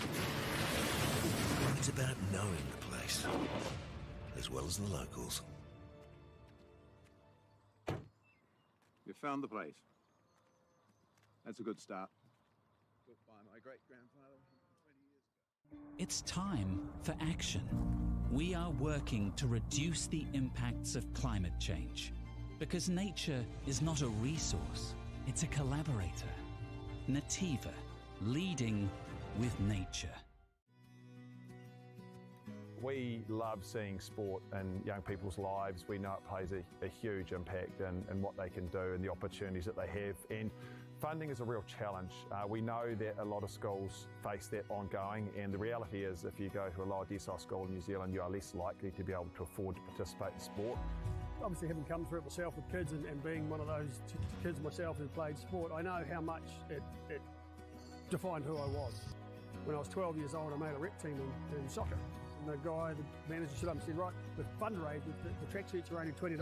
And my mum looked at me and she started crying and she said, I can't afford it. And now being able to take that and go, I can't fix it all, but we can help and try and give to those people who are going through tough times. It's a real privilege, but you know, for us, we want to see others get involved in this. This is not a selfish thing for Apollo. This is about how can we get the bigger community, the bigger, whether it's construction or other businesses, to get involved in this. Look, there's so much need in the schools, and it goes beyond just sport. There's arts, there's culture, there's a lot of things that kids miss out on. And so to have businesses step up and want to be involved and to help is a game changer for schools. It really is. They're so grateful for it, they're so appreciative of it, and they do amazing things with it. So every dollar has a huge impact on helping these schools. It's why we get out of bed now. We now have staff who've joined us who say that's the reason why they joined Apollo. Because they know that when they come to it, they contribute to something that's just greater than our business. We worked out a little while ago that being part of the community was a part of who we were. And we sort of call it now, our sort of purpose is building communities. And that's just not the physical build. It's actually been able to help and contribute to the communities we operate in. And you know, when we now pitch to our clients for projects, it's the very first thing we talk about. It's not the last thing, it's the first thing, because clients want that, you know, whether they're a council, whether they're a corporate, it's part of where they want to go. And when we can show them what their building is doing away from just the physical structure, they're having an impact on the communities. It's very, very powerful.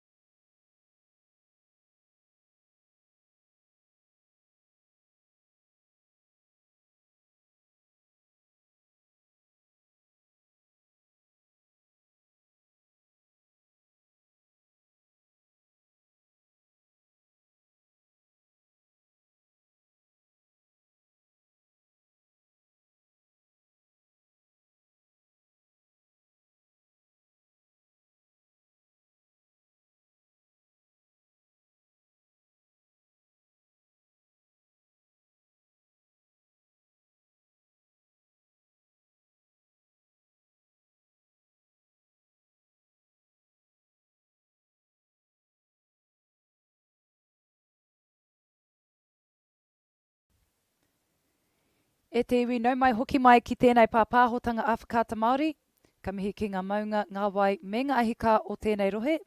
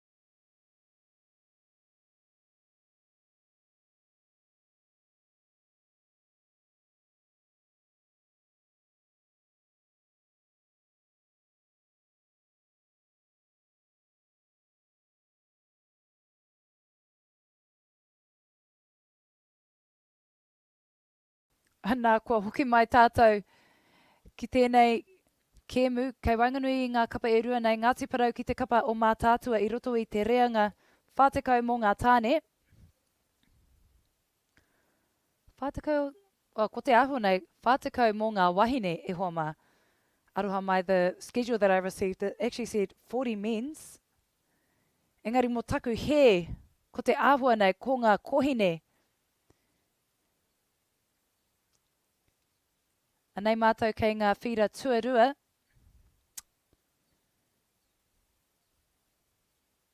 And as you can see here, Ngāti Parau doing their haka.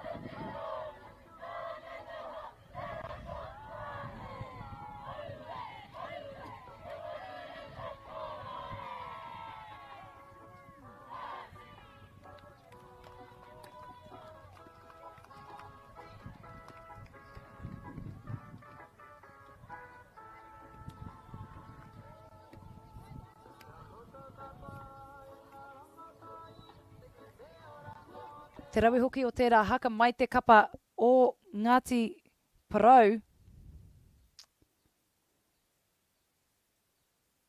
Great haka there by Ngāti Parau. Nā, ko te āhua nei, ko tai tātou. Ki te kēmu, tata ki te kēmu mutinga mo te rā nei. Engari, ko te āhua nei, ka timata a mā tātua me te pauro.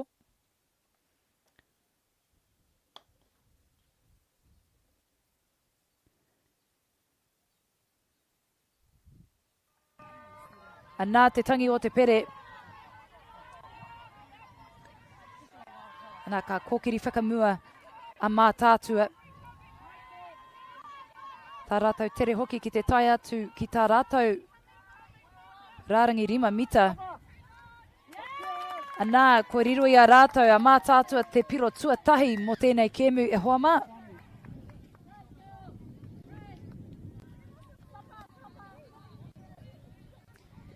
Great try there by mā tātua. Anā, ko te ahua nei ka tae au te kite i etahi waku hoa. Destiny Kātene me te pauro I nai nei. He toki ia I roto I te ao whiti pauro mō ngā Touch Blacks.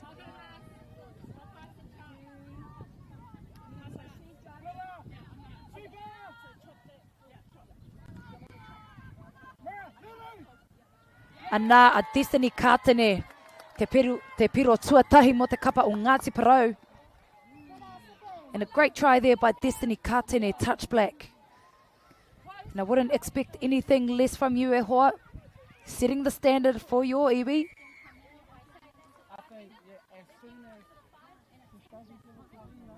Nā rite katoa na ngā piro I nai nei. Ki waingoni e nei kapa e rua. Ko tahi piro ki tā ia kapa.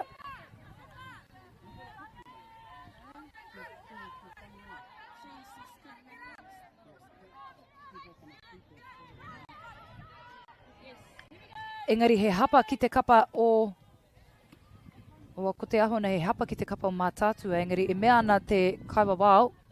He pēnara ki te kapa o Mātātua. Nō reira ka mautonu I a rātou te pauro.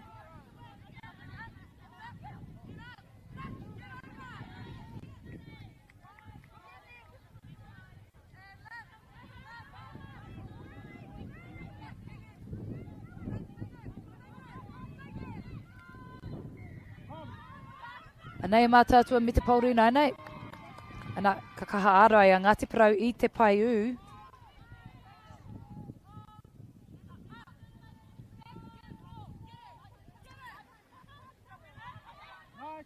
Anei Mātātua e rere ana ki te taha māui o te whira. Ana kua riro I a rātou he piro anō.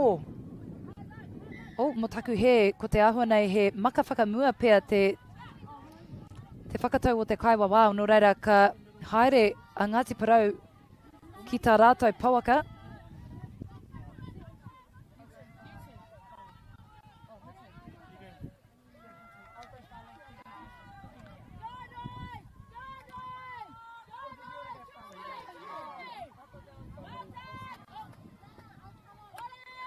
Nā ka tukuna te pauru ki te kapa o Mātātua.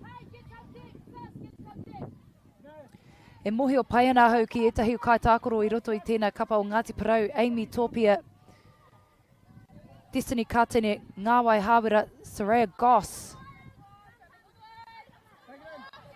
Pretty stacked team, I should say. I must say.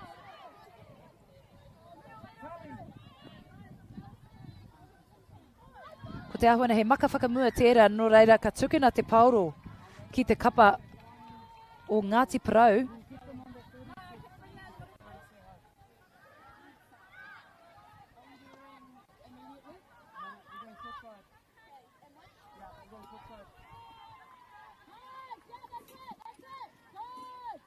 Anei a Destiny Kātene me te pauro. Ngāwai Hāwera ki tōna taha matau.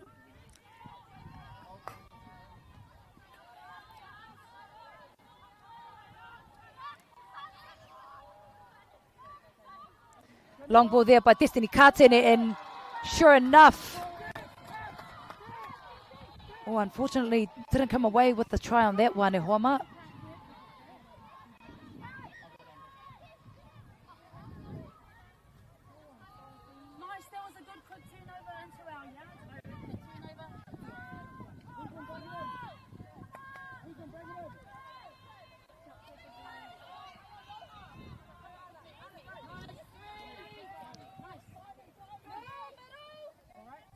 Anei Mātātua me te pauro e kōkiri whakamua ana.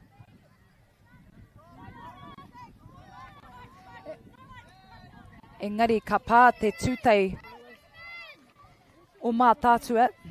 Dummy half was touch. Anei a Ngāwai Hāwera me te pauro. And there she is again, e te whānau, just involved in every passage of play, e Homa.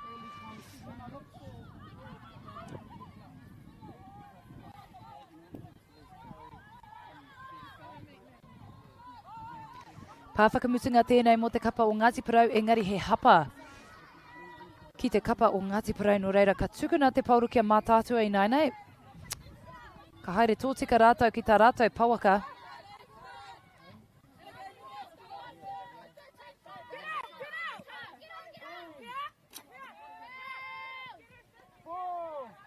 Pātua whā tēnei mō te kapa o mātātua. Engari he hapa ki te kapa o mātātua no reira kai hurihia te pauru ki te kapa o Ngāti Parau.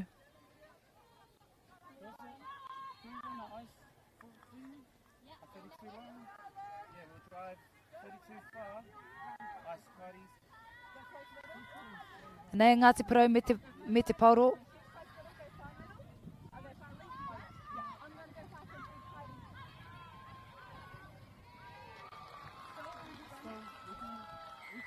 Nā, kua whiwhi piro a Ngāti Parau ko te āhua nei Amy Tōpia me te tahi piro mo tōna kapa. Your Honour hoa. Great try there by Amy Tōpia for Ngāti Parau. Nā, ko Ngāti Parau kei runga I roto I te wahanga tuatahi mo tēnei kēmu. Engari, ko tahi ana ki te piro e wehewehe ana I enei kapa e rua.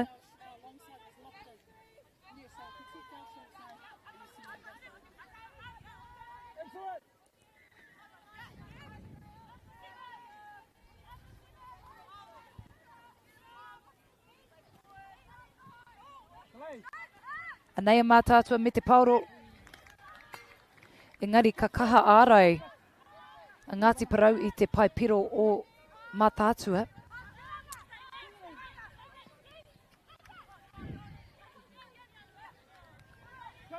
Engari ka hurihia te pauro ki te kapa o Ngāti Parau. And apologies there to Hoa. The schedule was a bit miki rapu at the moment, but I forgot to mention that this is the semi-finals for the Open Women's Division. On my schedule it said I was doing the 40 men's. Engari ko te āhua nei, he wahine e nei.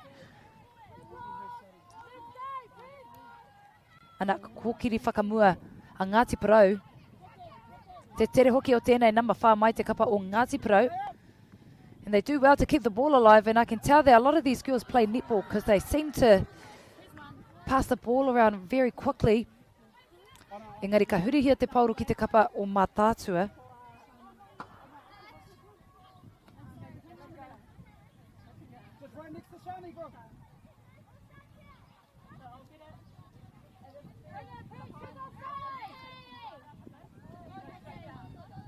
Anei mātātua me te pauru.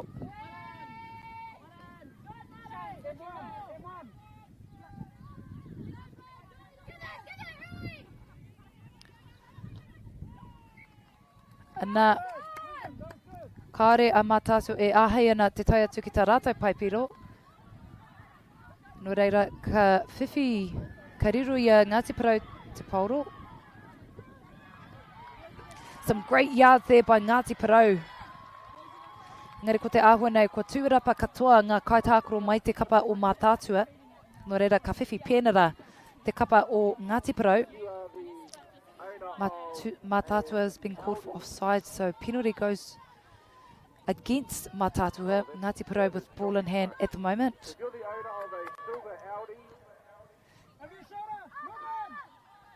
Makatino teitei tērā. Mai te hononga tainua ki te paihau, anā ka whiwhi piro a Ngāti Parau. E toringa piro kei a rātou I nainei.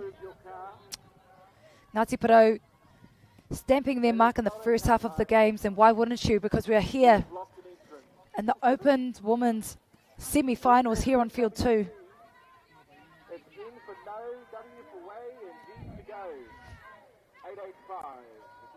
Anei mātātua me te pauro.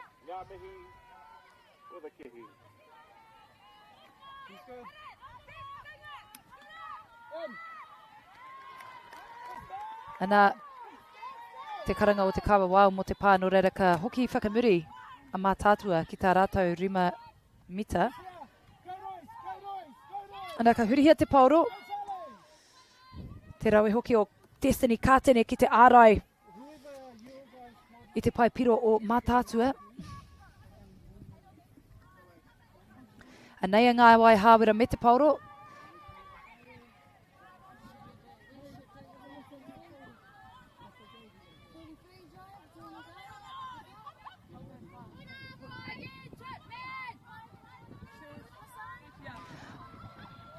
Te rawe hoki o nama te kaumā tahi ki te uru atu ki roto i te pai u. Kāre kore ka whiwhi piro anō a Amy Tōpia. And a great try there by the number 5 from Ngāti Porou, Amy Tōpia. E hoa, I think you need to share the tries around. Nah, all jokes aside, wonderful try there by Ngāti Porou.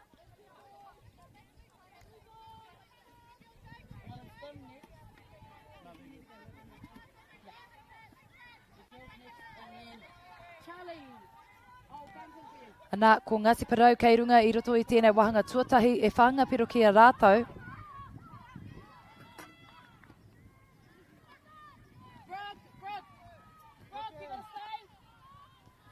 Nā, ka hoki atu a mātātua ki te rārangi rima mita, no reira. Ko te ahua nei he hapa ki a rātou.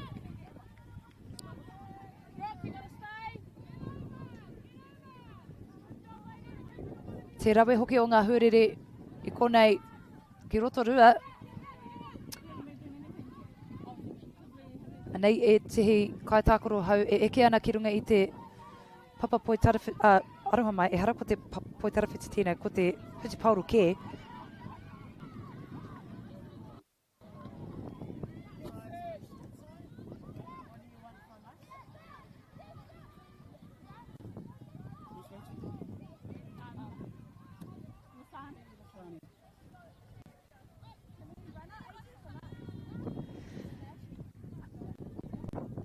Aroha mai te whānau, kua miki rapu katoa ngā comms. Engari ko tēnei kēmu mō te tūranga rima mita ono. E hara tēnei i te semi-finals mō ngā whiringa toa. Engari ko enei wahine kē ngā toa. Nō reira.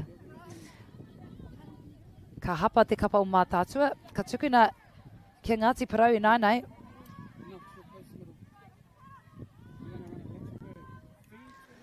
Ka kaha haere a Ngāti Porou ki tā rātou pauaka.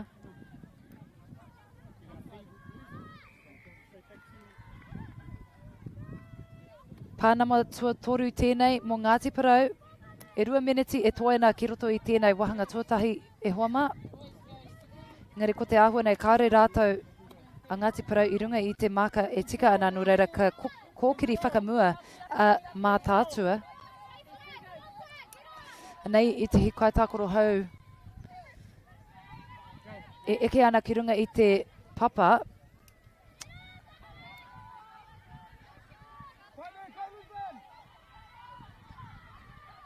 Pānama tuarima tēnei makatawhiti tērā. Engari kaupare hoariri pai rawa atu tērā mai te kapa o Ngāti Porou. Great defensive cover there from Ngāti Porou. And they charge forward here on attack. Anā te tere hoki o tēnei nama tahi mai te kapa o Ngāti Porou. Engari, ko te āhua nei. Kaupare pai tērā mai te kapa o mātātua ki te aukati i Ngāti Porou ki tā rātou pai u. And a great defensive cover there by mātātua. Although number 1 from Ngāti Porou gained some great yards for her side. And now they're in their green zone, just out of the 5 metre mark from the try line.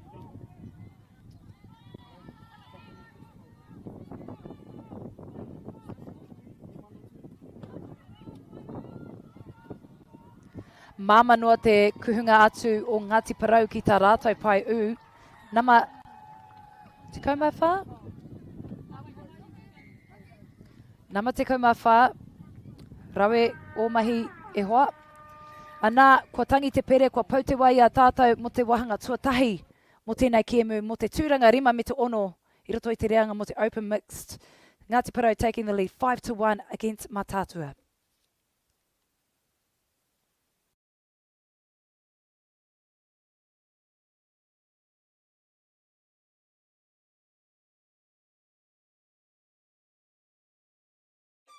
Do you think the other sports kind of owe touch a little bit of like thank you for development? There's a lot of people that have transferred from touch. I've always credited touch for those skills. It needs a bit more love. The People's Game ki Māori Plus me whakaata Māori.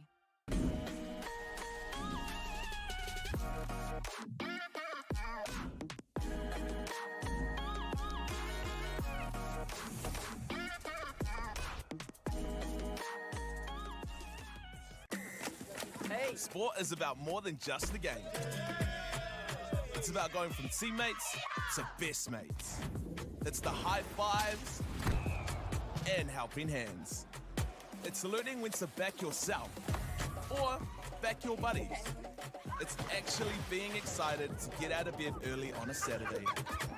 Sport is about more than just the game. That's why Caltex is proud to help fuel school sports. Girls are twice as likely to drop out of sport.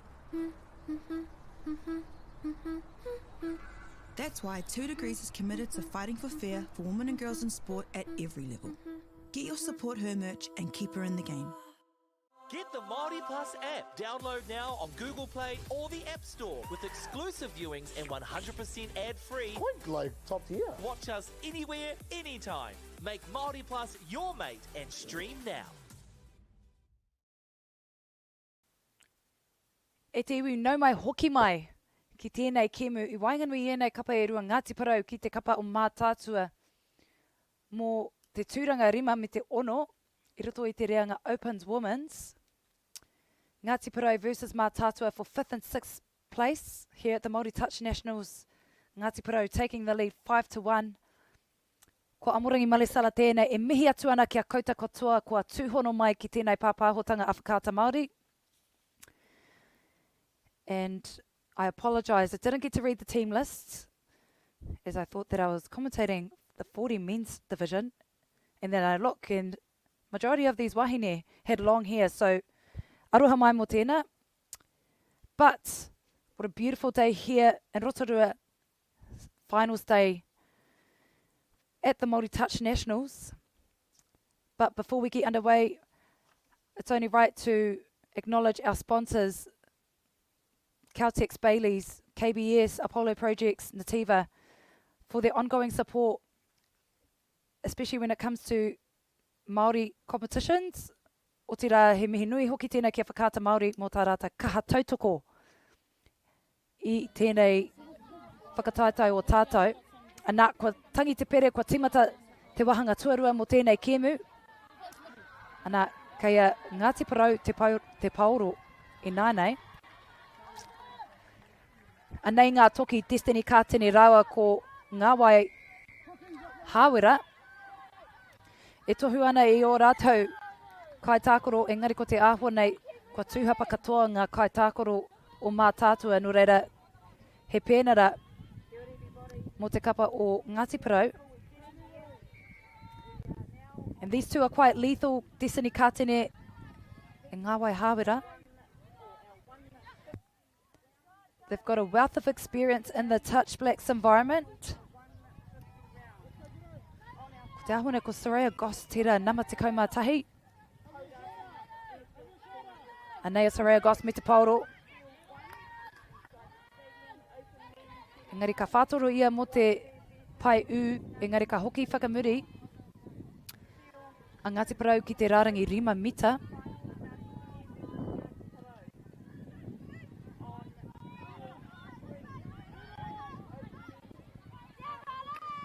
And a great touch there by Mātātua, and the ball gets handed over.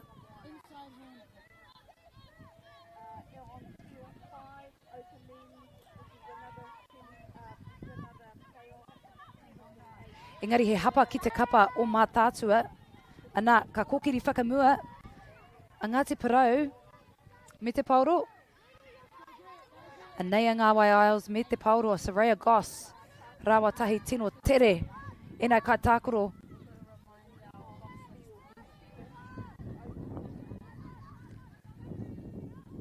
E mohio pai ana hau kia Soraya, ngā wai rātou ko Destiny Grace, tākoro poitarawhiti mahatou, I ngā rā o mua.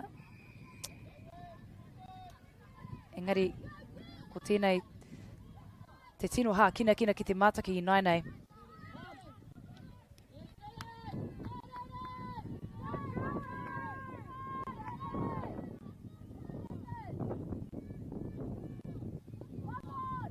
Engari he hapa ki te kapa o Ngāti Parau puta atu I tā rātou pai u no reira ka kōkiri whakamua mā tātua me te pauru I Nainei. And a great touch there by the number 4 from Ngāti Parau. Engari he hapa ki te kapa o mā tātua.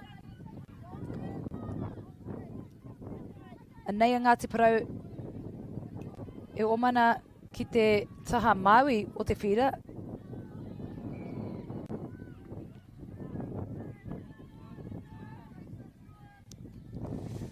Nā kua eke a Amy Topia ki te whira e ruanga piro ki tōna ingoa.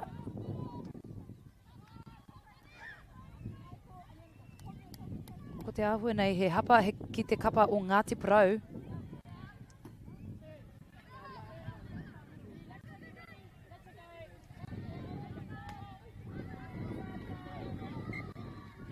Nei a Amy Topia ana te maro hoki. Look at her, she's got some biceps on her. And a great touch there by Amy.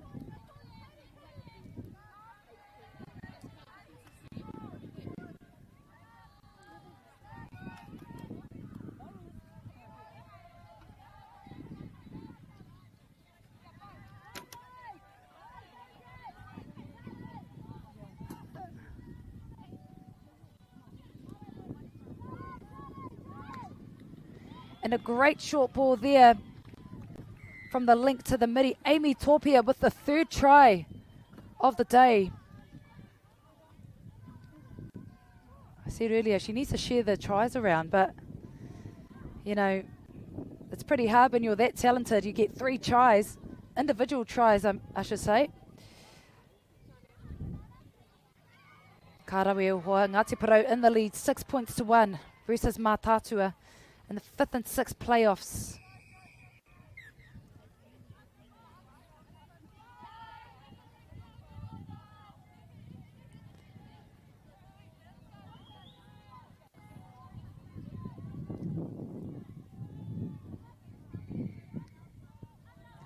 Ana ka haere a Mā Tātua ki te taha matau o te whira.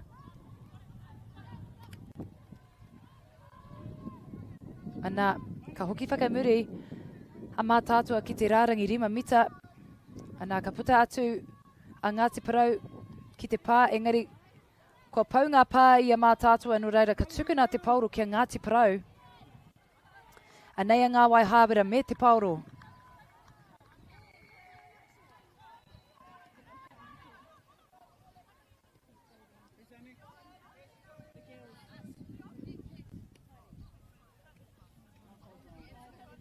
Me ana te kaiwa wau kia hoki whakamuri ki te māka.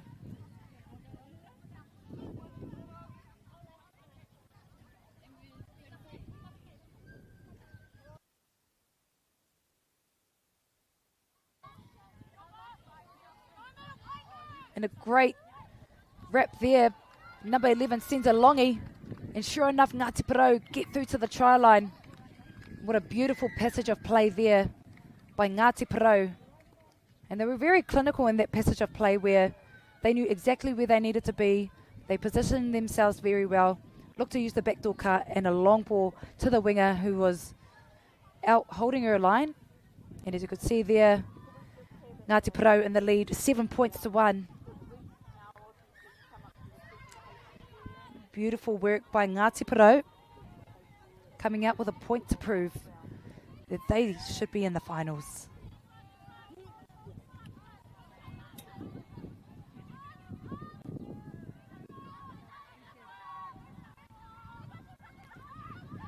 Anei a Mā Tātua, tino tata rātou ki tā rātou pai u, engari kua pau ngā pai a rātou no reira kei a Ngāti Parau te pauro I nānei.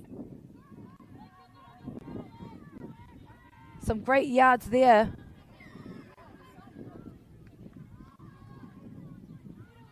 Engari ka whiwhi pēnera a Ngāti Parau.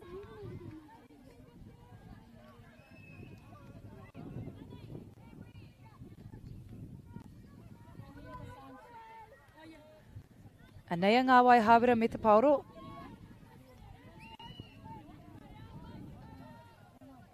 Te sini kātene e kōkiri whakamua ana.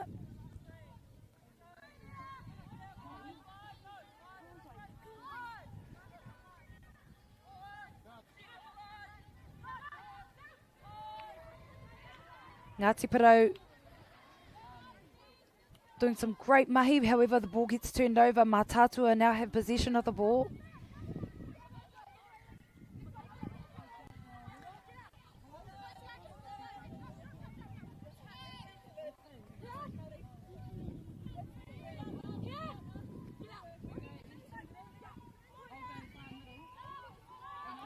Te tere hoki o Mātātua ki te kōkiri whakamua.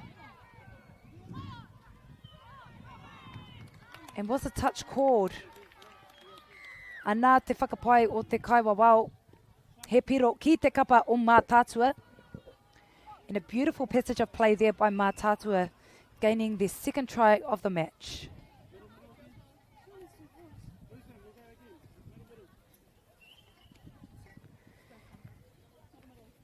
Whetu meneti e toiana i roto i tēnei wahanga tuarua mo tēnei kiemu mo te tūranga rima me te ono. I roto i te reanga mō ngā wahine.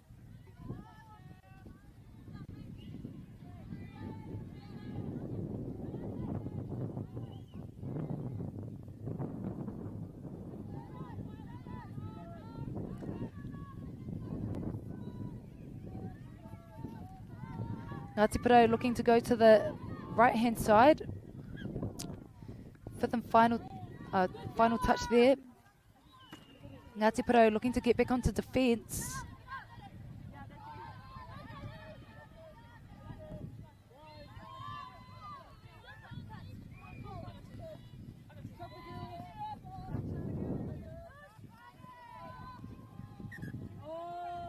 Unfortunately, lost the ball in the ruck, Mātātua.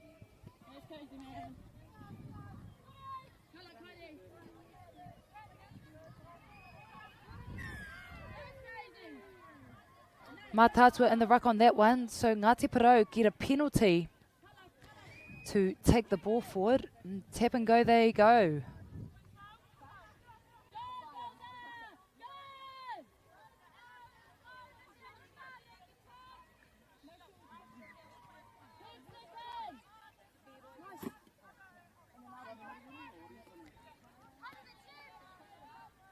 A nei a Ngāti Parau e whakatata ana i ngā kaitākoro o Mātātua i waho atu i te rāringa rima mita.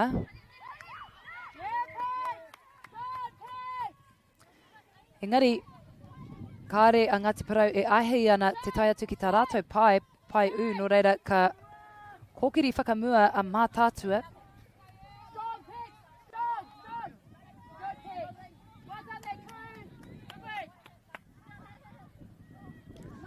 Ana ka hoki whakamuri a Mātātua ki te wahi e tika ana.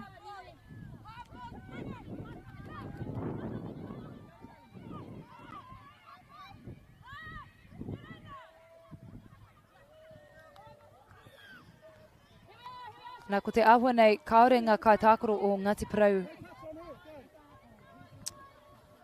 Ana te karanga o te kawa wao mo te tūhapa, offside. No reira ka mautunu i a Mātātua te pauro.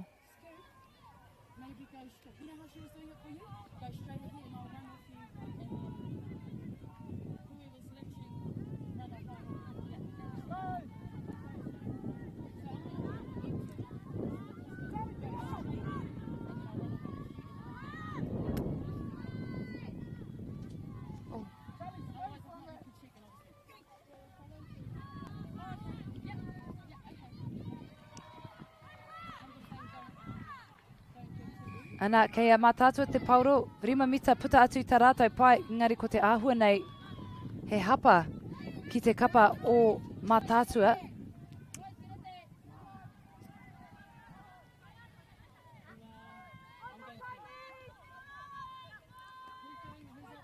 Ana, ka kōkiri whakamua a Ngāti Parau me te pauro, e whitu ngā piro ki a rātou, anei a ngā wai hāwera me te pauro.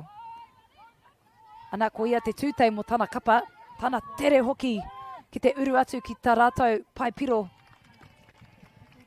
And some great skills there by Ngāwai Hāwera, touch black, Miss Crossfitter, and all the above. Dummy half, scoops the ball up and gets into the try line and looks for the offload. Ngāti Porou in the lead, 8 points to 2. In the 5th and 6th finals here on field 2 for the open women's grade.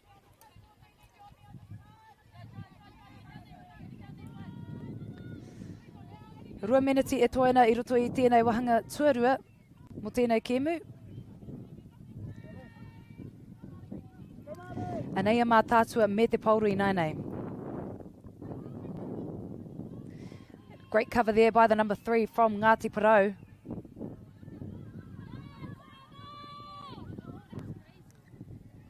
Unable to get the ball away mā tātua, no reira ka hurihia te pauru ki te kapa o Ngāti Porou.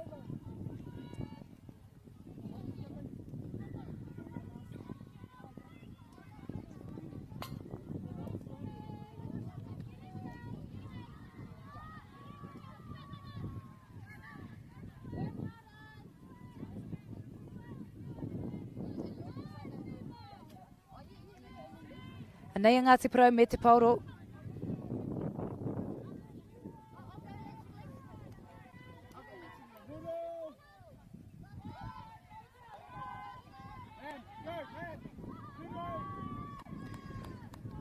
Ana kua paunga pai Ngāti Porou no reira ka tukuna te pauro kia mā tātua. Ko tahi miniti e toena I roto I tēnei kēmu. Kei wainganui I enei kapa I rua nei. Pātuarua tēnei mō mā tātua. Engari, ka puta I ngā matimati o mā tātua te pauro no reira ka tukuna te pauro kia Ngāti Porou.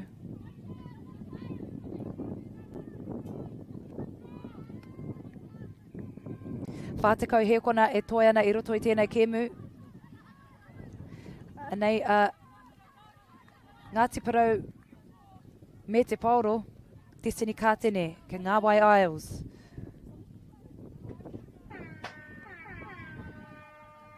Arā, te tangi o te pere, makaroa tērā mai te wainga tainua ki te paihau, engari kāre tērā, kāre he piro mō Ngāti Porou.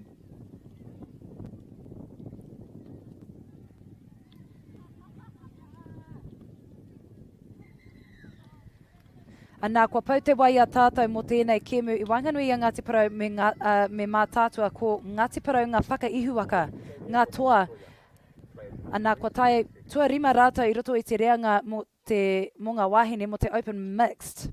Ngāti Porou taking place number 5 in the open mixed division versus mā tātua. Deck out your space with our lowest prices. Cabot's 10-litre Aquadeck decking oil, $193.90. Monarch decking applicator kit, just $48.20. When you find a competitor's lower price on the same stocked item, we'll beat it by 15%. Lowest prices are just the beginning.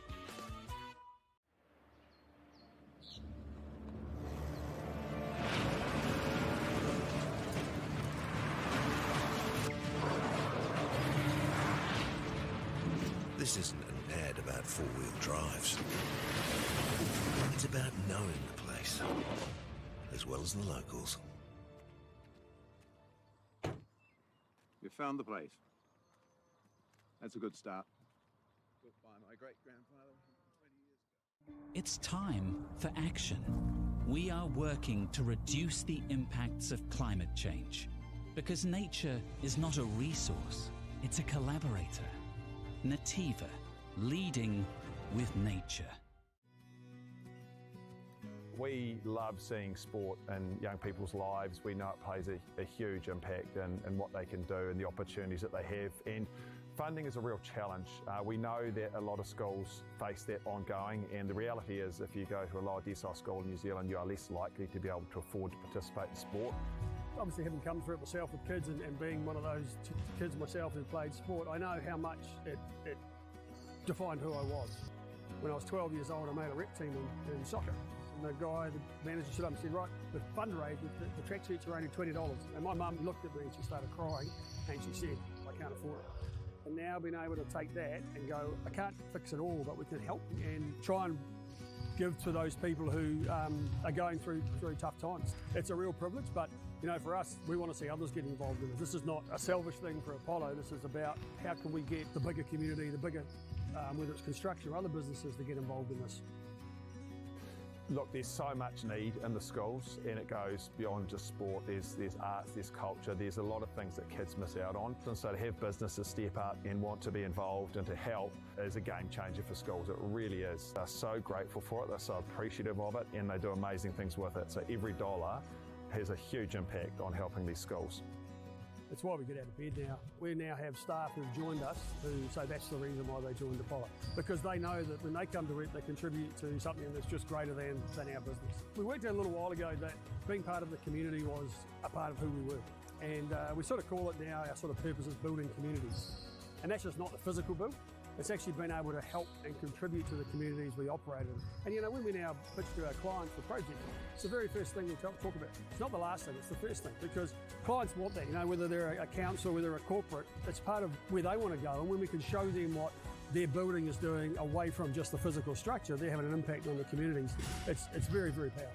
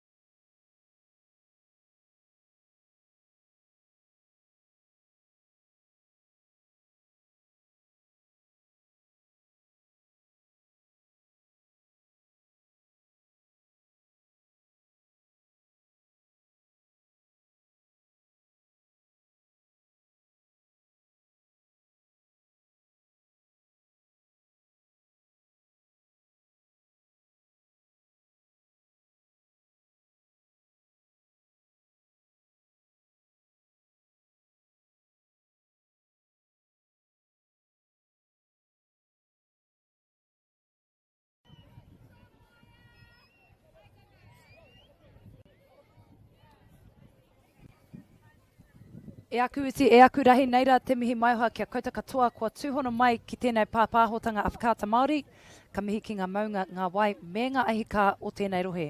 Nau mai hara mai ki ngā semi-finals mō ngā tāne, te kapa o Ngāti Hine ki te kapa o Ngāti Parau, anei a Ngāti Parau. E whakarite ana i a rata anō ki te mahi haka.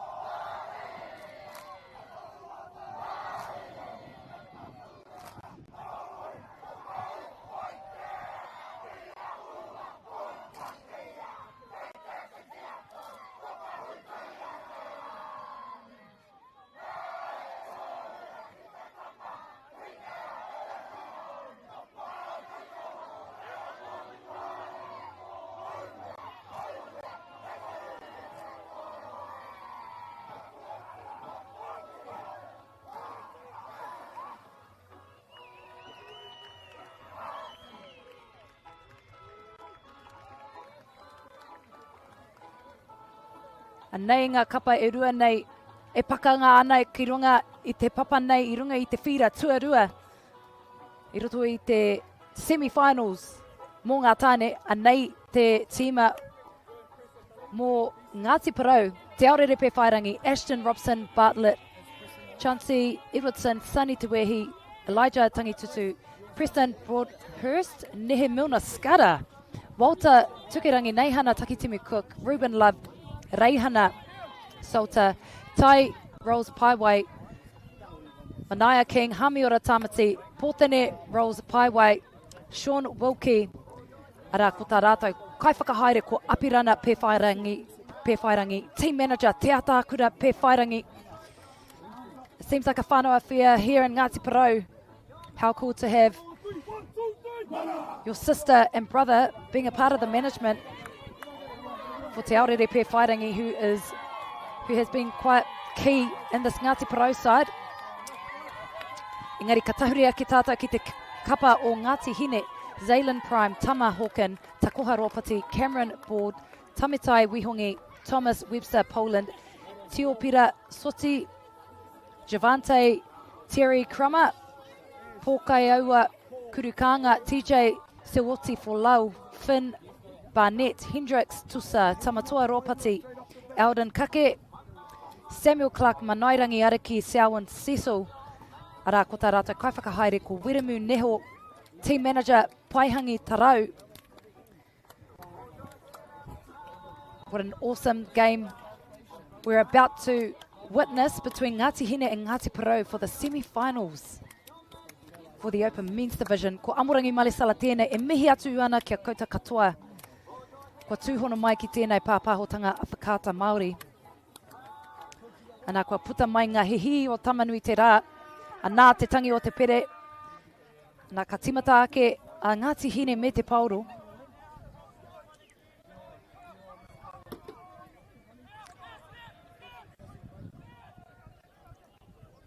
Pātuarua tēnei mo te kapa o Ngāti Hine.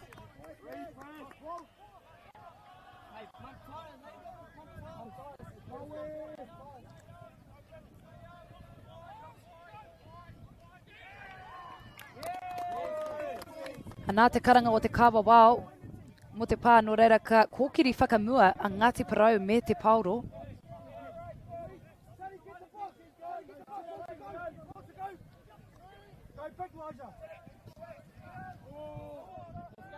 Pāna matua whātera mo te kapa o Ngāti Parau.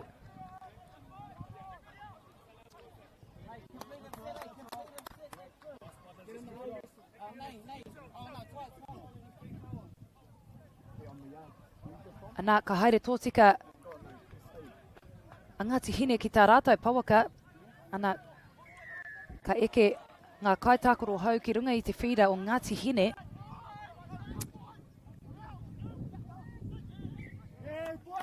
Ana, he hapa ki te kapa o Ngāti Hine.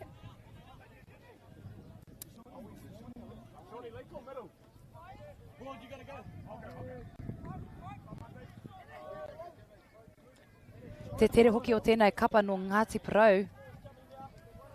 Ana, te aorerepe whairangi nama tahi. Te tere hoki o tawa tūtei nama rua and a flick pass there to the winger. Engari, ka tukuna te pauru kia Ngāti Hine I nainei.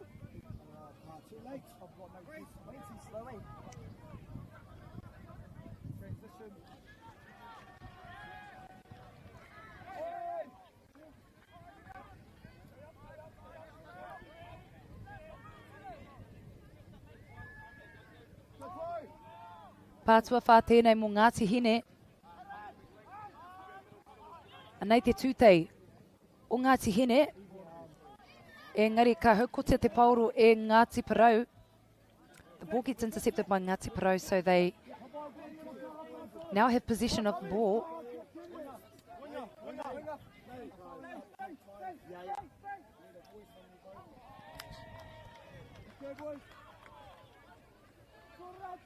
Anā he hapa ki te kapa o Ngāti Parau, engari tata atua Ngāti Hine I tā rātou pai piro. No reira, kāre kore ka kitea e tātou. Ka hatia e rātou. We'll see what they make of it here just from the 5 metre mark. Ngāti Hine. And the ball gets knocked away by Ngāti Parau.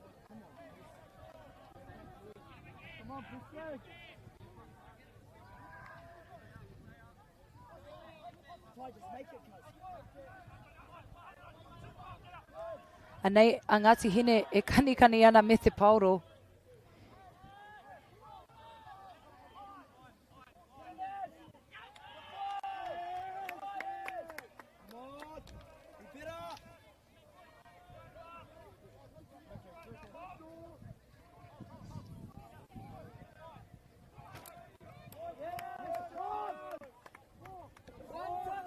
Pāna matua whā tēnei mō Ngāti Hine.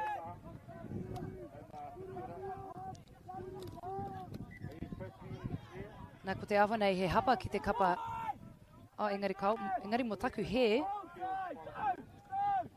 And a bullet pass there by Ngāti Hine. And sure enough, Ngāti Parau do very well to cover that try.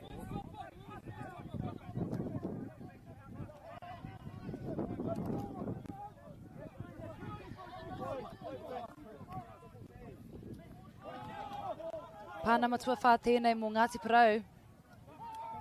Pāna matua rima tēnei a te tere hoki o Ngāti Parau. Engari ko te āhua nei I panaia te pauro e Ngāti Hine. No reira, ka tukuna, ka mautonu I a Ngāti Parau te pauro.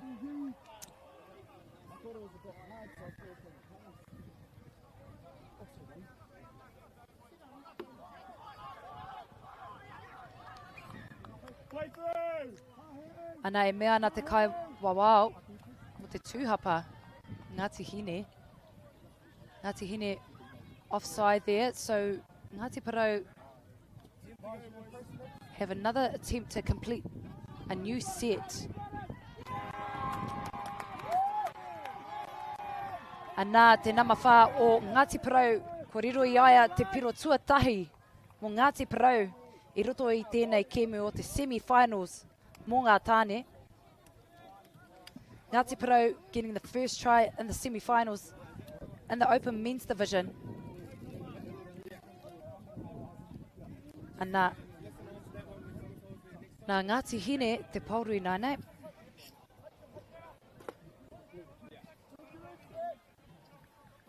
I'll just get it really straight through. Son. Cool, you've got them on there, Logan. Back to one for Ngāti Hine.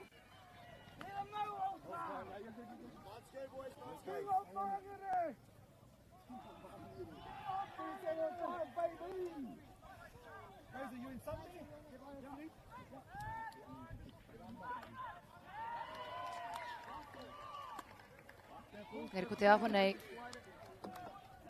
ko tūhapa katoa ngā kai tākoro mai te kapa o Ngāti Porou, no reira ka mautonu i Ngāti Hine te Paoro. Te rawe hoki o Ngāti Porou ki te kaupare hoariri pai. Great defensive effort there by Ngāti Porou. And as you can see there, Ruben Love guarding that area of the field, diving to make that touch.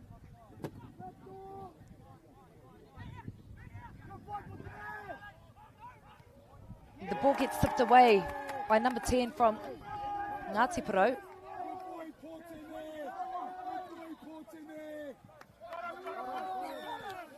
Anā ko te āhua nei, kāre I pā a Ngāti Hine I te kai tākoro mai Ngāti Porou, no reira, ka tukuna te pauro ki a Ngāti Hine.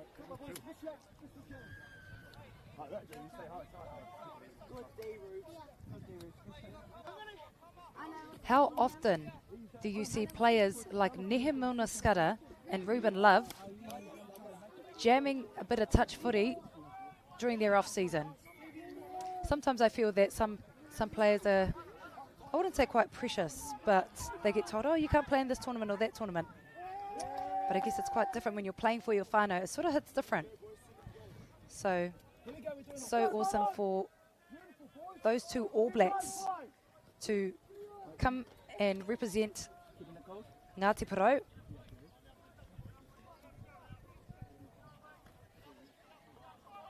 Anei a Ngāti Hine me te pauro. Puta atu te 5 mita. Mai tā rātou pai u.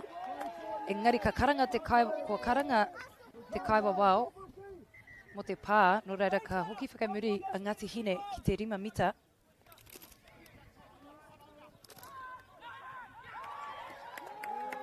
Anā kua paunga pā I a Ngāti Hine, no reira ka tukuna te pauro ki a Ngāti Porou I nei.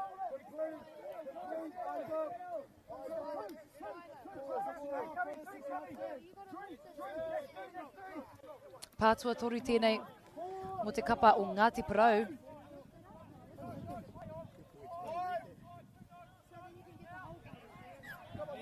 Nā ka hurihia te pauro ki te kapa o Ngāti Hine.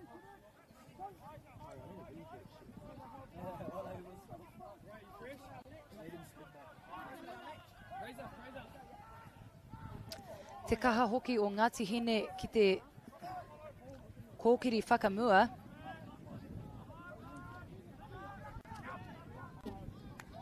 Engari kāre he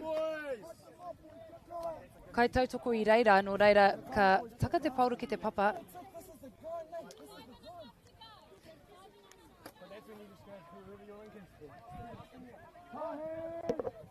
Pātua tahi tēnei mo Ngāti Porou.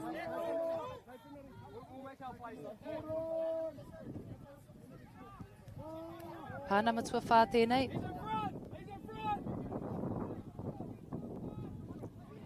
Some great meters there by Ngāti Porou.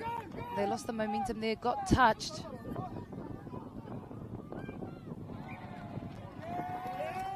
Ara te karanga o te kaiwa wao. You can see there, Nehe Milner-Skudder.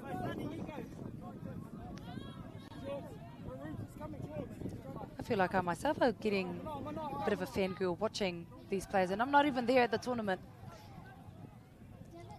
Commentating live here from Tāmaki Makaurau.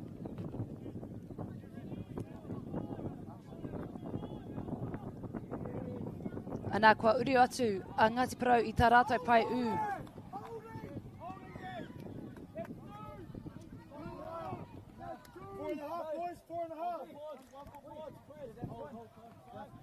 Anā ka whiwhi pēnara a Ngāti Porou kei a rātou tonu te pauro.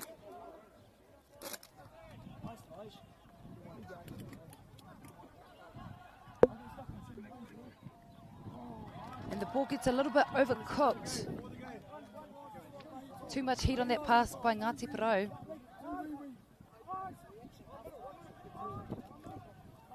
Anā ka haere tōtika a Ngāti Porou. I runga te defence.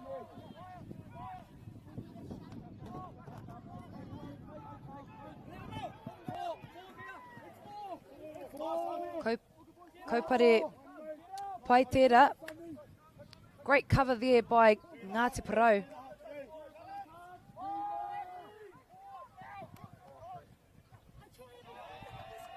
Back to one's been called by the referee. 5 minutes tōru tekau e toia nei roto i tēnei kēmu.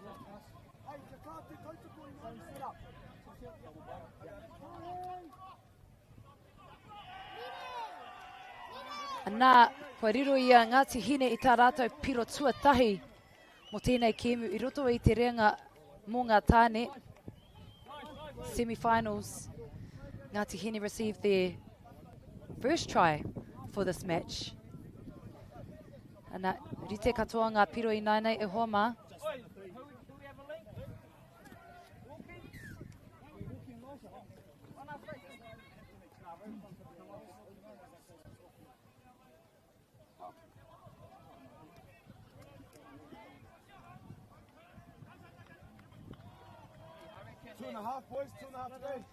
Rua minutes tōru tekau e toi ana. I roto i te wahanga tuatahi mo tēnei kēmu. Engari ka tukuna te pauro ki te kapa o Ngāti Hine, tā rātou rawe hoki ki te ārai i te pai u o Ngāti Porou. No reira ka kōkiri whakamua rātou.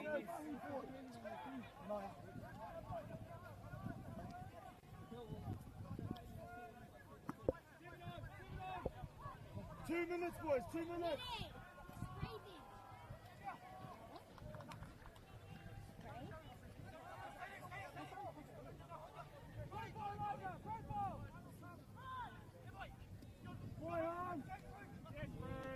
And a great touch there by Ruben Love. Minute 40, boys, minute 40.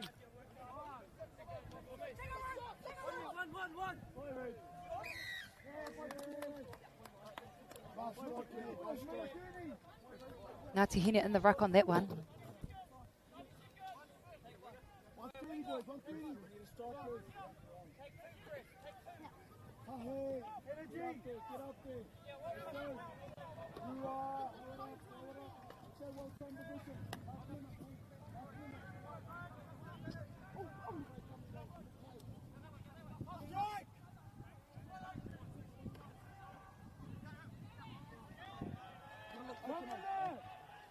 Pātuarima tēnei mō Ngāti Porou.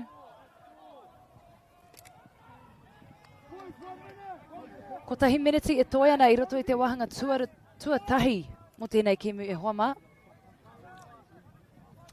Anā ka pika atu Ngāti Hine ki tā rātou pauaka ki te taha Māui o te whira.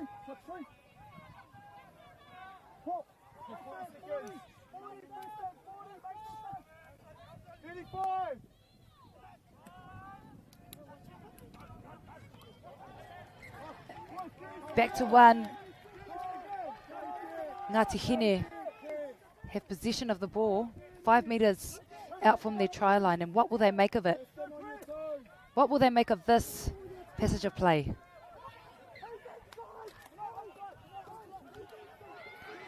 Ana, tūhapa tēnā mā rua tekau mā toru o Ngāti Porou.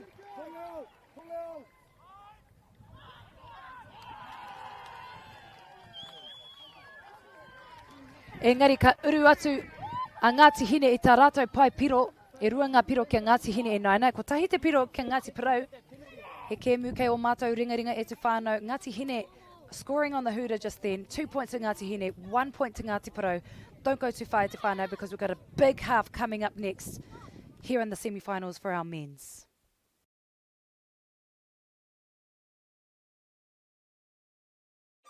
Do you think the other sports kind of touch a little bit of like thank you for development? There's a lot of people that have transferred from touch. I've always credited touch for those skills. It needs a bit more love. The People's Game ki Māori Plus me whakaata Māori.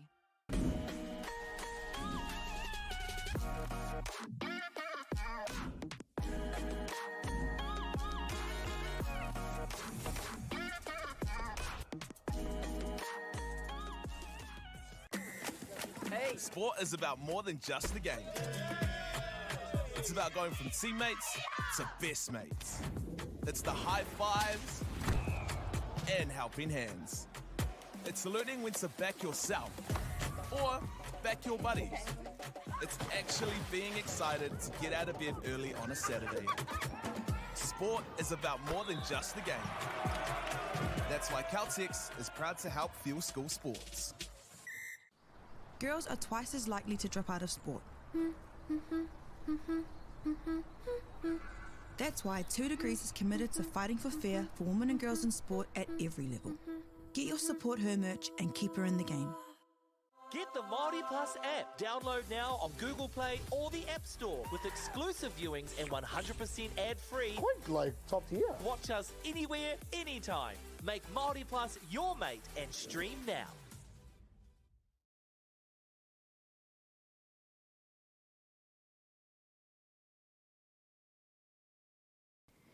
E te iwi nau mai hoki mai ki tēnei pāpāhotanga Awhakaata Māori, anei mātou kei ngā whira tuarua, anei ngā kapa e rua e whai ake nei Ngāti Hine ki te kapa o Ngāti Parau. Ana he kēmuka o mātou ringaringa i te whānau, me he mea kare koe ki te wahanga tuatahi, nau mai hara mai ki te wahanga tuarua mō tēnei kēmu, i roto i ngā semi-finals mō ngā tāne. Welcome back to the second half of this match between Ngāti Hine and Ngāti Parau. And as you can see here, te whānau on the scoreboard, only 1 point in it between these two sides. And whoever wins this game will go on into the finals. So there's a lot on the line in this game. And nā te tangi o te pera ka timata te wahanga tuarua mō tēnei kēmu, te kaumārima menati. Me whakapau kaha ēnei kapa e rua. Mena hiahia ana rātou ki te taiatu ki ngā whiringa toa. Engari, ka hurihia te pauru ki te kapa o Ngāti Hine. Rob is at the front here of the tournament control. We're going to play rock, paper, scissors.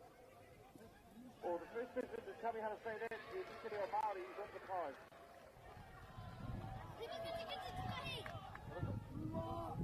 Pātuarua tēnei mo te kapa o Ngāti Hine.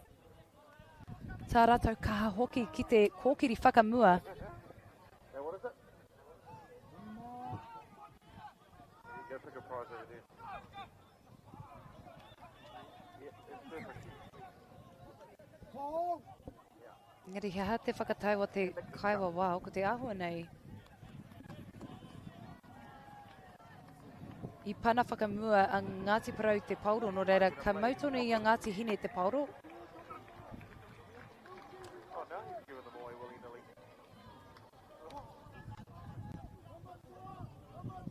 Okay, who's playing rock, paper, scissors with Rob over here?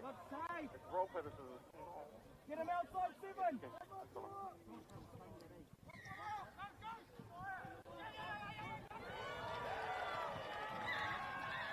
And a great try there by Ngāti Hine. Apologies, I was a little bit delayed on the celebrations on that try because I wasn't really sure what was being called. But sure enough, Ngāti Hine get another point for their side, taking the lead 3 points to 1 against Ngāti Parau.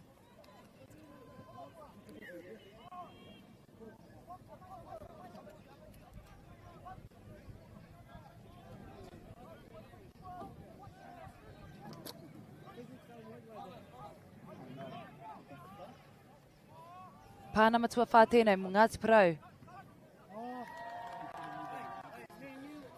And some pressure applied there by Ngāti Hine.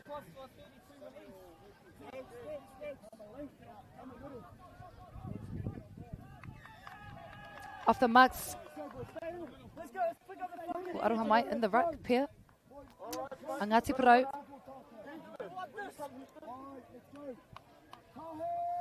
From Corrido is our prize winner. Houston gave it the prize.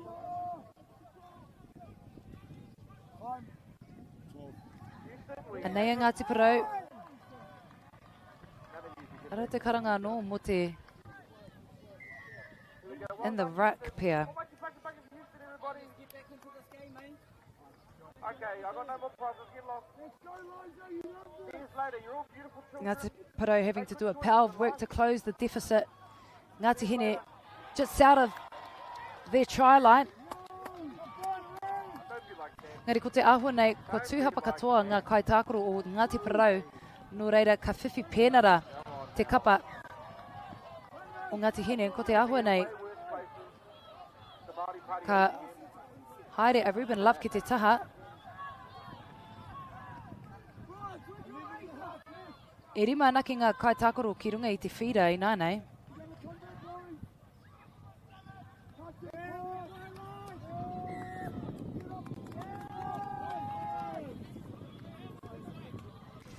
Ana te karanga o te kaiwawao mo te maka me te pāhi.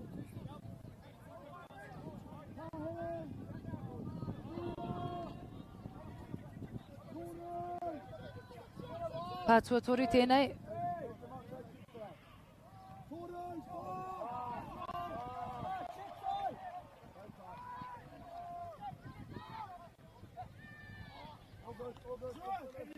Engari kare te pauro ka tau ki roto i ngā ringaringa o Ngāti Porou ka puta atu i te pai. No reira ka hurihia te pauro ki te kapa o Ngāti Hine.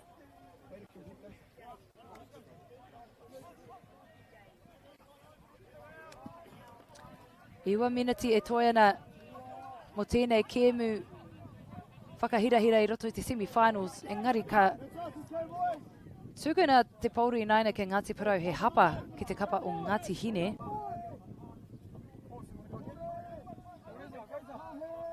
Pātua tahi tēnei mo Ngāti Porou.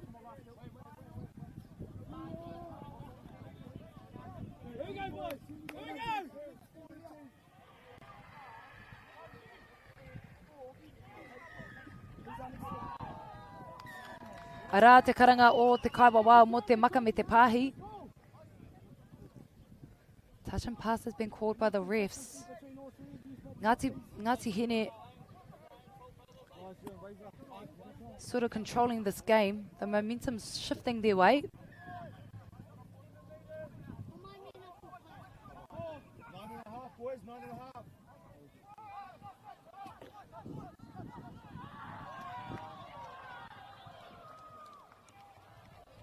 Everyone up, no dumbing. Everyone up. Who's in here? Who's in here? Hey, te hiki te wairua. Hana, I tika ana te kōrero o te kaiakora kia kaha tātou te hiki I te wairua. Got to bring the energy, especially when you're playing for semi-finals and you want to make it to the finals. Ngā whiringa toa.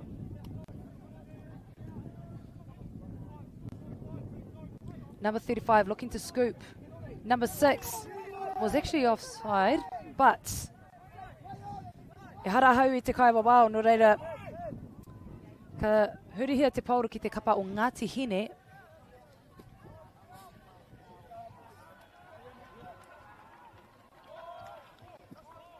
Eight and a half to go, boys. 8.5. A late cut there by the number 2. Does well to find his man on the outside, and Ngāti Hine doing well to come with a try, come away with a try on that beautiful passage of play just then. Ko Ngāti Hine kei runga, I roto I tēnei kēmu tino whakahirahira o tātou. E whānga piro kia Ngāti Hine, ko tahi anake te piro kia Ngāti Porou e hoa mā. Ngari, e mohi o pai ana hau, ka ngana tonu a Ngāti Porou tainua ki te mutunga o tēnei kēmu. Nā te mea kei roto I tā rātou toto. He wiwi, he Ngāti.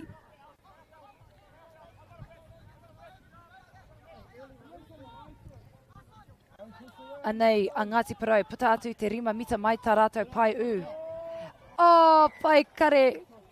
Ka aroha te aurere. Back up you go. That would have been an awesome pass, however, it was a little bit overcooked. Unless he could extend his arm out just a few metres, he would have caught that ball and got over the line.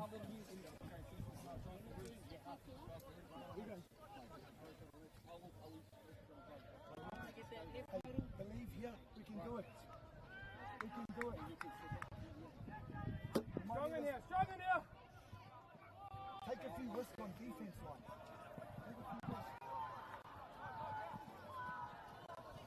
Ana e haere tonu ana a Ngāti Hine me te Paoro.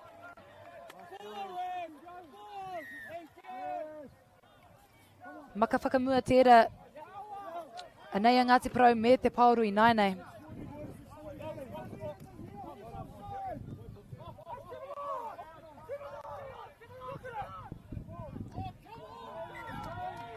O ko te aho nei, tūrapa katoa ngā kaitākaro o Ngāti Hine, e hamama ana ngā kaitākaro o Ngāti Parau.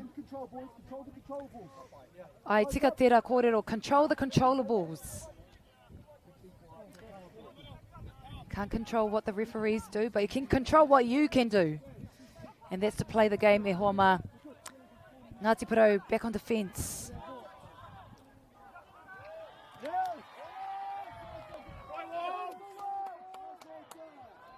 And a great try saver there by the number 8. Ngāti Parau kaupare pai tērā. Oh, tell me that you love a razzle-dazzle because Ngāti Hine are bringing all the heat. Engari mo taku he hapa ki te kapa o Ngāti Hine no reira ka kōkiri whakamua a Ngāti Parau me te Paoro.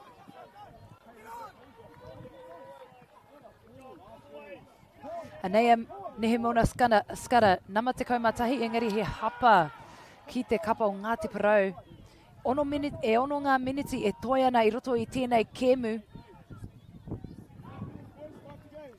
Ngāti Hine taking charge the second half. It's almost like they've gone up a notch.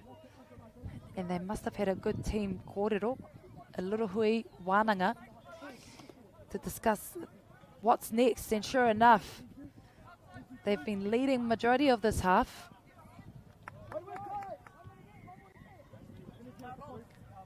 Te ahu nei ko pōturi haere a Ngāti Hine. They're not really looking urgent here because they are up by 3 points, but you can never underestimate.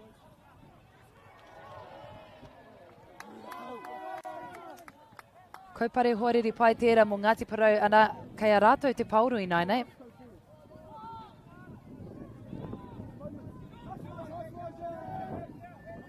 Oh, ka aroha Ngāti Parau.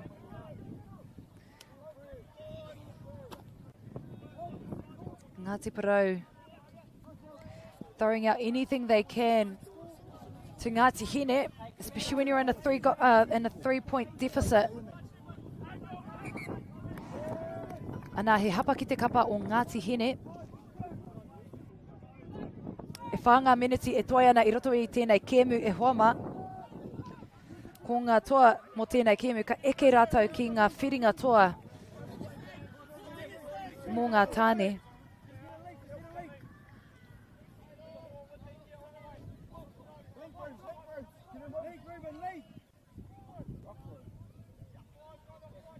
Pāna matua rima tēnei mo Ngāti Parau. Ball goes back to one. Wai Maria a Ngāti Parau.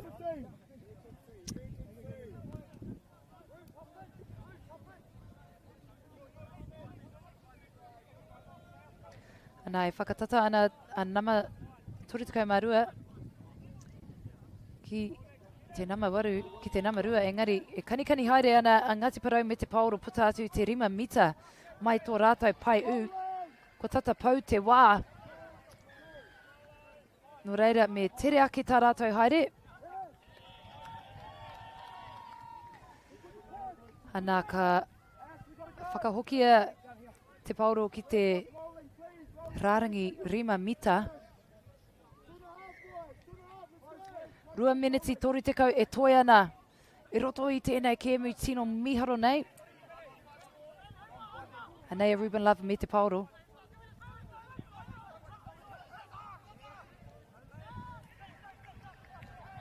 Engari ka puta atu te Paoro I te pai rārangi.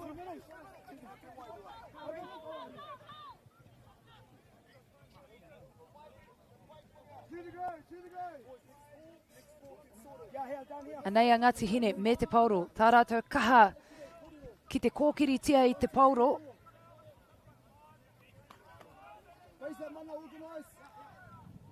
Hei rawe ngā mita o Ngāti Hine ki te haere whakamua.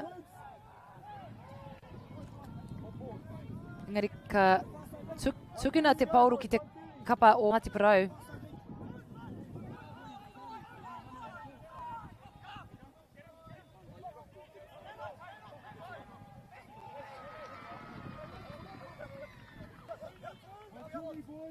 Hey, let's go!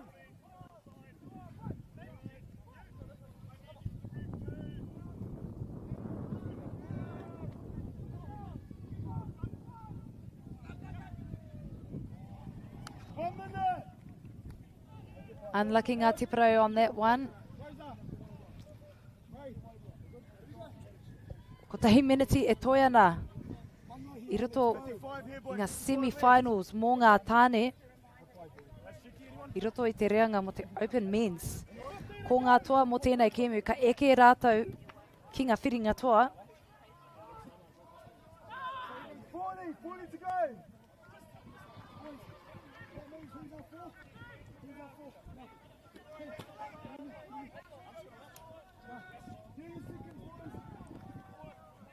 Tori tika he kona e toi ana.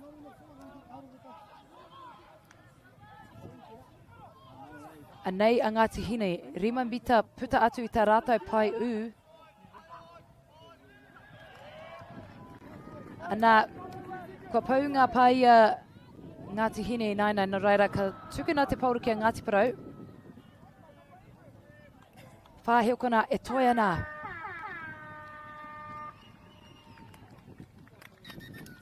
Anā, kua pau te wai a tātou mo tēnei kēmu, ko Ngāti Hine, ngā toa mo tēnei kēmu, ka eke rātou ki ngā whiringa toa mo tēnei kēmu. Ngāti Hine take the dub and they head on into the championship finals. Ngāti Parau put up a good fight, but what an awesome opportunity here for all these players to play alongside the likes of Ruben Love, Nihi Milner-Skara. So cool. And it's been a pleasure commentating for you all here at the Māori Touch Nationals on Field 2. Nō reira, e aku uti, e aku rahi, neira te mihinui kia koutou. Cabot's 10 litre Aquadeck decking oil, $193.90. Monarch decking applicator kit, just $48.20. Where you find a competitor's lower price on the same stocked item, we'll beat it by 15%. Lowest prices are just the beginning.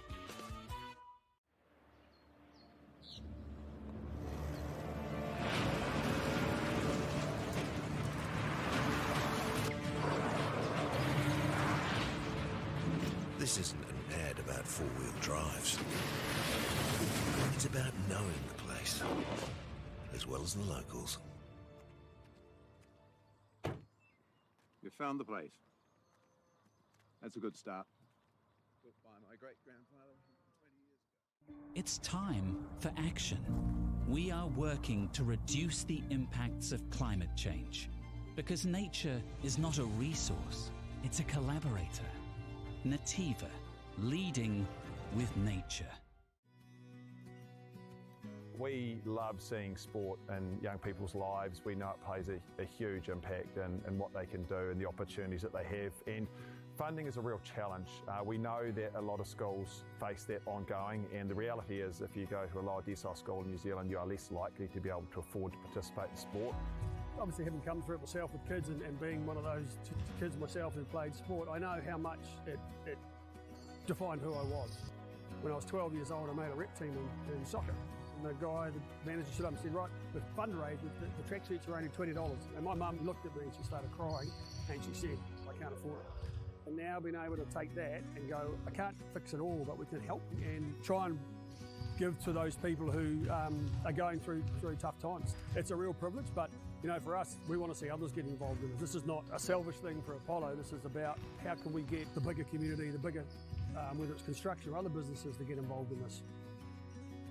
Look, there's so much need in the schools, and it goes beyond just sport. There's arts, there's culture, there's a lot of things that kids miss out on. And so to have businesses step up and want to be involved and to help is a game changer for schools. It really is. They're so grateful for it, they're so appreciative of it, and they do amazing things with it. So every dollar has a huge impact on helping these schools.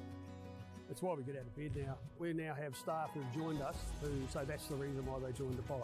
Because they know that when they come to it, they contribute to something that's just greater than our business. We worked out a little while ago that being part of the community was a part of who we were.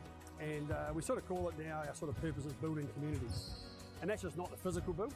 It's actually been able to help and contribute to the communities we operate in. And you know, when we now pitch to our clients the project, it's the very first thing we talk about. It's not the last thing, it's the first thing, because clients want that, you know, whether they're a council, whether they're a corporate, it's part of where they want to go. And when we can show them what their building is doing away from just the physical structure, they're having an impact on the communities. It's very, very powerful.